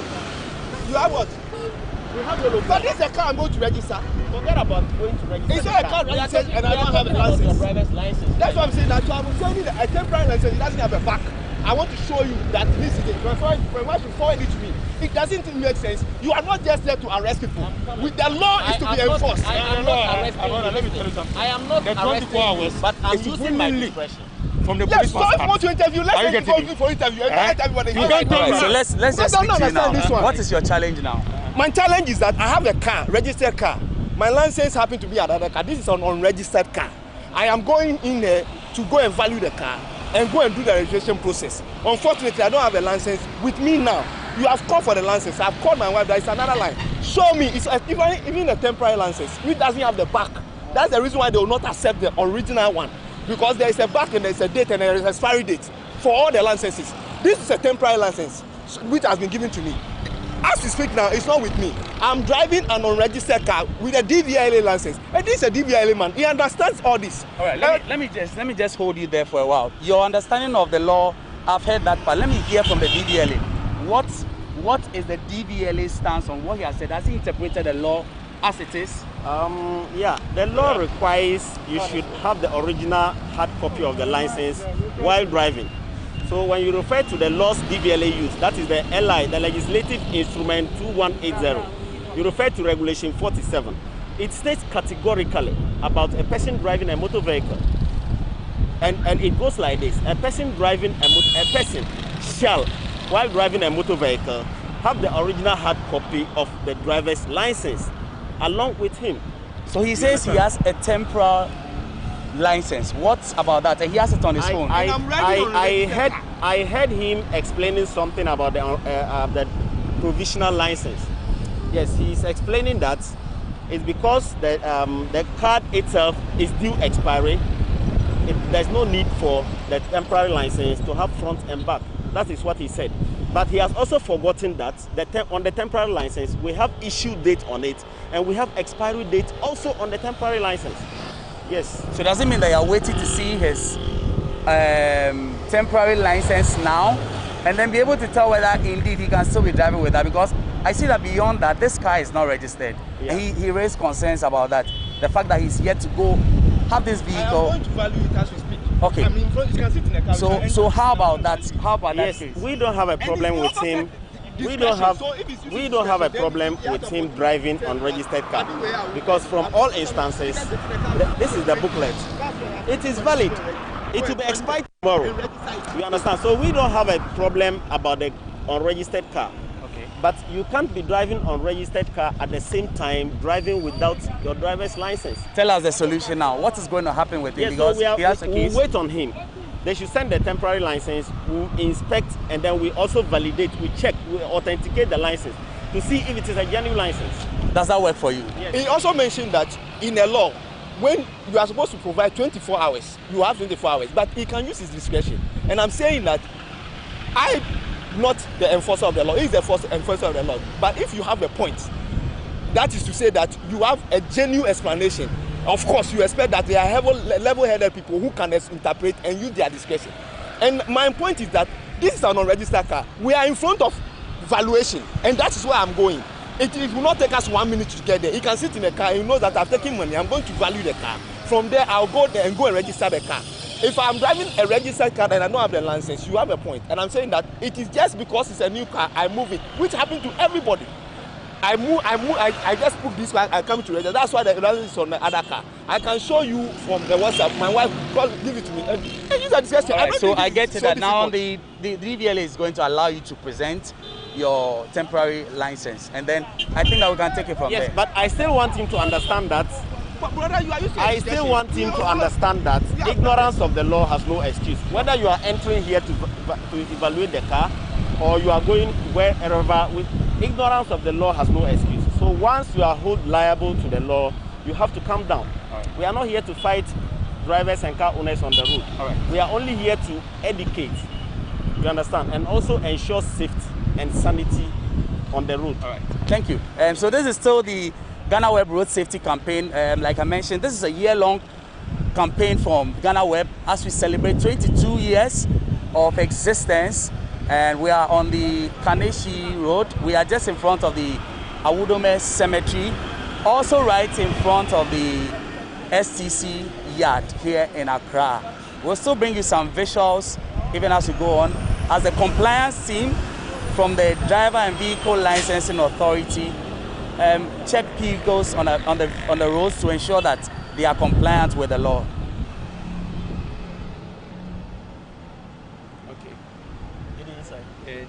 But how do you know? Yeah, hello, sir, Mr. Make a scene, sir. No, they check. Yes, the reason why you were stopped is because you have tinted the car all around. You have tinted the windscreen, the front windscreen, which is against the laws. That's the LI 2180. It said that you cannot tint your front windscreen. We have to see you to be seen. The law says to see, to be seen. So you should be able to see me. I'm supposed to see when you roll. And it's 70% transmittancy. This is more than that. So you have overly tinted the vehicle. I just verified your license. I'm not getting results on your license too, sir. I verified your roadworthy is the new. The vehicle belongs to Auto Plaza Limited. Yes, but your license, no, I can't find the data on it. So that's the information I'm passing on. Can you give us a better understanding of why the tint is not supposed to be in the front shield? Yeah, even the tint is not supposed to be in the what do you call it? The two front glasses. Okay. Why? Because the officer, the police officer, is supposed to see the person who is driving the car. I mean, you can tint it, but 70% of it must be visible so that somebody far off will know this is the man or a woman that is driving the car. And then look at it, this can even cause an accident. And it's very dark. When it rains heavily, what will happen? This man cannot see through the windscreen and he will cause an accident on the road. That means that there's never a point where any vehicle can have such a tint? No, you can't do it in Ghana here. Not even for even security vehicles? For security reasons, you can do it behind, but in front, no, you can't do that.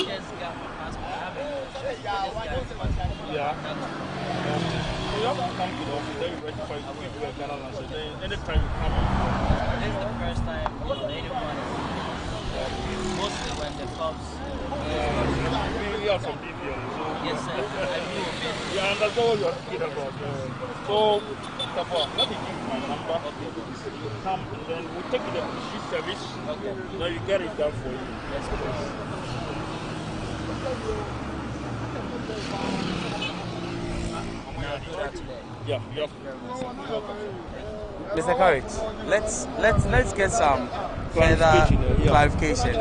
I saw that you had a fruitful conversation with him. Yeah. He sounded quite cooperative and all of that. Tell us, what was it that you stopped him for? And all the education, I noticed you said something about the passport and having a license. Help us with all of those. Yeah. He's supposed to, he's having a foreign license, but he's a Ghanaian. He's not an American license. And normally, when you have the American license, you are supposed to come to DVLA for us to do convention for you to have the Ghana license. But he came in yesterday. He's having a 2 weeks duration for you to turn up to DVLA. And then when I walked through the license and what he showed me, it means he came in only yesterday. So maybe he's having about 30 days for him to come to DVLA for us to ratify it for him. Okay. All right. So it's easy to have a passport and then easily get a license. That's what it is. Yeah, if you have a genuine license from US, and then a Ghana license, we'll do what we call convention for you. Ghana passport. Ghana passport. We'll do what we call convention for. For example, if he were to be having what we call a US license without a Ghana passport, that is where we ask of the permit. Maybe the person is visiting Ghana. He's going to stay here for at least 1 year. He's not a Ghanaian, but he needs a Ghana license. Then we ask of your permit and all the necessary documents from what we call customs. Then immigration. They will be able to do the conversion for instantly within 45 minutes. Okay. Yeah. All right, boss. We are from GhanaWeb. This is one of our road projects actually. It's called GhanaWeb Road Safety. Okay. I noticed after he spoke with you, you were very appreciative. You said something about how this is the first time you've been stopped by anybody. Can you just, what was it? How did you take what happened today, and then what would you want to tell other road users? Well, honestly speaking, I do have an idea on what I need to do once I get in the country. And I think back in 2012, with the US license, we had, I think, 3 months or something to drive. And then you get a license. So mostly, you know, we do meet up with the policemen, and I mean, we know what they do. So most of the times, they don't educate you on what you really need to do or the process. But today, you know, meeting up with the DVLA, he basically gave me all the steps and what needs to be done. So I do appreciate that. Mostly, we go by somehow with whatever, they want. So I do appreciate, the information he gave me today. And I think if everyone is willing to go through the process, I mean, we will all make our roads safe, and also Ghana will be, a better place for all of us to stay. Because when we come back home, we do want peace, we do want safety. Safety is one of the most important things, because we all want to go back when we do come, We just come for vacation, we want to go back. Ghana is home, that's why we keep coming. So let's follow, the rules and regulations of the road, and make Ghana safe for all of us.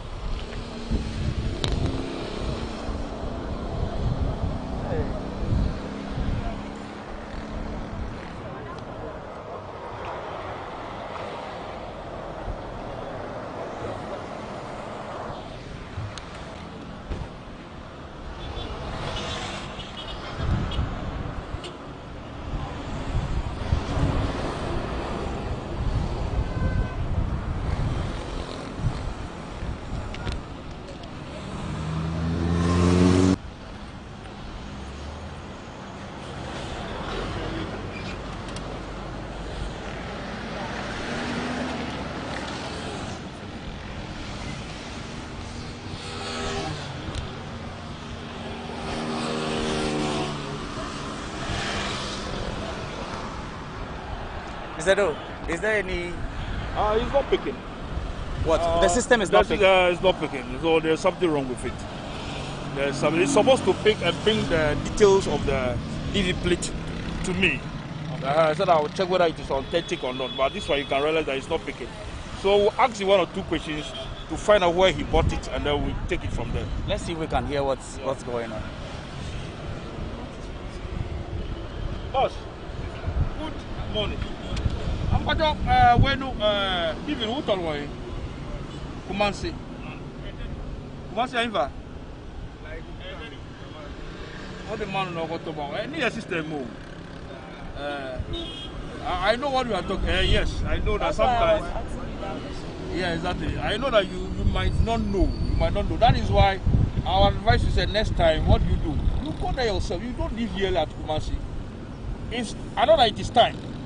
You don't have, but when you don't have time, you always have problem. Am I telling like? So quickly, what you do? You go the DVLA from the beginning of the year. So you pay what you call delinquency. You pay a penalty to DVLA. That is what you do. And then after paying the penalty, we'll take the plate off, and then maybe we'll direct you to DVLA 37 for you to buy the genuine one to fix it up.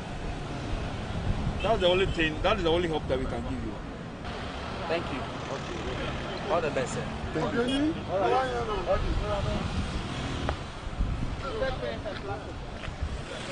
But then tell us how you've seen this whole exercise, because the idea is to ensure that road users are doing the right thing. How have you seen the exercise, and were you too bothered when the DVLA stopped you in the first place? Oh, actually, I was even shocked and surprised that I bought this car with the whole thing like tinted.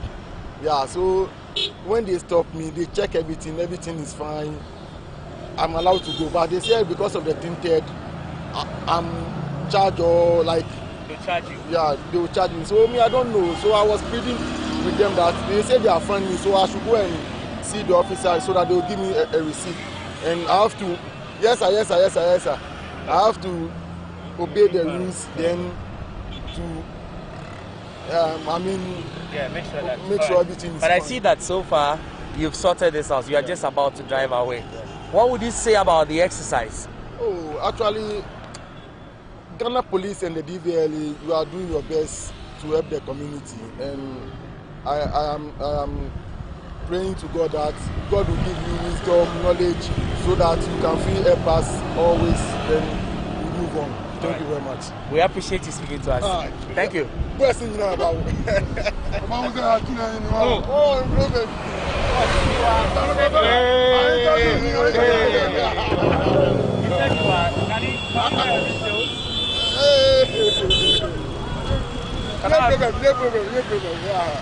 Hey, all your people are coming.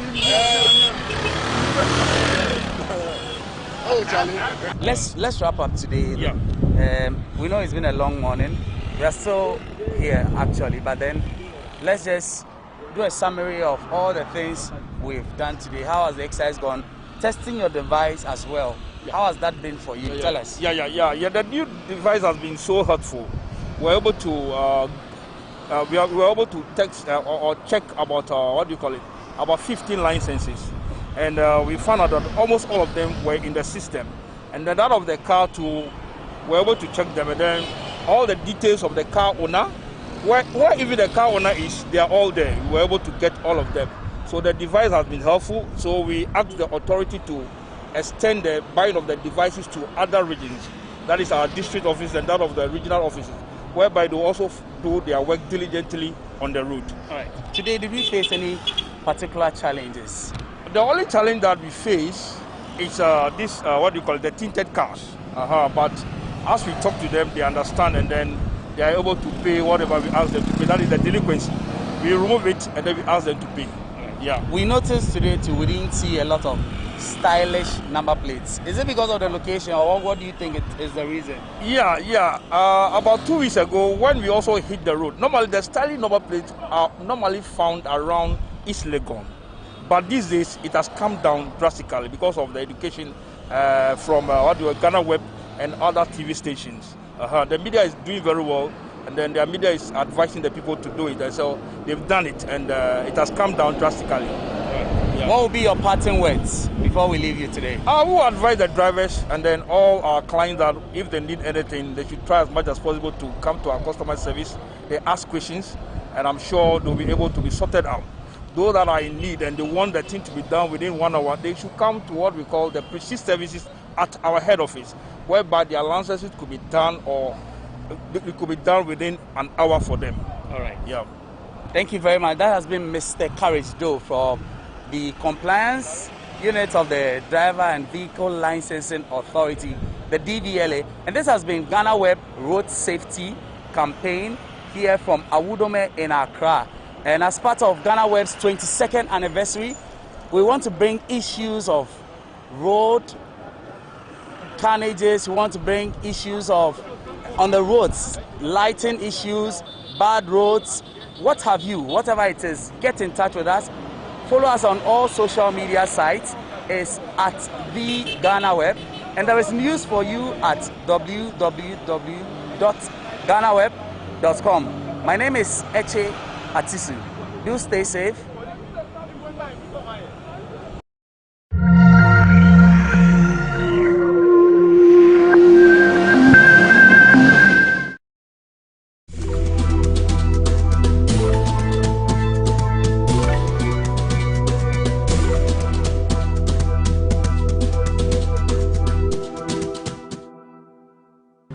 What can I say? Congratulations. The media these days is not easy. I think that you guys are doing your very best. And when I look at the team of people who are doing this work, I can only congratulate you and hope that this team will maintain and move on to achieve much greater things. But congratulations. You're doing a good job.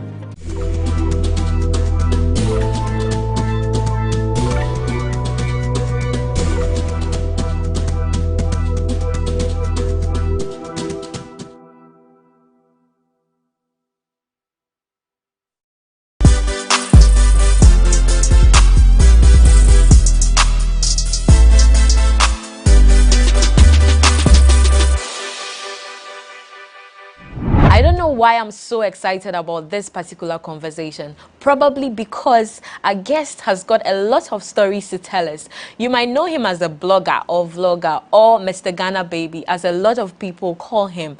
But this gentleman has been to a lot of countries, even more than someone's lifespan. I'm just kidding about that. Before we delve right into the conversation, let's take a quick breather. When we return, we've got so much for you. This is Talkatainment on GhanaWeb TV, and I'm yours truly, Elsie Lamar. Welcome back from that quick breather. As usual, this show is brought to you by Cheesy Pizza. Cheesy Pizza has got all you want from jollof rice, fried rice, spaghetti, meatballs. We have great deals for you every week.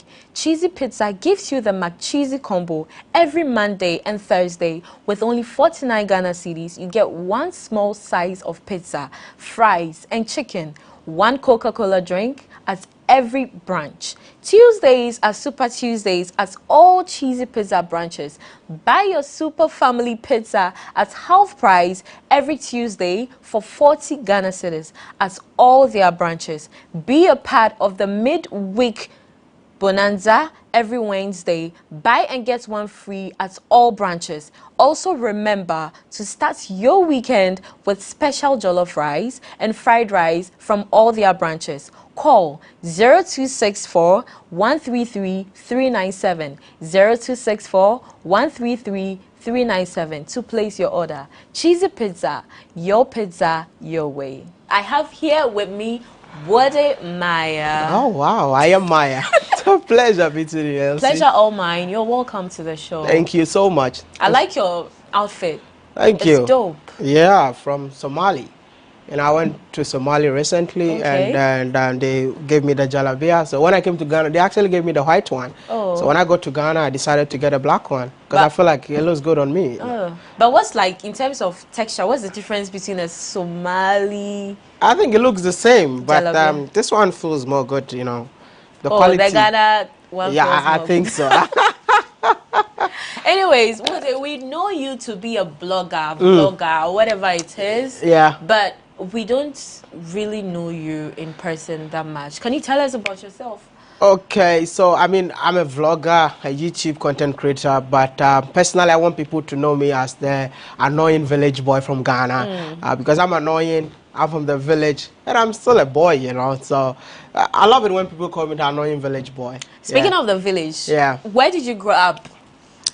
I grew up in a small town called Ahin Kofi Krom in the western region of Ghana, Takrady to be precise. And I mean, I grew up from there. I went to school at West Street Primary and Junior High School. From there, I went to Bompe Senior High Technical School. And then, yeah, from there, came to Accra to China, and then back again. You are really the typical village boy. A typical village boy. Because you grew up. Yeah, I mean, like, Accra is more like a city. And coming to Accra for the first time. And I'm sure you didn't even keep long in Accra before you went to China. No. I just came to apply for my visa and then I was out. Okay, so what exactly did you go to do in China? I went to China to study as an aeronautical engineer. Currently, I have my bachelor as an aeronautical engineer, but I started from, learning from school, and then I graduated from China, and then that's it. So tell us, I know this is a profession that your parents might not approve of, typical of an African parent. Okay. What was the response from them? Okay, so being an aeronautical engineer, I decided to do something that is not more like my hobby, right? It was out of research that I was doing way back in China, and I found vlogging and telling my parent that I want to do this because an African parent wants to see you as a doctor, engineer, whatever, but telling them that you want to be someone in front of the camera was something that it didn't go well, especially my dad, because I think my dad was so mad with me to the extent that it took him 2 weeks to pick up my call. Oh, wow. The day my father found out my YouTube video, he was not speaking with me, you know, so he called me, he was mad, he told me his mind. 2 weeks later, I was trying to call him within all those 2 weeks. Later on, after 2 weeks, he decided to call me back, you know.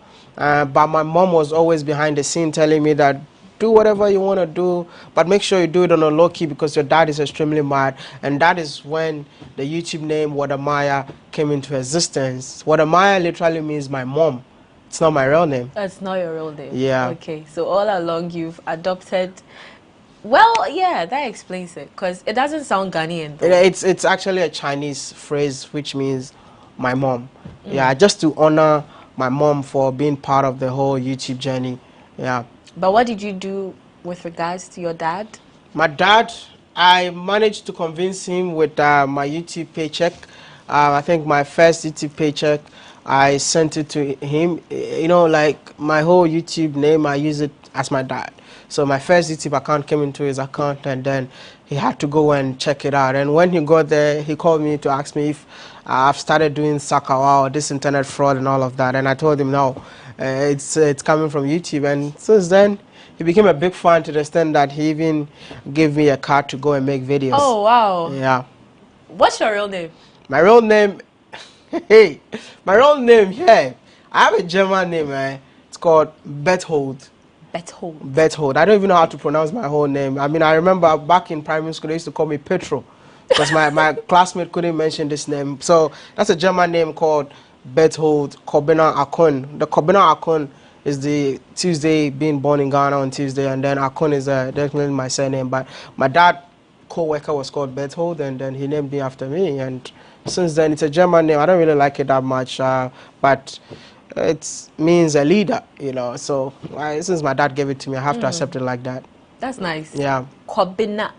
Kobina, I love that one. Kobina. Kobina Akon. So Kobina, along your journey, yeah, I'm sure you might have had people discouraging you when you decided to venture into this profession. Tell us about some of those experiences. I think for the discouragement from friends, it started way back in China. And I believe that I even built a brand based on negativity, you know, because I always have something that I normally tell people, that use negativity that comes from people as your source of motivation. To the extent that I always tell people that if you're doing anything and you don't have people hating on what you're doing, which means you're doing a wrong thing. So I always tell people that if you're doing something you don't have haters, go to a nearby shopping mall, go and ask them, is there any counter that they sell haters? Go and buy them, because you really need haters to help you grow. Because let me tell you something, when I started my YouTube journey, to the extent that I sometimes become the laughing subject in class. You know, I don't know if you have anything like that here in Ghana. When you're in a university, when the lecturer is lecturing, we have 10-minute break. And that 10-minute break, that is when my classmates used to laugh at me just because of the video I uploaded last night. Wow. They would just laugh and laugh and laugh. But right now, I think most of them are so proud of me that I did not give up, or I did not take those comments those days seriously. I took them seriously, but I used it to improve on what I do. Wow. Yeah. What exactly do they laugh at in your videos? I remember those days, one of the worst comments that I had from my classmate was that your face doesn't look good on camera. Yeah, that was one of the worst comments that I still remember to today. And some of them were like, this doesn't fit you, you know. We need people that looks hot on camera and all of that. It doesn't fit you and all of that. So, I mean, there's so many things. I can't recall all of them, but I received so many worst comments, and those comments actually made me who I am today. I know you grew tough skin to most of those comments. Exactly. But you are human. Yeah. So at any point in time, did any of those comments get to you that you nearly... Of course. Yeah. Of course. Like, some comment can get into you that you be like, why am I even doing this? I'm not doing this again. I'm not doing this again. But like I said, I'm a very positive guy. If you get to know me, you know that I'm very, very positive, to the extent that every negative comment, I have to make sure I'm making something out of it. To the extent that the videos that I'm doing right now, right, was a negative comment. But that negative comment, I turned it around and has changed my life. I don't know if you understand what I'm saying. I get it. I started making videos way back in China as a comedian. Yeah. I changed from there. I started promoting, I'm talking about my experience as a black man. I changed again, and I started talking about Africa-China relationship. I moved to Africa. I started traveling around Africa, showing the beautiful part of Africa until COVID. When somebody wrote a comment under my video, the person was trying to criticize me, telling me that, oh, you're saying you're showing Africa to the world, you changed the narratives of Africa, but what you're showing us, this hotel is owned by Lebanese. This place that you showed us is owned by a Chinese, so it's more like showing us stuffs in Africa that are not for Africans. Yeah, foreigners have built. I mean, he used the word stupid and he added his comment to it. So when I saw it, and that's when I felt like, you know what, I need to take this comment serious. And that is when I went to Kumasi for the first time. It was during COVID time. Whilst we were locked down, people were in their room, that comment got into me. I went to Kumasi and I just started asking people like, who owns this resort? Who owns that restaurant? Is it somebody from Ghana? And that's when I started creating videos about black-owned businesses in Africa. And trust me, it changed my life. I was able to get my first property out of making such videos. I was able to meet my mentors out of all those videos. I was able to meet inspirational people, you know, out of those videos. And trust me, don't let people's negative comment make you say that, oh, I'm not going to do this anymore because of what somebody said to you. Always take advantage of them. Speaking of your first property statement that you made, tell us about it. How much did you acquire for? Were you given for free? I'm not going to tell you how much I got that. No, it's okay. I'm not going to tell you how much I bought that and all of that. But it's a property that worth a lot. And it's here in East Legon. And it's okay, right? Yeah, it's a property in East Legon. It's more like a... It's a property in East Legon. Yeah, it's a property in East Legon. So you're an East Legon landlord? Oh, I think so, yeah. Wow. I think so. I don't know about that, but I think so. I see. With the Maya, you make over 20K every month on YouTube. Over. That's what they're saying, eh? No. Oh, wow. You're a big man. I'm really a big man, but that's what they're saying. But I just tell us how you do that. Like YouTube only, or there are other things? Like I said, being an influencer, it entails a lot. Yeah, YouTube alone pays you, but you also have people that reach out to you to go make videos for them, and they have to pay you for that, you know. And just like I remember you're saying, cheesy pizza. It's also more like people pay you to do some arts like that. So, I mean, in a month, you walk away with a some amount of money. Yeah. Would they? Yeah. How much do you make from YouTube every month? Hey, I tell you that off stage. We want to know. No, I mean, some of us, we also want to start doing YouTube. Yeah, so. like I said, it's very, very important. Like I said, if you're using a platform and a platform is not paying you, don't.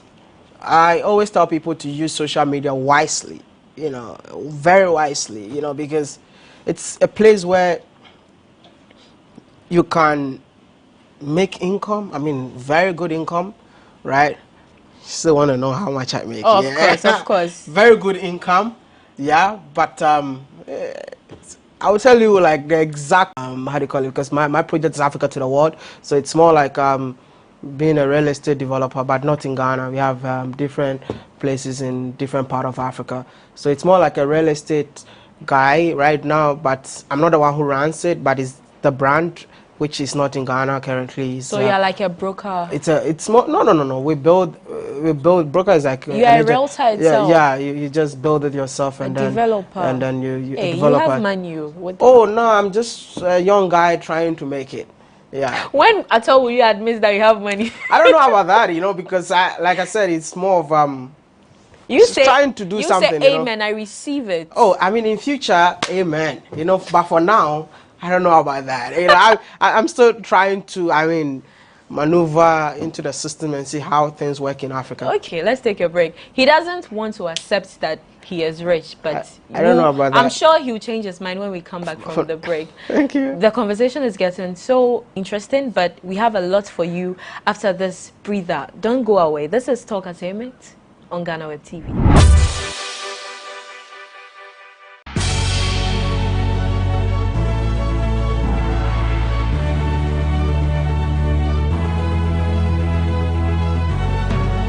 From the dawn of time, people have engaged in several businesses.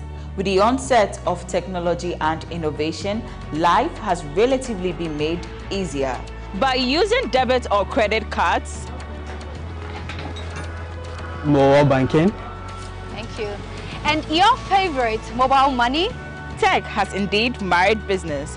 On BizTech, we spend time with faces behind known and upcoming businesses in the country. Learn more about the new technologies and innovation, as well as find out about the trending issues in the world of business. Join us as we serve you with a variety of compelling interviews, projects, and others right here on GhanaWeb TV.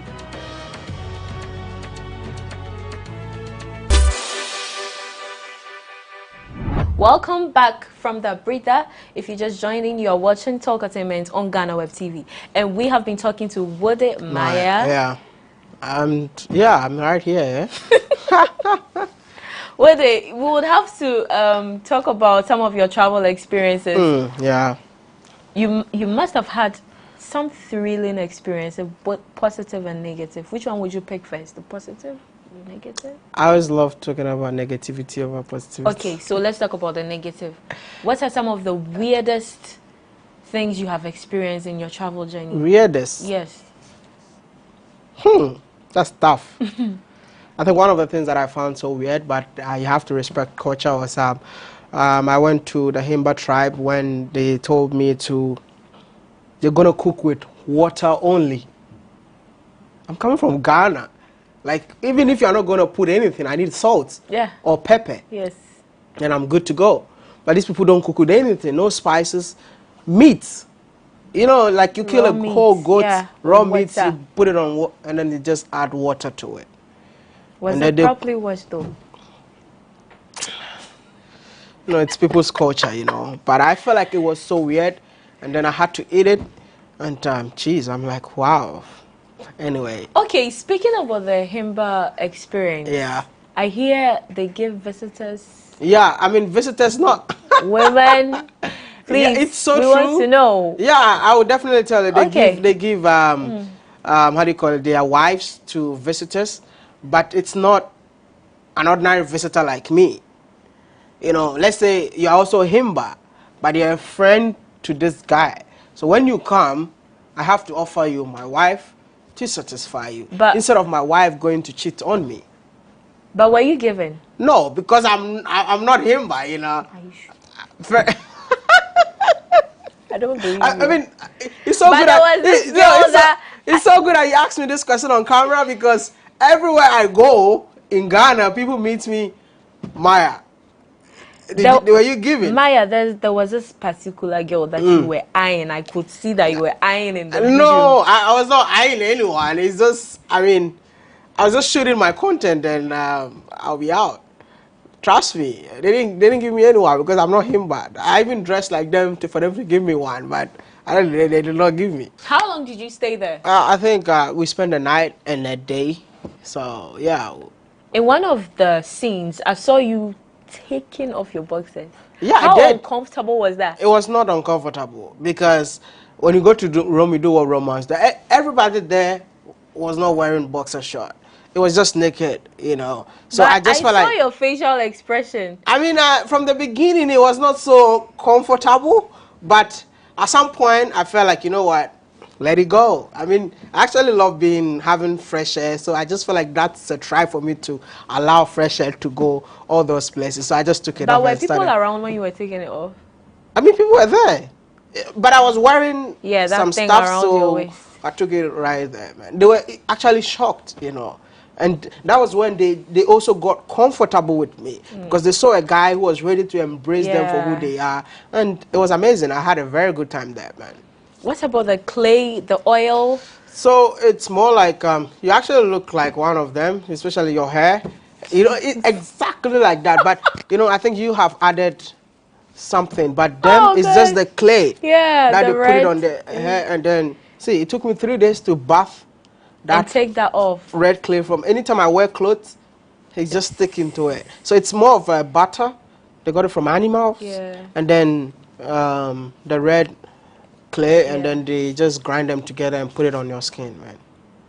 Wow. It's a different whole level. But those people, though, there's the popular assertion that they are witches and all of that. That's why Were you scared along the line? I can never be scared when it comes to an African. You know, that is something that I feel like colonization really caused for us to hate our own people, to the extent that I think when I even went to Namibia, I met some few people. When I told them that I'm going to see the Himba people, they were like, oh, the Himbas got witchcraft. Make sure you don't eat any food when you go there. But hey, I mean, this is something that colonization actually did to Africans. That's what I normally say. It's time for Africans to unlearn, relearn, and embrace their own. Because a Himba, he looks like me. Something funny that even happened is that when I went there, they started greeting me, Moro, Moro, Moro. That was good morning. And people from East Africa were like, oh, in East Africa, we also say Moro for good morning. Oh, so it means that we're actually the same people. Let me tell you, I wish I can have the time to tell you that Africans are just same people. I went to Togo. They gave me wachi. Like, oh, this is our best meal. And they called it a different name. And they actually have kinky there too. They brought the food and I'm like, ah, this is wachi. And I'm like, oh, they call it in Ghana kinky. They have a different name for it. So we are all the same people, but we all from, they put us in different part of the world, you know, different part of the continent. Maya, how many countries have you traveled to so far? I've been to 22 now, and I'm going to my 23rd tomorrow, which is Congo. Yeah.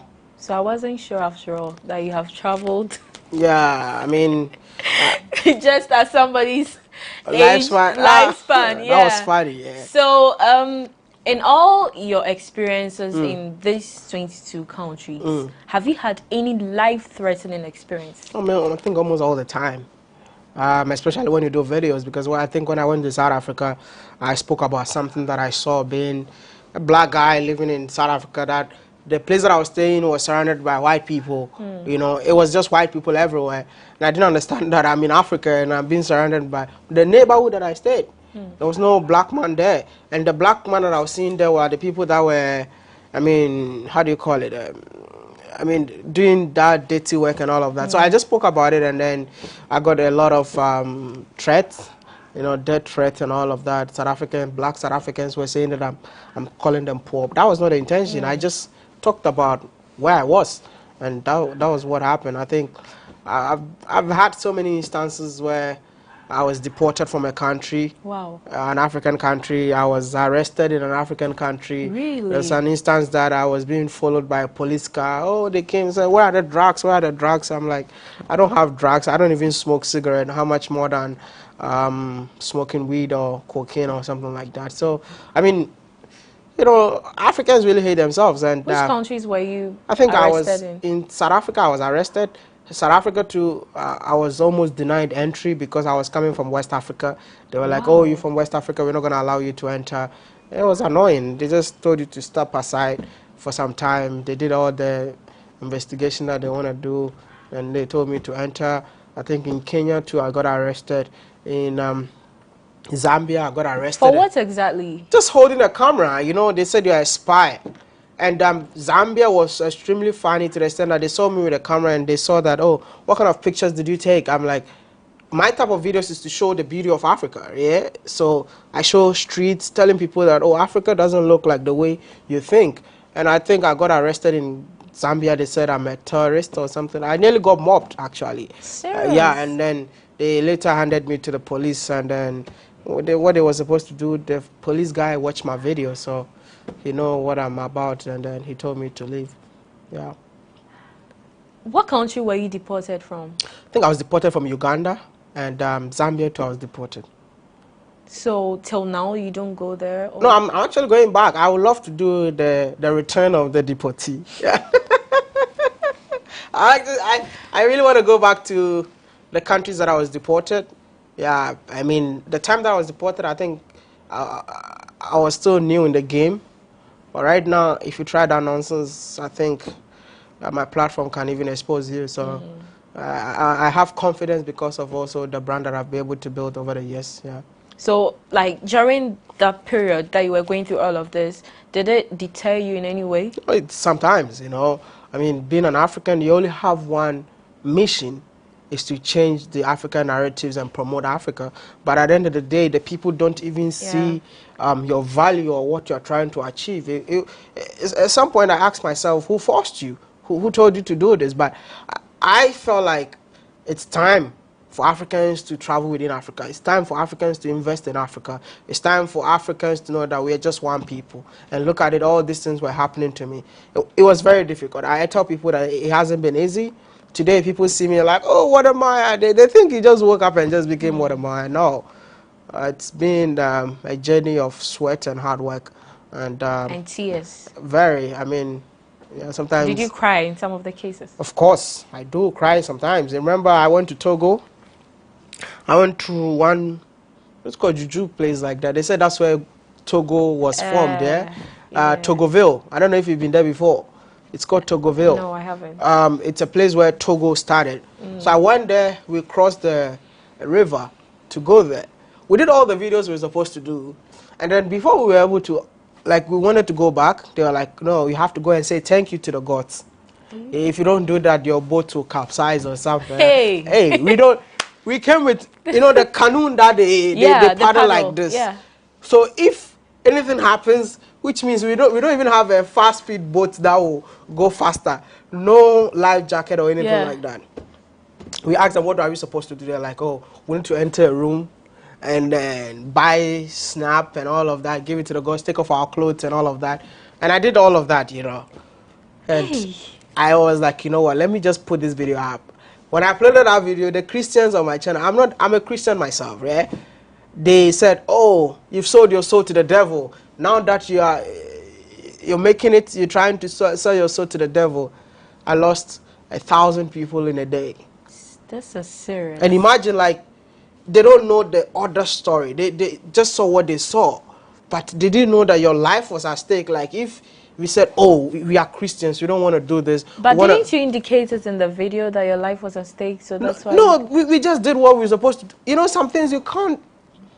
That's what we normally have behind the scenes, yeah? Some things you can't just say it on camera. There's so many things that happens. You guys will be watching the video, you'll be laughing, like the Himba vlog. You know what it took me to do that video, that 30-minute video? The amount of money we spent. And at the end of the day, I didn't even like monetize the video because I wanted to respect a particular culture. You understand? A lot of things goes behind the scene. It's not always that rosy videos that you watch. We passed through so many things to get that video. And that's what I want people to know, that Africa belongs to us and we are trying to bring the authentic African stories. But we have to go through so much to bring those content. It hasn't been easy, but trust me. You have been through a lot. A lot. There's a lot that we normally don't talk about. Even in Ghana here, I think we try to promote one particular company. We send them letters all the time. They didn't. And then the day I was going there, my car just crashed somebody, and the person died. And I had to do a whole funeral. You did a whole funeral? A whole funeral. You know, so these are the challenges that we faced, but we normally don't talk about it. So how do you normally, like, get access to the places you go? How do you link with the areas you travel to? I more work with African YouTubers, so probably before I go to anywhere, I just reach out to any YouTuber, and as soon as I reach out to one YouTuber, I'm good. The rest will follow. So the Himba tribe especially, how were you able to get there? No, I mean, I reach out to, like I said, I reached out to somebody from the country, and then I knew what I wanted, and then they said, oh, they live in this particular place, we have to do this and that, and that's why we go there. So do you drive? No, we always have to get a driver whenever we go to a new country, because you need a license. But you mostly go by land? By plane. I mean, within the country? Yeah. Within the country, if the country is safe, we use road. If the country is not safe, by air. Okay. Yeah. Throughout your travel experiences, are there some other things that you'd want us to adopt as Ghanaians? In terms of tourism, whatever it is. I think tourism is an industry that can boost our economy. And I believe that Ghana should learn in terms of how to market the country. Yeah, I mean, if you want to market a country, you need influencers, yeah? If you're looking for influencers, I feel like some of us are doing our own thing to promote the country, because I normally don't see the tourism board helping influencers to promote the country, but they're already used to the local influences that they have, but we're doing our best in our own way to put Ghana on the map, and I believe that nothing is going to stop us, because for me, I love my country and I'm doing my part for the country. In terms of maintenance culture, do you think Ghana is doing its best to adopt that lifestyle? We don't have a maintenance culture, and I complain about it almost every single day, because I just feel like the structure will be there, but there's nothing like maintenance. I went to Takrady, the sports stadium. They built it somewhere in 2008. It's deteriorated. The roads, they build the government will spend so much money on the road, and we don't even clean the roadsides. You see, I just feel like there should be a system that will punish people, because we've been saying democracy, democracy, but if it's not helping, we got to change it. Because I've been to Rwanda, yeah, and it's one of the best countries I've ever been to, because the system works. You know where to put this. Like, let me tell you something that maybe somebody has never talked about it. In Rwanda, even if you drink alcohol and you want to drive, all you need to do, there's a street light where it has camera access and all of that. You just park your car there and then just call that and just tell them you're drunk.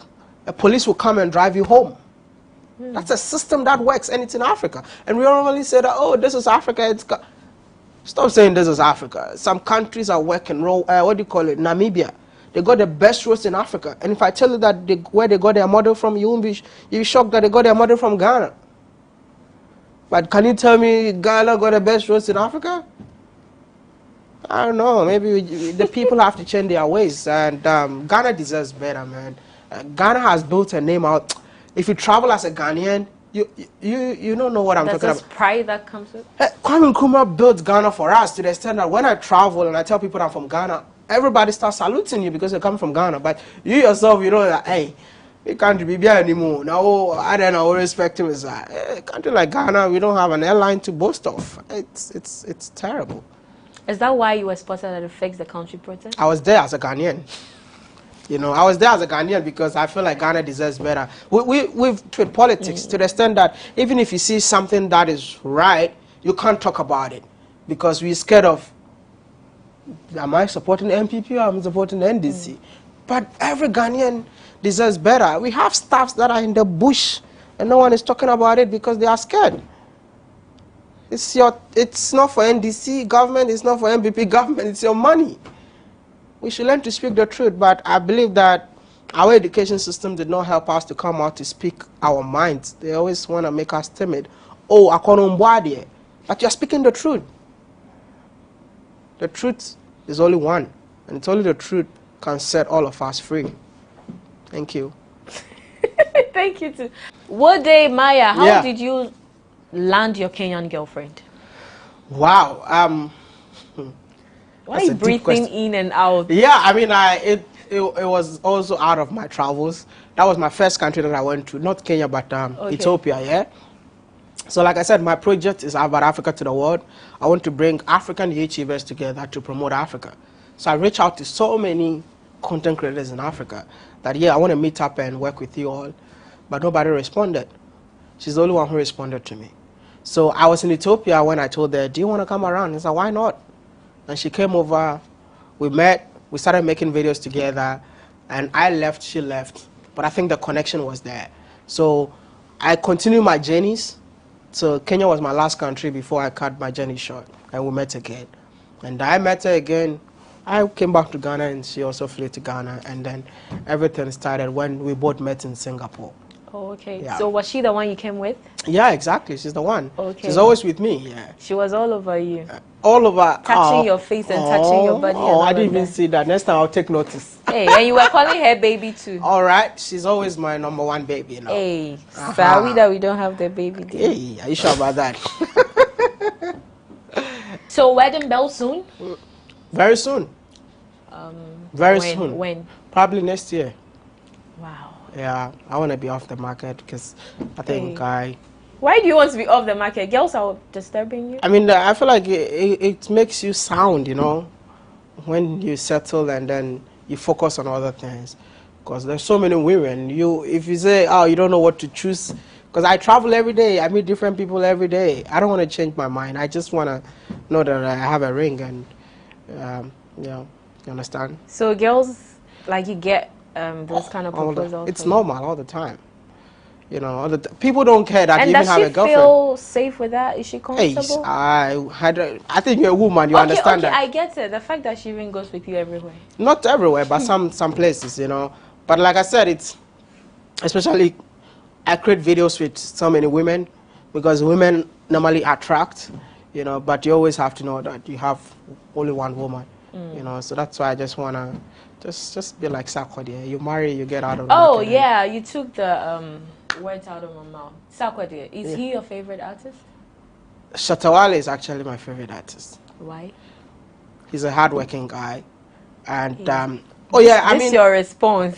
Yeah, he's a hardworking. So Sarkodie is not hardworking. Oh no! Listen, don't get me wrong.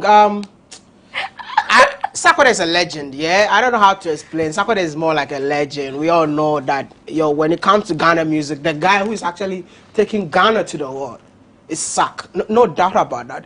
I've traveled to so many African countries. Nobody knows Shatawale, nobody knows Tomboy, but they all know Sarkodie, right? But when you come to Ghana, the person that I admire in terms of how he works hard all the time, bringing out, how do you call it? Shatawale is somebody that you can't predict, you know, but I've been a big fan of him for so long. Just these days, I'm just on and off, you know, because sometimes I feel like he needs to understand the people that we support him. Not all the time he thinks about himself all the time.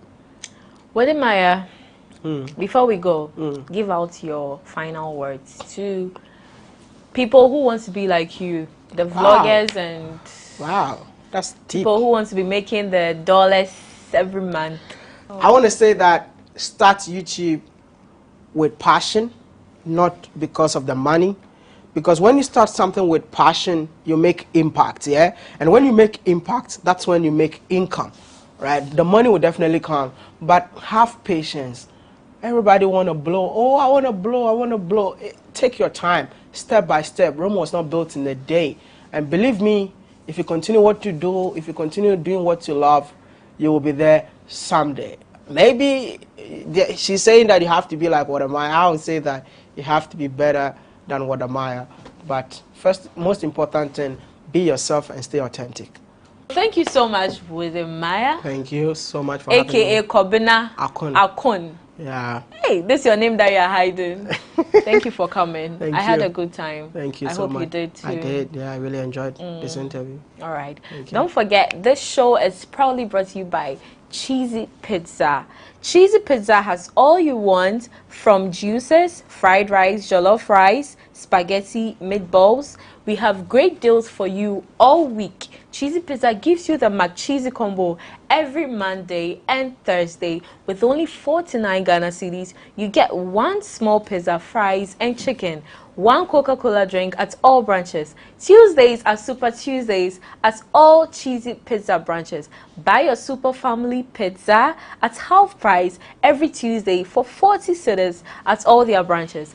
Be a part of the midweek bonanza every Wednesday. Buy and get one free at all Cheesy Pizza branches. Also remember to start your weekend with special jollof rice from Cheesy Pizza across all their branches. Call 0264 133 397 0264 133 397 to place your order. Cheesy Pizza, your way.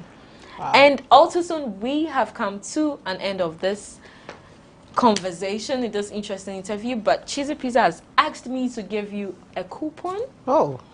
So you go to their branch and then you order for a pizza. Hey, he has an expiring date. 1 month only. Yes. Okay. Am I supposed But you can do that today since you'll be traveling soon. So. Yeah, so where can I find Cheesy Pizza? The branches are on it. Where do you live? East Legon. Okay. So, no, the East Legon branch is not part here, but you can get one at Ring Road, Spintex. Adenta. It's written on it. Okay, I'll definitely You eat pizza, right? Oh, yeah, the kenke. I mean, we are all getting used to pizza. You can buy and share with your girlfriend. Thank you. I'll do that. I think I'll go and check it out. Okay, so we have come to an end of this interesting conversation with Wood and Maya. I hope you like every bit of it. We hope to come your way another time. Till then, be blessed and stay safe.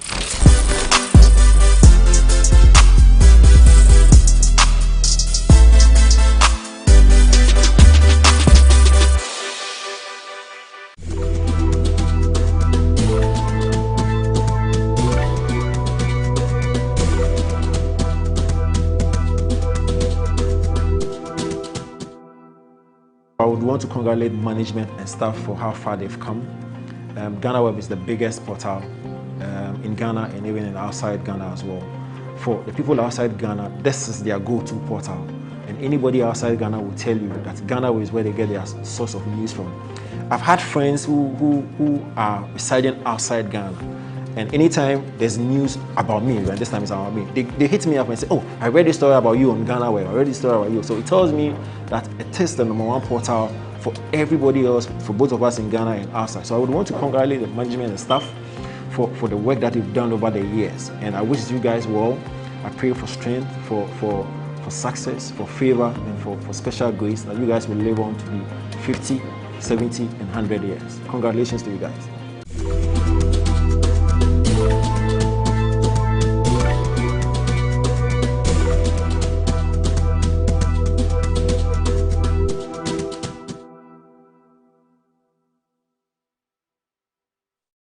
Time, but I can assure you that in no time the president will join us and everything will proceed on time, on point, and on message. For those of you who are new to this place, this is the Kempinski Gold Coast City. Everything has been made possible for our stay here to be warm, comfortable, and fetid. If you desire to use the restroom, please make your way through the back. Our ushers will be glad to assist you to the respective restrooms. Because of the times we live in, respectfully, I would urge that we keep our masks tightly fitted. If you need to use sanitizers, beckon any of our ushers, and they'll be glad to assist you in that regard. Anything else we can do to make your stay here warm, comfortable, and fetid, my name is Jerry Ajololo, and together with my host of ushers, we're yours to command. While we wait, we'll receive some more music from the Ghana Police Band. Thank you.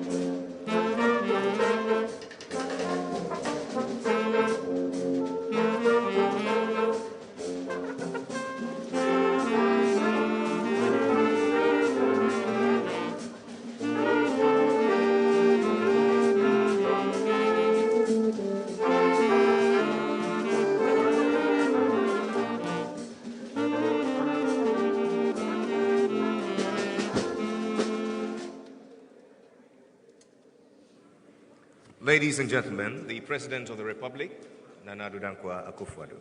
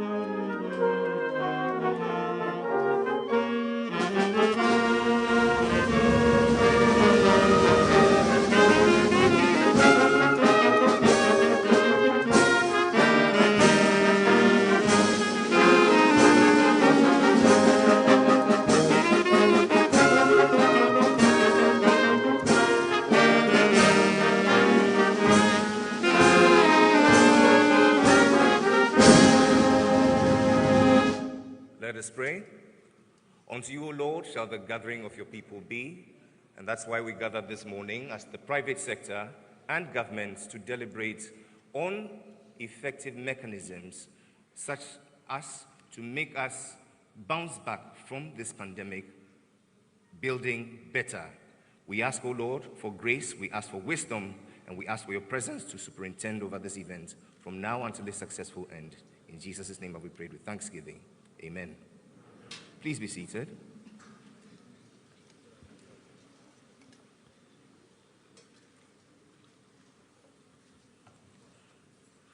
With the blessing of God Almighty, let me say good morning to you all and welcome to the Kempinski Gold Coast City for this morning's event, the Presidential Business Summit, organized by the Ministry of Trade in partnership with other ministries, a proud initiative of the President of the Republic acting through the Ministry of Trade. I am, by the grace of God, Jerry Edemajololo, and I welcome you ever so warmly. This morning, we gather here for this platform, which is a structured dialogue between government and the private sector on critical areas of interest to the private sector. I'm very hopeful that by the end of this discussion or these structured dialogues, we can embolden the private sector to augment government's efforts, especially during this COVID-19, to accelerate structured transformation as we make bold strides as we emerge from resilience to full recovery, building back better. It is my pleasure to acknowledge our host and our guest of honor for this occasion, the President of the Republic. Make welcome, Nana Addo Dankwa Akufo-Addo. Thank you, sir.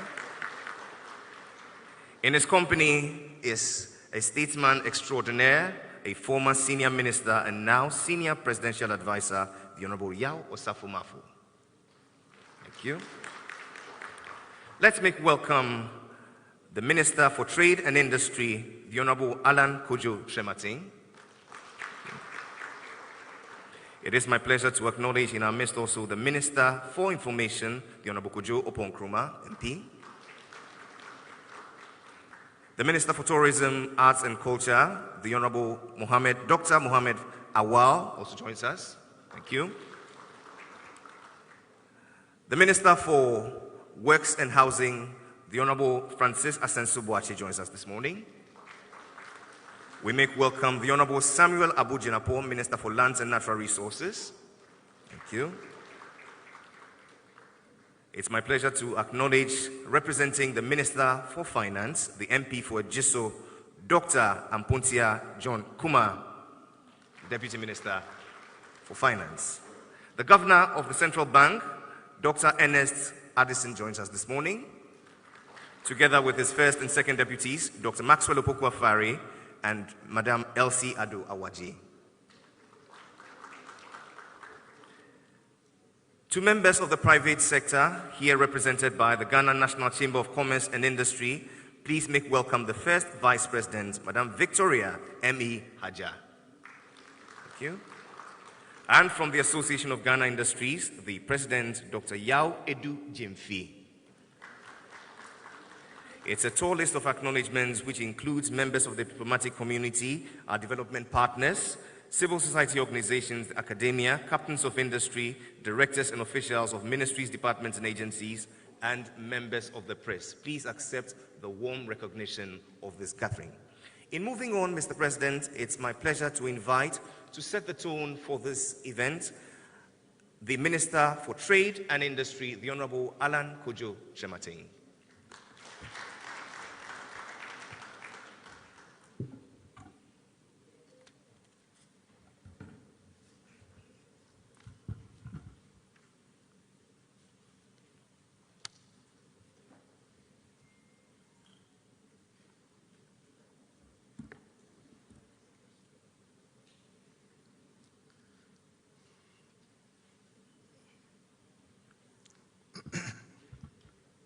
Mr. President,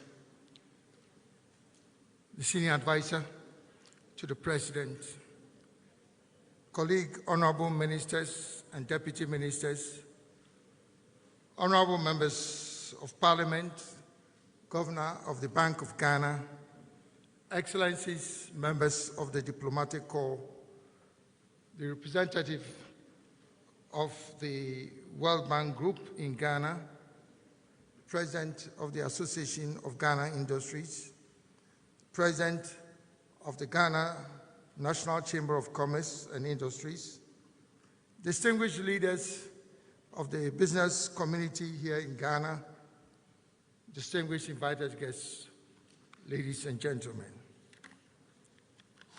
I wish, on behalf of His Excellency, the President, as summit host, to extend a very warm welcome to you all to this inaugural Presidential Business Summit. On behalf of the coordinating team, let me also express our profound gratitude to His Excellency the President for the support extended to us to create a platform for constructive engagement between government and the public sector and the private sector on critical issues of interest to the private sector in Ghana. Distinguished invited guests, ladies and gentlemen, throughout human history, there have been many instances of natural disasters, epidemics, and pandemics. But I can say without equivocation that none of these compare in any measure with the COVID-19 pandemic with regard to the devastating impact on fortunes on countries around the world. Economies, rich and poor, big and small, have all suffered significant decline as a result of the pandemic. Africa and Ghana, for that matter, have not been spared in this unfortunate situation. As countries begin to search for economic models to turn their fortunes around, it has become apparent that it is the private sector that can drive the recovery efforts of these countries. In Ghana, when the COVID-19 pandemic struck and there were serious disruptions in global supply chains, it was the private sector that quickly marshaled these forces to cushion the impact of the pandemic by producing personal protective equipment, PPEs, hand sanitizers, personal care products, and pharmaceutical products. In addition to this, efforts are currently underway by the private sector to produce our own vaccines within the short to medium term. Excellencies, distinguished guests, I make these remarks to establish the fact that the role of the private sector in national development can and should not be underestimated. With or without natural disasters, it is well established from development history that the most powerful economies in the world are those that maintain a strong focus on private sector development.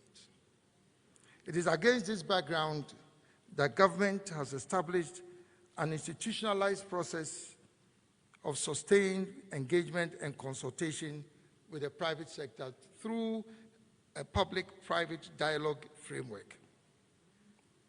The Presidential Business Summit, which is a critical component of this framework, will consolidate the series of consultations and dialogue between government and the private sector in any given year and provide substantive input into the formulation of policies and programs to support private sector development. Mr. President, this year's Presidential Business Summit will focus on 5 critical cross-cutting themes, namely, 1, fiscal and non-fiscal incentives to support production and private sector development. 2, foreign exchange regulation and currency stabilization. 3, access to finance and cost of capital. 4, energy, its pricing, availability, access, and reliability. And last but not the least, supporting local industries through government procurement and local content regulation. These thematic issues will be discussed in plenary sessions, whilst an opportunity will be provided in breakout sessions to deep dive into a number of sectors, including the following: agriculture and agribusiness, manufacturing, construction and mining, financial services, information and communications technologies, tourism and hospitality, transport and logistics. Whilst these thematic areas and sectors may not completely exhaust the interests of the private sector, I believe they provide a solid foundation for constructive engagement between government and the private sector. The outcome of this summit will feed into government's policy priorities for private sector development, as well as the economic policy and budget statement for fiscal year 2022. Mr. President, distinguished guests, ladies and gentlemen, as government, when we provide support to the private sector, we must not construe it as doing the private sector a favor, but rather incentivizing them to risk their capital to create jobs and increase income levels of the population. But in the same vein, since there's a cost associated with incentivizing the private sector, government expects that the private sector will also fulfill their obligation by paying their taxes and contributing their quota to national development. Building a resilient and productive private sector to position Ghana as the leading manufacturing hub in Africa is our strategic goal. I hope, as government and the private sector, we can work together to realize this vision. Mr. President, distinguished guests, ladies and gentlemen, I wish with these remarks to welcome you all once again to this inaugural Presidential Business Summit. I thank you for your attention.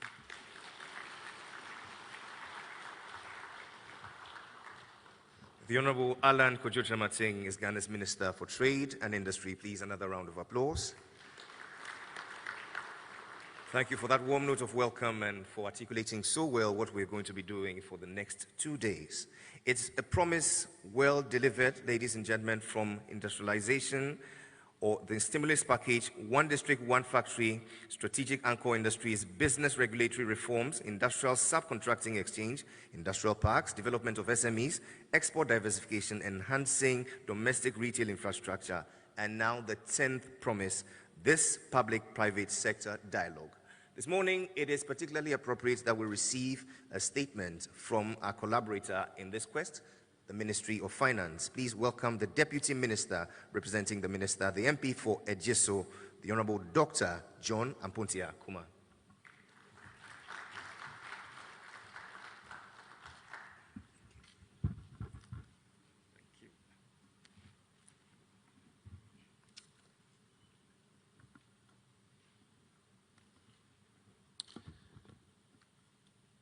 Your Excellency, President of the Republic, Honorable Ministers and Deputy Ministers, Senior Advisor to His Excellency the President, Governors of the Bank of Ghana, Country Director of the World Bank, Senior Director at ASET, members of the Diplomatic Corps, President, Association of Ghana Industries, President, Ghana National Chamber of Commerce, distinguished captains of industry, both public and private sector firms, chief executive officers of state institutions, invited guests, ladies and gentlemen.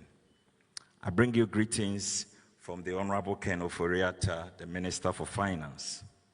Your Excellency, may I begin my remarks on his behalf by saying how profoundly glad I am to be present at this very important forum, the Maiden Presidential Business Summit. The very conception of this summit and its inception being witnessed here today is in itself a potent reminder of your unflinching commitment to rebalancing the skills of our economy by ensuring that the private sector truly plays its rightful role as the dominant driver of your government's economic transformation agenda. The notion that the private sector is the fulcrum around which our economy functions is, of course, the bedrock principle of our center-right party's political philosophy. Under your outstanding stewardship, a solid foundation has been laid and the building blocks for the elevation to the next vital phase of our economic transformation are firmly anchored.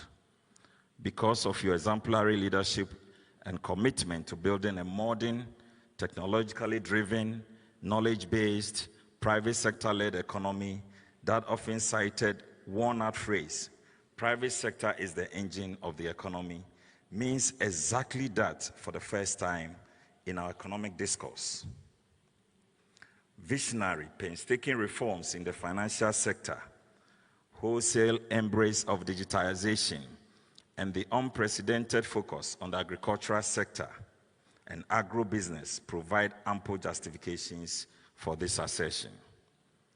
The public-private dialogue on private sector role in Ghana's post-COVID economic recovery couldn't have been held at a more opportune time, given the times we are in and the economic future we seek to build together for our country. This forum seeks to bring together key stakeholders to discuss the opportunities and challenges that could potentially shape our economy as we navigate the post-COVID phase. Today's event is significant in the sense that this forum gives us the chance to appraise our collective role in promoting the understanding of the vital importance of both our private and public sectors, and to provide space for the exchange of best practices and ideas regarding the opportunities and challenges that both are facing in the wake of the pandemic. The ultimate objective being to build up consensus on the formulation of the requisite policy actions. Ghana's first case of COVID-19 was recorded on the 13th of March 2020. Your Excellency, COVID-19 has without a shadow of doubt been and remain an existential threat to mankind. As aptly captured in your now immortal and world-acclaimed words, we, Government of Ghana, know how to bring the economy back to life. What we do not know is how to bring people back to life. The pandemic's shattering impact on economic activity and financial markets worldwide has been unprecedented in the sheer scale and magnitude. But Ghanaians are justifiably proud of the skillful and compassionate manner in which government, your government, has been handling the response to this one in a century global health and economic crisis. The Ministry of Finance, which we have the honor and privilege of being led by the Honorable Ken Oforiatta, by the grace of God, and the generosity of His Excellency the President, looks forward to informed deliberations on how best to support our private sector beyond what we have already done in the shape of the various great policies and institutional mechanisms that we have put in place to revitalize our post-COVID economy.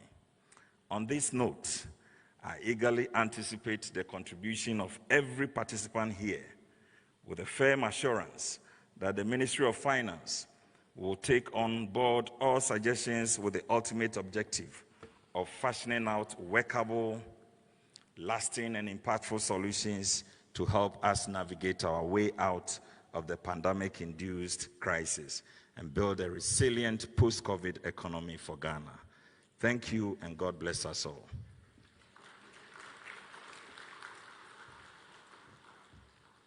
We're grateful to the Honorable Minister for Finance, the Honorable Ken Oforiatta, for those warm and thoughtful remarks, and to you, the Honorable John Kumar, for articulating them so well for us. Talking about Deputy Ministers, it will be remiss of me not to acknowledge the Deputy Ministers of Trade, the Honorable Michael Otrebefi, the Honorable Herbert Krapper, and the Honorable Nana Ama Dukia Siamaje. Together, let's hear it up for them. Thank you very much. In moving on, it's my pleasure to acknowledge the World Bank, our partner through the years in our fight against poverty through sustainable solutions to achieve economic growth and shared prosperity. Additionally, they join us today as great catalysts in private sector development. Ladies and gentlemen, speaking on behalf of the country director is a senior economist at the bank, Mr. Aurelian Cruz.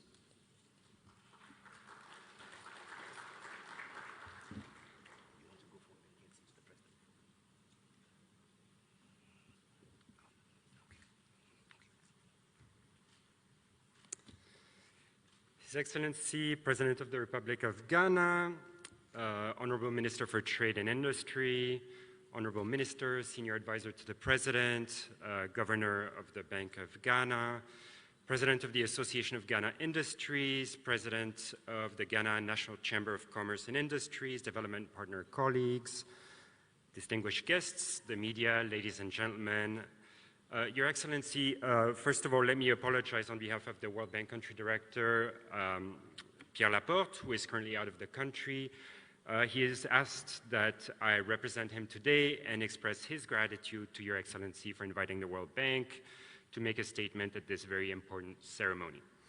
I'll start by stating the obvious, namely that it's absolutely critical to reflect on the role of the private sector in the post-pandemic recovery, and here are 3 reasons why. First, because we are still faced with a huge challenge.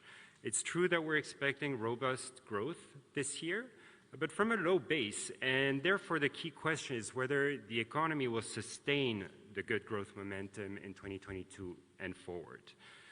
The second reason is because the private sector has been battered in Ghana as elsewhere across the world by the impact of the pandemic. And the third reason, because the capacity of the public sector to provide counter-cyclical support has been eroded to a very large extent. As I just mentioned, the crisis has hurt firms. We all know this, and it comes across from 2 rounds of business trackers surveys, according to which, as of a year ago, 8% of surveyed firms had closed, and 80% of those that reopened reported lower sales year on year. And so given this, the challenge is really to make sure that the lights remain turned on, that temporarily illiquid but viable firms don't have to close, and that there is no permanent scarring from the crisis. Fortunately and commendably, the government of Ghana has recognized the importance of supporting and leveraging the private sector. You're all familiar with the CARES program, and I don't need to emphasize how central the private sector is to this endeavor. How is the World Bank supporting these efforts? Your Excellency, the World Bank is supporting them through indirect and direct support. Indirectly, for instance, by working with the authorities to make sure that the overall macro framework remains conducive or that the energy sector can effectively power the recovery without creating new debt. And directly through a number of projects, two of which, if you allow me, I would like to briefly elaborate upon. First, we have the Ghana Economic Transformation Project that aims to promote private investments and firm growth through three main interventions. Supporting measures for more predictable government regulatory conduct, including through a high-level interministerial council that focuses on doing business reforms with the Ministry of Trade and Industry as Secretariat. Second, through supporting industrial and spatial development for increased private investment in line with the government's ambition to develop industrial parks, special economic zones. Specifically, we're helping the government to prioritize the sites for development and finance the required infrastructure. To date, we've worked on the Tema Free Zone project and the Greater Kumasi Industrial City. And then, finally, by facilitating direct support to firms, especially MSMEs. For instance, we're supporting the Ghana Enterprise Agency, the National Entrepreneurship and Innovation Program, and the Venture Capital Trust Fund. The second pillar of our direct support is in support of the establishment of the Development Bank of Ghana. As you all know, the bank will provide wholesale, long-term lines of credit and partial credit guarantees to financial institutions to lend to SMEs and small corporates, and we hope that this will help address the issue of access to finance for firms. This support to the Development Bank complements other interventions, including long-term lines of credit provided by the IFC directly to private sector banks, as well as technical assistance to strengthen financial sector stability, credit infrastructure, and digital payments. Finally, I'd like to flag that we are embarking on a new analytical task for which Ghana has been selected as a pilot bank-wide, namely a country climate development report. This is important because the crisis, for all the hardship it has brought, has also presented us with an opportunity to build back better. And indeed, we believe that COVID-19 recovery measures can play a role in making the recovery more resilient and sustainable, and in allowing Ghana to leapfrog to the frontier in terms of its development path. And again, this effort will have to be facilitated by the state, but driven to a large extent by the private sector. In closing, I would like to commend His Excellency President Akufo-Addo for holding this inaugural Presidential Business Summit, serving as a public-private dialogue platform. The discussions that will take place in the next 2 days will surely help align support to the private sector and light the path towards recovery. I thank you very much for your attention. Thank you.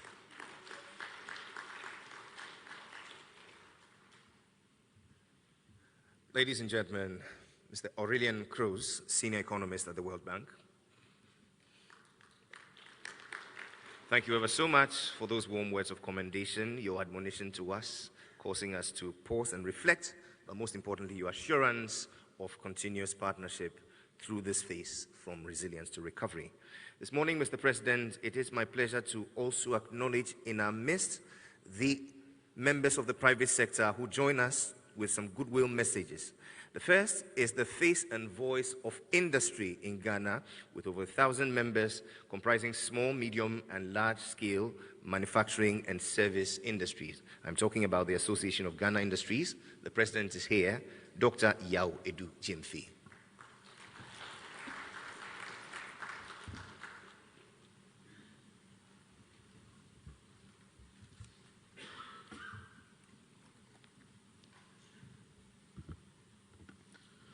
Your Excellency, the President of the Republic of Ghana, Nana Addo Dankwa Akufo-Addo,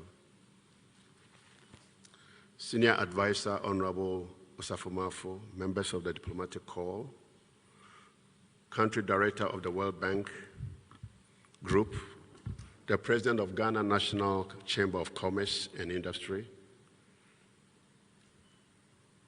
Madam Victoria Haga, CEOs of institutions present, captains of industry, ladies and gentlemen, our friends from the media. The Association of Ghana Industries is happy to be part of this high-level public-private dialogue. We consider this public-private dialogue as an effective mechanism for attracting long-term investments into our country and to build our economy. As we look at ourselves, this government has done a lot in terms of improving the works of the private sector for us to deliver to our economy. Your Excellency, Honorable Ministers, the Association of Industries, AGI, remains committed to deepening our collaboration with the government and acknowledge all your efforts towards economic recovery from the COVID-19 pandemic. We recognize that our participation as major private sector player is the key to this summit, and we commit to this worthy cause. We welcome the opportunity to work closely with the government to accelerate the implementation of the industrial policies and initiatives within a broader framework of the government's CARES or Batampa program. Indeed, the main industrial association in Ghana, AGI, is happy that the government has made industrialization a key pillar in its development agenda. For us, we strongly believe that the best strategy for creating sustainable jobs in our current dispensation is through industrialization. The government's industrialization initiatives such as the 1D, 1F, and the development of the industrial economic zones are well-intended strategic initiatives that could transform our local industry. We are determined to scale up and build local productivity in terms of capacity for our enterprises development to become African giants with the right support from our government, and we reckon the changes in our business environment today and therefore resolve to align our operations to this new normal for these virtual solutions vis-a-vis the government's digitalization agenda that are being implemented today. We have come far as an economy since the outbreak of the COVID-19 pandemic in Ghana, and therefore let me seize this opportunity to acknowledge and commend Your Excellency for the great work you've done and the steps taken to alleviate this economic and social impact of this coronavirus pandemic in our society and the business community. Thanks to our Honorable Minister of Trade for the relationship you have created with the private sector in every time having a dialogue with us. Through you, we are able to get access to our Excellency, the President of the Republic of Ghana. Thanks to the health workers and the health institutions across the country and all the frontline staff of the various institutions of state who continue to play a major role in the efforts in this tough time for Ghana. Indeed, the signs of the recovery that has begun to show for the first quarter, and we are really proud and therefore has also boosted the business confidence in the country. This has given us much hope, but it's apparent that it is a lot more to be required to be done to enable our businesses to fully recover, considering the turbulence that we went through. Indeed, key challenges of industrial development, such as the high cost of energy, the high interest rates, unfair competition from imports, among others, are still areas that we are battling with and working harder in order to eliminate these barriers so that we can position Ghana industries to be competitive and take full advantage of the Africa Continental Free Trade Agreement. We therefore welcome the thematic areas tabled this morning at this summit as outlined by His Excellency Honorable Alain Kwadwo Trematin. And through this, looking at the physical and non-physical incentives to support productivity and the private sector development and the cost of capital and the others, these areas are certainly good thematic areas to be addressed in order to see the growth of industry and our GDP. We commend government for all efforts towards the establishment of the new development bank that will come to address the medium and long-term financing needs of our industries. As industry players, poor access to medium and long-term finance at a manageable rates have been the bane of our growth and therefore we cannot wait to see the development bank come into fruition. And thank you, Your Excellency, for this great work. We hope that the Bank of Ghana will continue to find a workable solution to this aberration of the lending rates. We also commend you, Your Excellency, for the Agenda 111 project, which is giving healthcare a whole new dimension for your administration, because a healthy nation is a wealthy nation. More so, it gladdens our hearts that this government is ready to support the establishment of the national vaccine and domestic vaccine manufacturing plants, that within the next 2 years, there will be vaccines being filled and finished and packaged and be used in Ghana to take care of Ghanaians. With this in mind, and even within the next 5 years, we know that the 13 other vaccines that are being used in Ghana will be used in Ghana. Your Excellency, you've done so much for private sector, and we definitely want you to know that we are happy with that.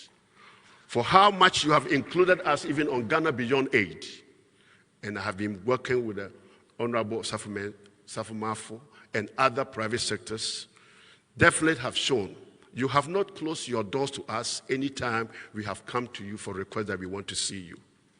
I therefore would like to conclude by affirming that the topic for this Presidential Business Summit, public-private dialogue, and the role that the private sector will play in the post-COVID-19 economic recovery, sets the tone for a good dialogue and policy prescriptions that should be propelled us forward.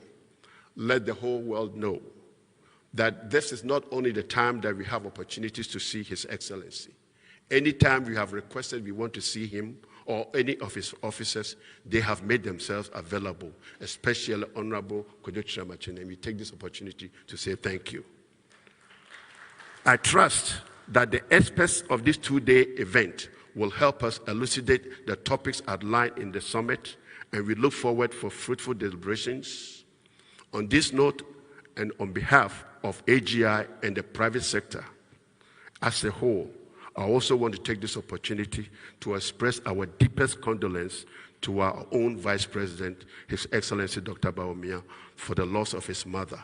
May her soul rest in perfect peace. And thank you for joining us. And we believe this private sector summit is going to bring new innovations, and all of us will have new things to take home. Thank you for this opportunity.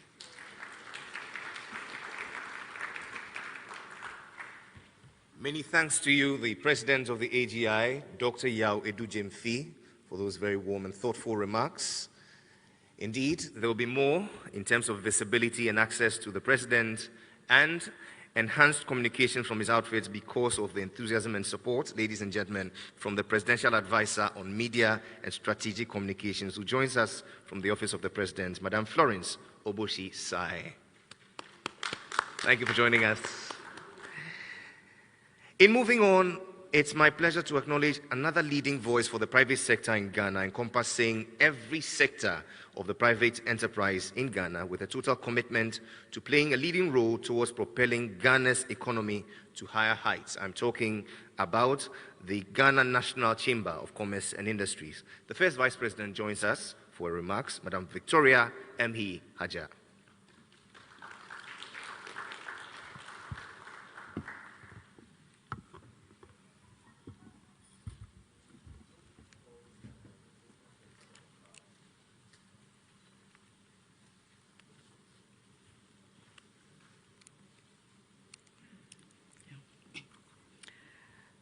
His Excellency, Nana Addo Dankwa Akufo-Addo, President of the Republic of Ghana, Honorable Yao Osafo-Mafo, the Senior Minister of State, the representative of the Honorable Minister of Finance, Deputy Minister Dr. John Kuma. I'll stand on the existing protocols and move on. Good morning, everyone. I bring greetings from the President, who is on a trade mission outside the country, so his apologies. It is my singular honor to share the Chamber's goodwill message on behalf of the Council and the entire membership of the Ghana National Chamber of Commerce and Industry at the inaugural Presidential Business Summit. I wish to commend the Ministry of Trade and Industry, the Office of the President, and selected ministries, departments, and agencies for initiating this public-private dialogue to discuss the role of the private sector in Ghana's post-COVID-19 economic recovery. Let me also acknowledge the exemplary leadership of His Excellency Nana Addo Dankwa Akufo-Addo, the President of the Republic of Ghana, in building a self-propelled, sustainable Ghana beyond aid. Indeed, as private sector players, we find this vision as essential in unifying us for shared growth and prosperity through the pursuit of prioritized development policies and programs collectively decided by key stakeholders. Your Excellency, distinguished ladies and gentlemen, the GNCCI acknowledges government's commitment to creating a business-friendly environment, implementing programs and direct support interventions, as well as leveraging technology innovation and digitization to drive growth and value. In particular, government's response to the pandemic in consultation with key stakeholders has been exceptional and resulted in a number of initiatives, including, but not limited to, the provision of the stimulus package, Ghana COVID-19 Alleviation Revitalization of Enterprises Support Program, known as Ghana Cares, ease of transaction and waiver of reduction of online transaction charges, and 1.5% decrease in the policy rate. Nonetheless, the disruptions and opportunities brought to the fore by COVID-19 has exposed the need to reassess the strategy, programs, and projects critical in building the resilience of the Ghanaian economy. So, we find this national platform very timely and commendable to structure dialogue between government and the private sector on critical areas of interest to the private sector. Your Excellency, the Chamber's evidence-based advocacy, in addition to engagements with the business community and policy makers, has shown that the critical issues affecting the private sector requires a thorough micro approach that will provide the enablers for the attainment of the macro policies being implemented by government. Through its robust data analytic framework, the Chamber has mobilized business diagnostics data on over 3,000 company financial statements of 2013 through to 2019 across 17 industries and ranked according to the following business performance metrics: Growth Index, Value Index, Resilience Index, Volatility Index, Sustainability Index, Innovation Index, Risk Index, and Stability/Quality Tag Index. The analysis based on 750 companies, owing to data gaps, shows that SMEs are largely growth-driven. In particular, about 3 out of 4 SMEs are growth-driven. On the other hand, large and corporate enterprises are value-driven, but rank low on the growth index, suggesting the need to leverage on both local and international markets to grow. Overall, the analysis suggests that the business growth and value of enterprises are relatively less stable and more sensitive to economic and market cycles. It was also noted that the high cost of capital, taxes, and cost of electricity were undermining the competitiveness of businesses in Ghana. Following from these findings, it is instructive that government re-examines its policies and programs in order to empower businesses to effectively withstand the shocks emanating from the market, industry, and economy. Your Excellency, distinguished ladies and gentlemen, as we deliberate on critical issues of concern to the private sector in Ghana's post-COVID-19 economic recovery, the Chamber calls for building of synergies among stakeholders to continuously track, monitor, and enhance Ghana's performance in terms of industrial productive capacity, trade facilitation, trade-related infrastructure, access to finance, trade information, and trade policy. In particular, concerted efforts are required to build competitiveness and growth readiness at the industry and enterprise levels of the Ghanaian economy. As the representative organ of the business community in Ghana and a natural ally of government, the Ghana National Chamber of Commerce and Industry will continue to promote and protect commercial and industrial interests in the country. We look forward to serving our members and the business community by designing bespoke business solutions and recommendations through business development support services to address the real needs of businesses. This will help improve their operational efficiency and effectiveness and resilience for Ghana's post-COVID-19 economic recovery. In conclusion, the GNCCI urges government to continue its engagements with the private sector in building a resilient economy. We must work hard to actualize the recommendations from this summit. We further urge government, in collaboration with key stakeholders, to provide targeted, technical, financial, and infrastructural support in building the competitiveness of our enterprises and industries. I thank you all for the attention and wish us all a successful Presidential Business Summit. Thank you. We're grateful to you, the first Vice President of the Ghana National Chamber of Commerce and Industry, Madam Victoria M.E. Haja, for those very warm thoughts and those demanding imperatives. Thank you for raising the temperature of the room. Mr. President, it is clear from all the messages that have come forth that since 2017, your government has made it a central objective to create economic opportunities for all Ghanaians by building a platform where hard work, creativity, and enterprise pay. You have, in addition, created a situation where each one can earn and everyone can aspire to reach their highest potential. Today, it falls to you on this innovative platform to articulate to us the role of the private sector in Ghana's post-COVID economic recovery. It is my privilege to invite you to deliver your keynote address. Ladies and gentlemen, the President of the Republic, Nana Addo Dankwa Akufo-Addo.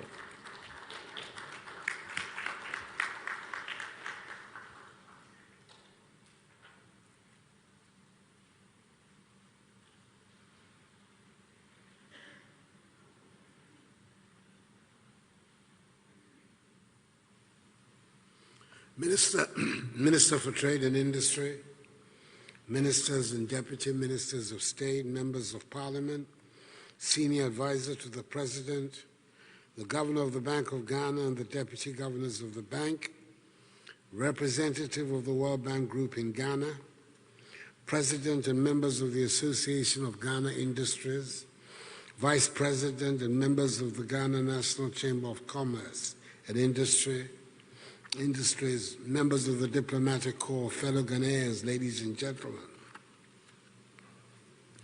I thank you for your response to my invitation to participate in this inaugural Presidential Business Summit, which is being coordinated by the Ministry of Trade and Industry in collaboration with the Office of the President, selected ministries, departments, and agencies. Exactly a week ago, I had the opportunity of addressing the Spark Up Annual Investment Summit, organized by the Ghana Investment Promotion Center, aimed at promoting and facilitating investments in Ghana from the private sector. Prior to this, and at the height of the COVID-19 pandemic, the Ministry of Trade and Industry, under the leadership of its experienced and far-sighted Minister, Alan Kyerematen, organized a series of consultative fora with the private sector on the implementation of the African Continental Free Trade Area Agreement and the National Export Development Strategy. I also had the opportunity of addressing the CEO's breakfast meeting organized by the ministry. These consultative engagements with the private sector have been convened as part of the government's public-private dialogue framework to help improve the business environment in the country. This summit, which will be an annual event on my calendar, will provide an inclusive platform for open and frank interaction between government and the private sector on critical issues of interest to the private sector in Ghana. Government fully recognizes that it is the resilience and ingenuity of the private sector that can guarantee economic growth, create substantial job opportunities for our youth, and strengthen our position as an economic powerhouse in West Africa. Consequently, I've directed ministers and relevant heads of state institutions to participate actively and fully in this important summit and ensure that there is a constructive dialogue between government and the private sector towards realizing our vision of a Ghana beyond aid. Ladies and gentlemen, I hope most of you are familiar with the main theme of my successful electoral campaigns, which was premised on the structural transformation of the Ghanaian economy from being a producer and exporter of raw materials to a value-added industrialized one, capable of building a progressive, prosperous Ghana. It is for this reason that on my assumption of office in 2017, government launched a comprehensive and ambitious program for industrialization based on the 10-point industrial transformation plan, the implementation of which is being coordinated by the Ministry of Trade and Industry. This plan, amongst others, includes the One District, One Factory initiative, the new strategic Anchor Industries program designed to diversify our economy beyond cocoa and gold, the development of industrial parks and special economic zones, the development of small and medium-scale enterprises, and the establishment of business resource centers and technology solution centers in various parts of the country. On the macroeconomic front, we have since 2017 implemented policies and programs that led to consistent economic growth averaging 7%, making Ghana one of the world's fastest growing economies. Ghana has become the leading recipient of foreign direct investments in West Africa and one of the most direct, attractive investment destinations on the continent of Africa. In April 2019, the country successfully exited from the IMF program with strong recommendations from the IMF on the management of the Ghanaian economy. Unfortunately, in early 2020, the global economy was struck by the COVID-19 pandemic, which disrupted the global economic order and eroded some of the significant gains made by the government in the management of the economy. That notwithstanding, we were one of the few economies in the world to have recorded positive growth as the global economy went into recession. We've taken bold measures necessary to stem the risk of a recession, mitigate the negative economic impact of the pandemic, and significantly reduce its burden on our population. Your unflinching support, creativity, and fortitude, coupled with the effective management of the crisis by government, have seen the Ghanaian economy outperforming her peers and rebounding faster than envisaged. After recording negative growth in the second and third quarters of 2020, the economy recovered strongly in the fourth quarter of the year and well into the first and second quarters of 2020. registering an impressive growth rate of 3.1% in the first quarter of this year and 8.9% in the second quarter.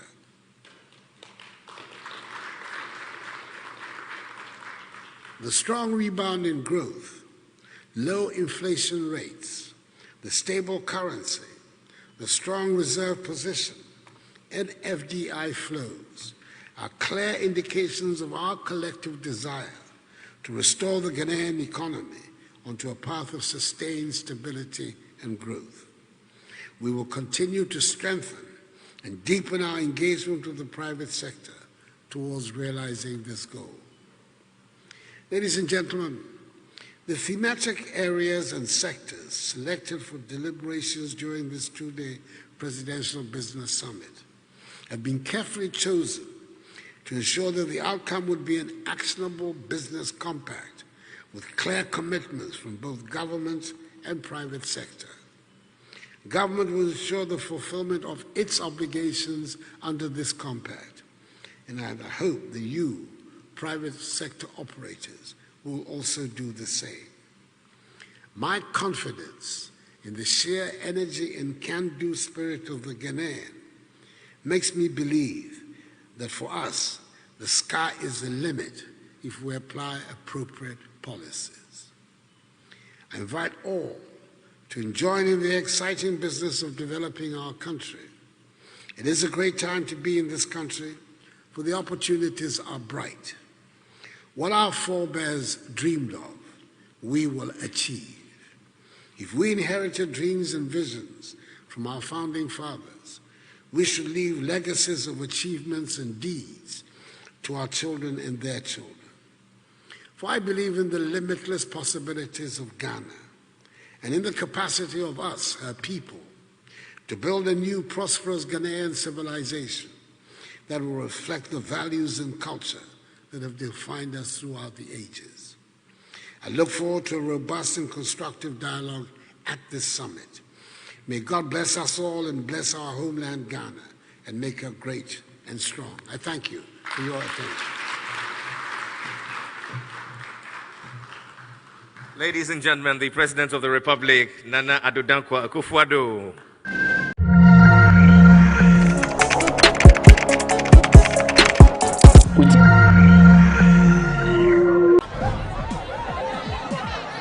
Powers and principalities. There's so much fire inside me. Tragedy struck when part of the largest hillside at the kosher rubbish dump collapsed.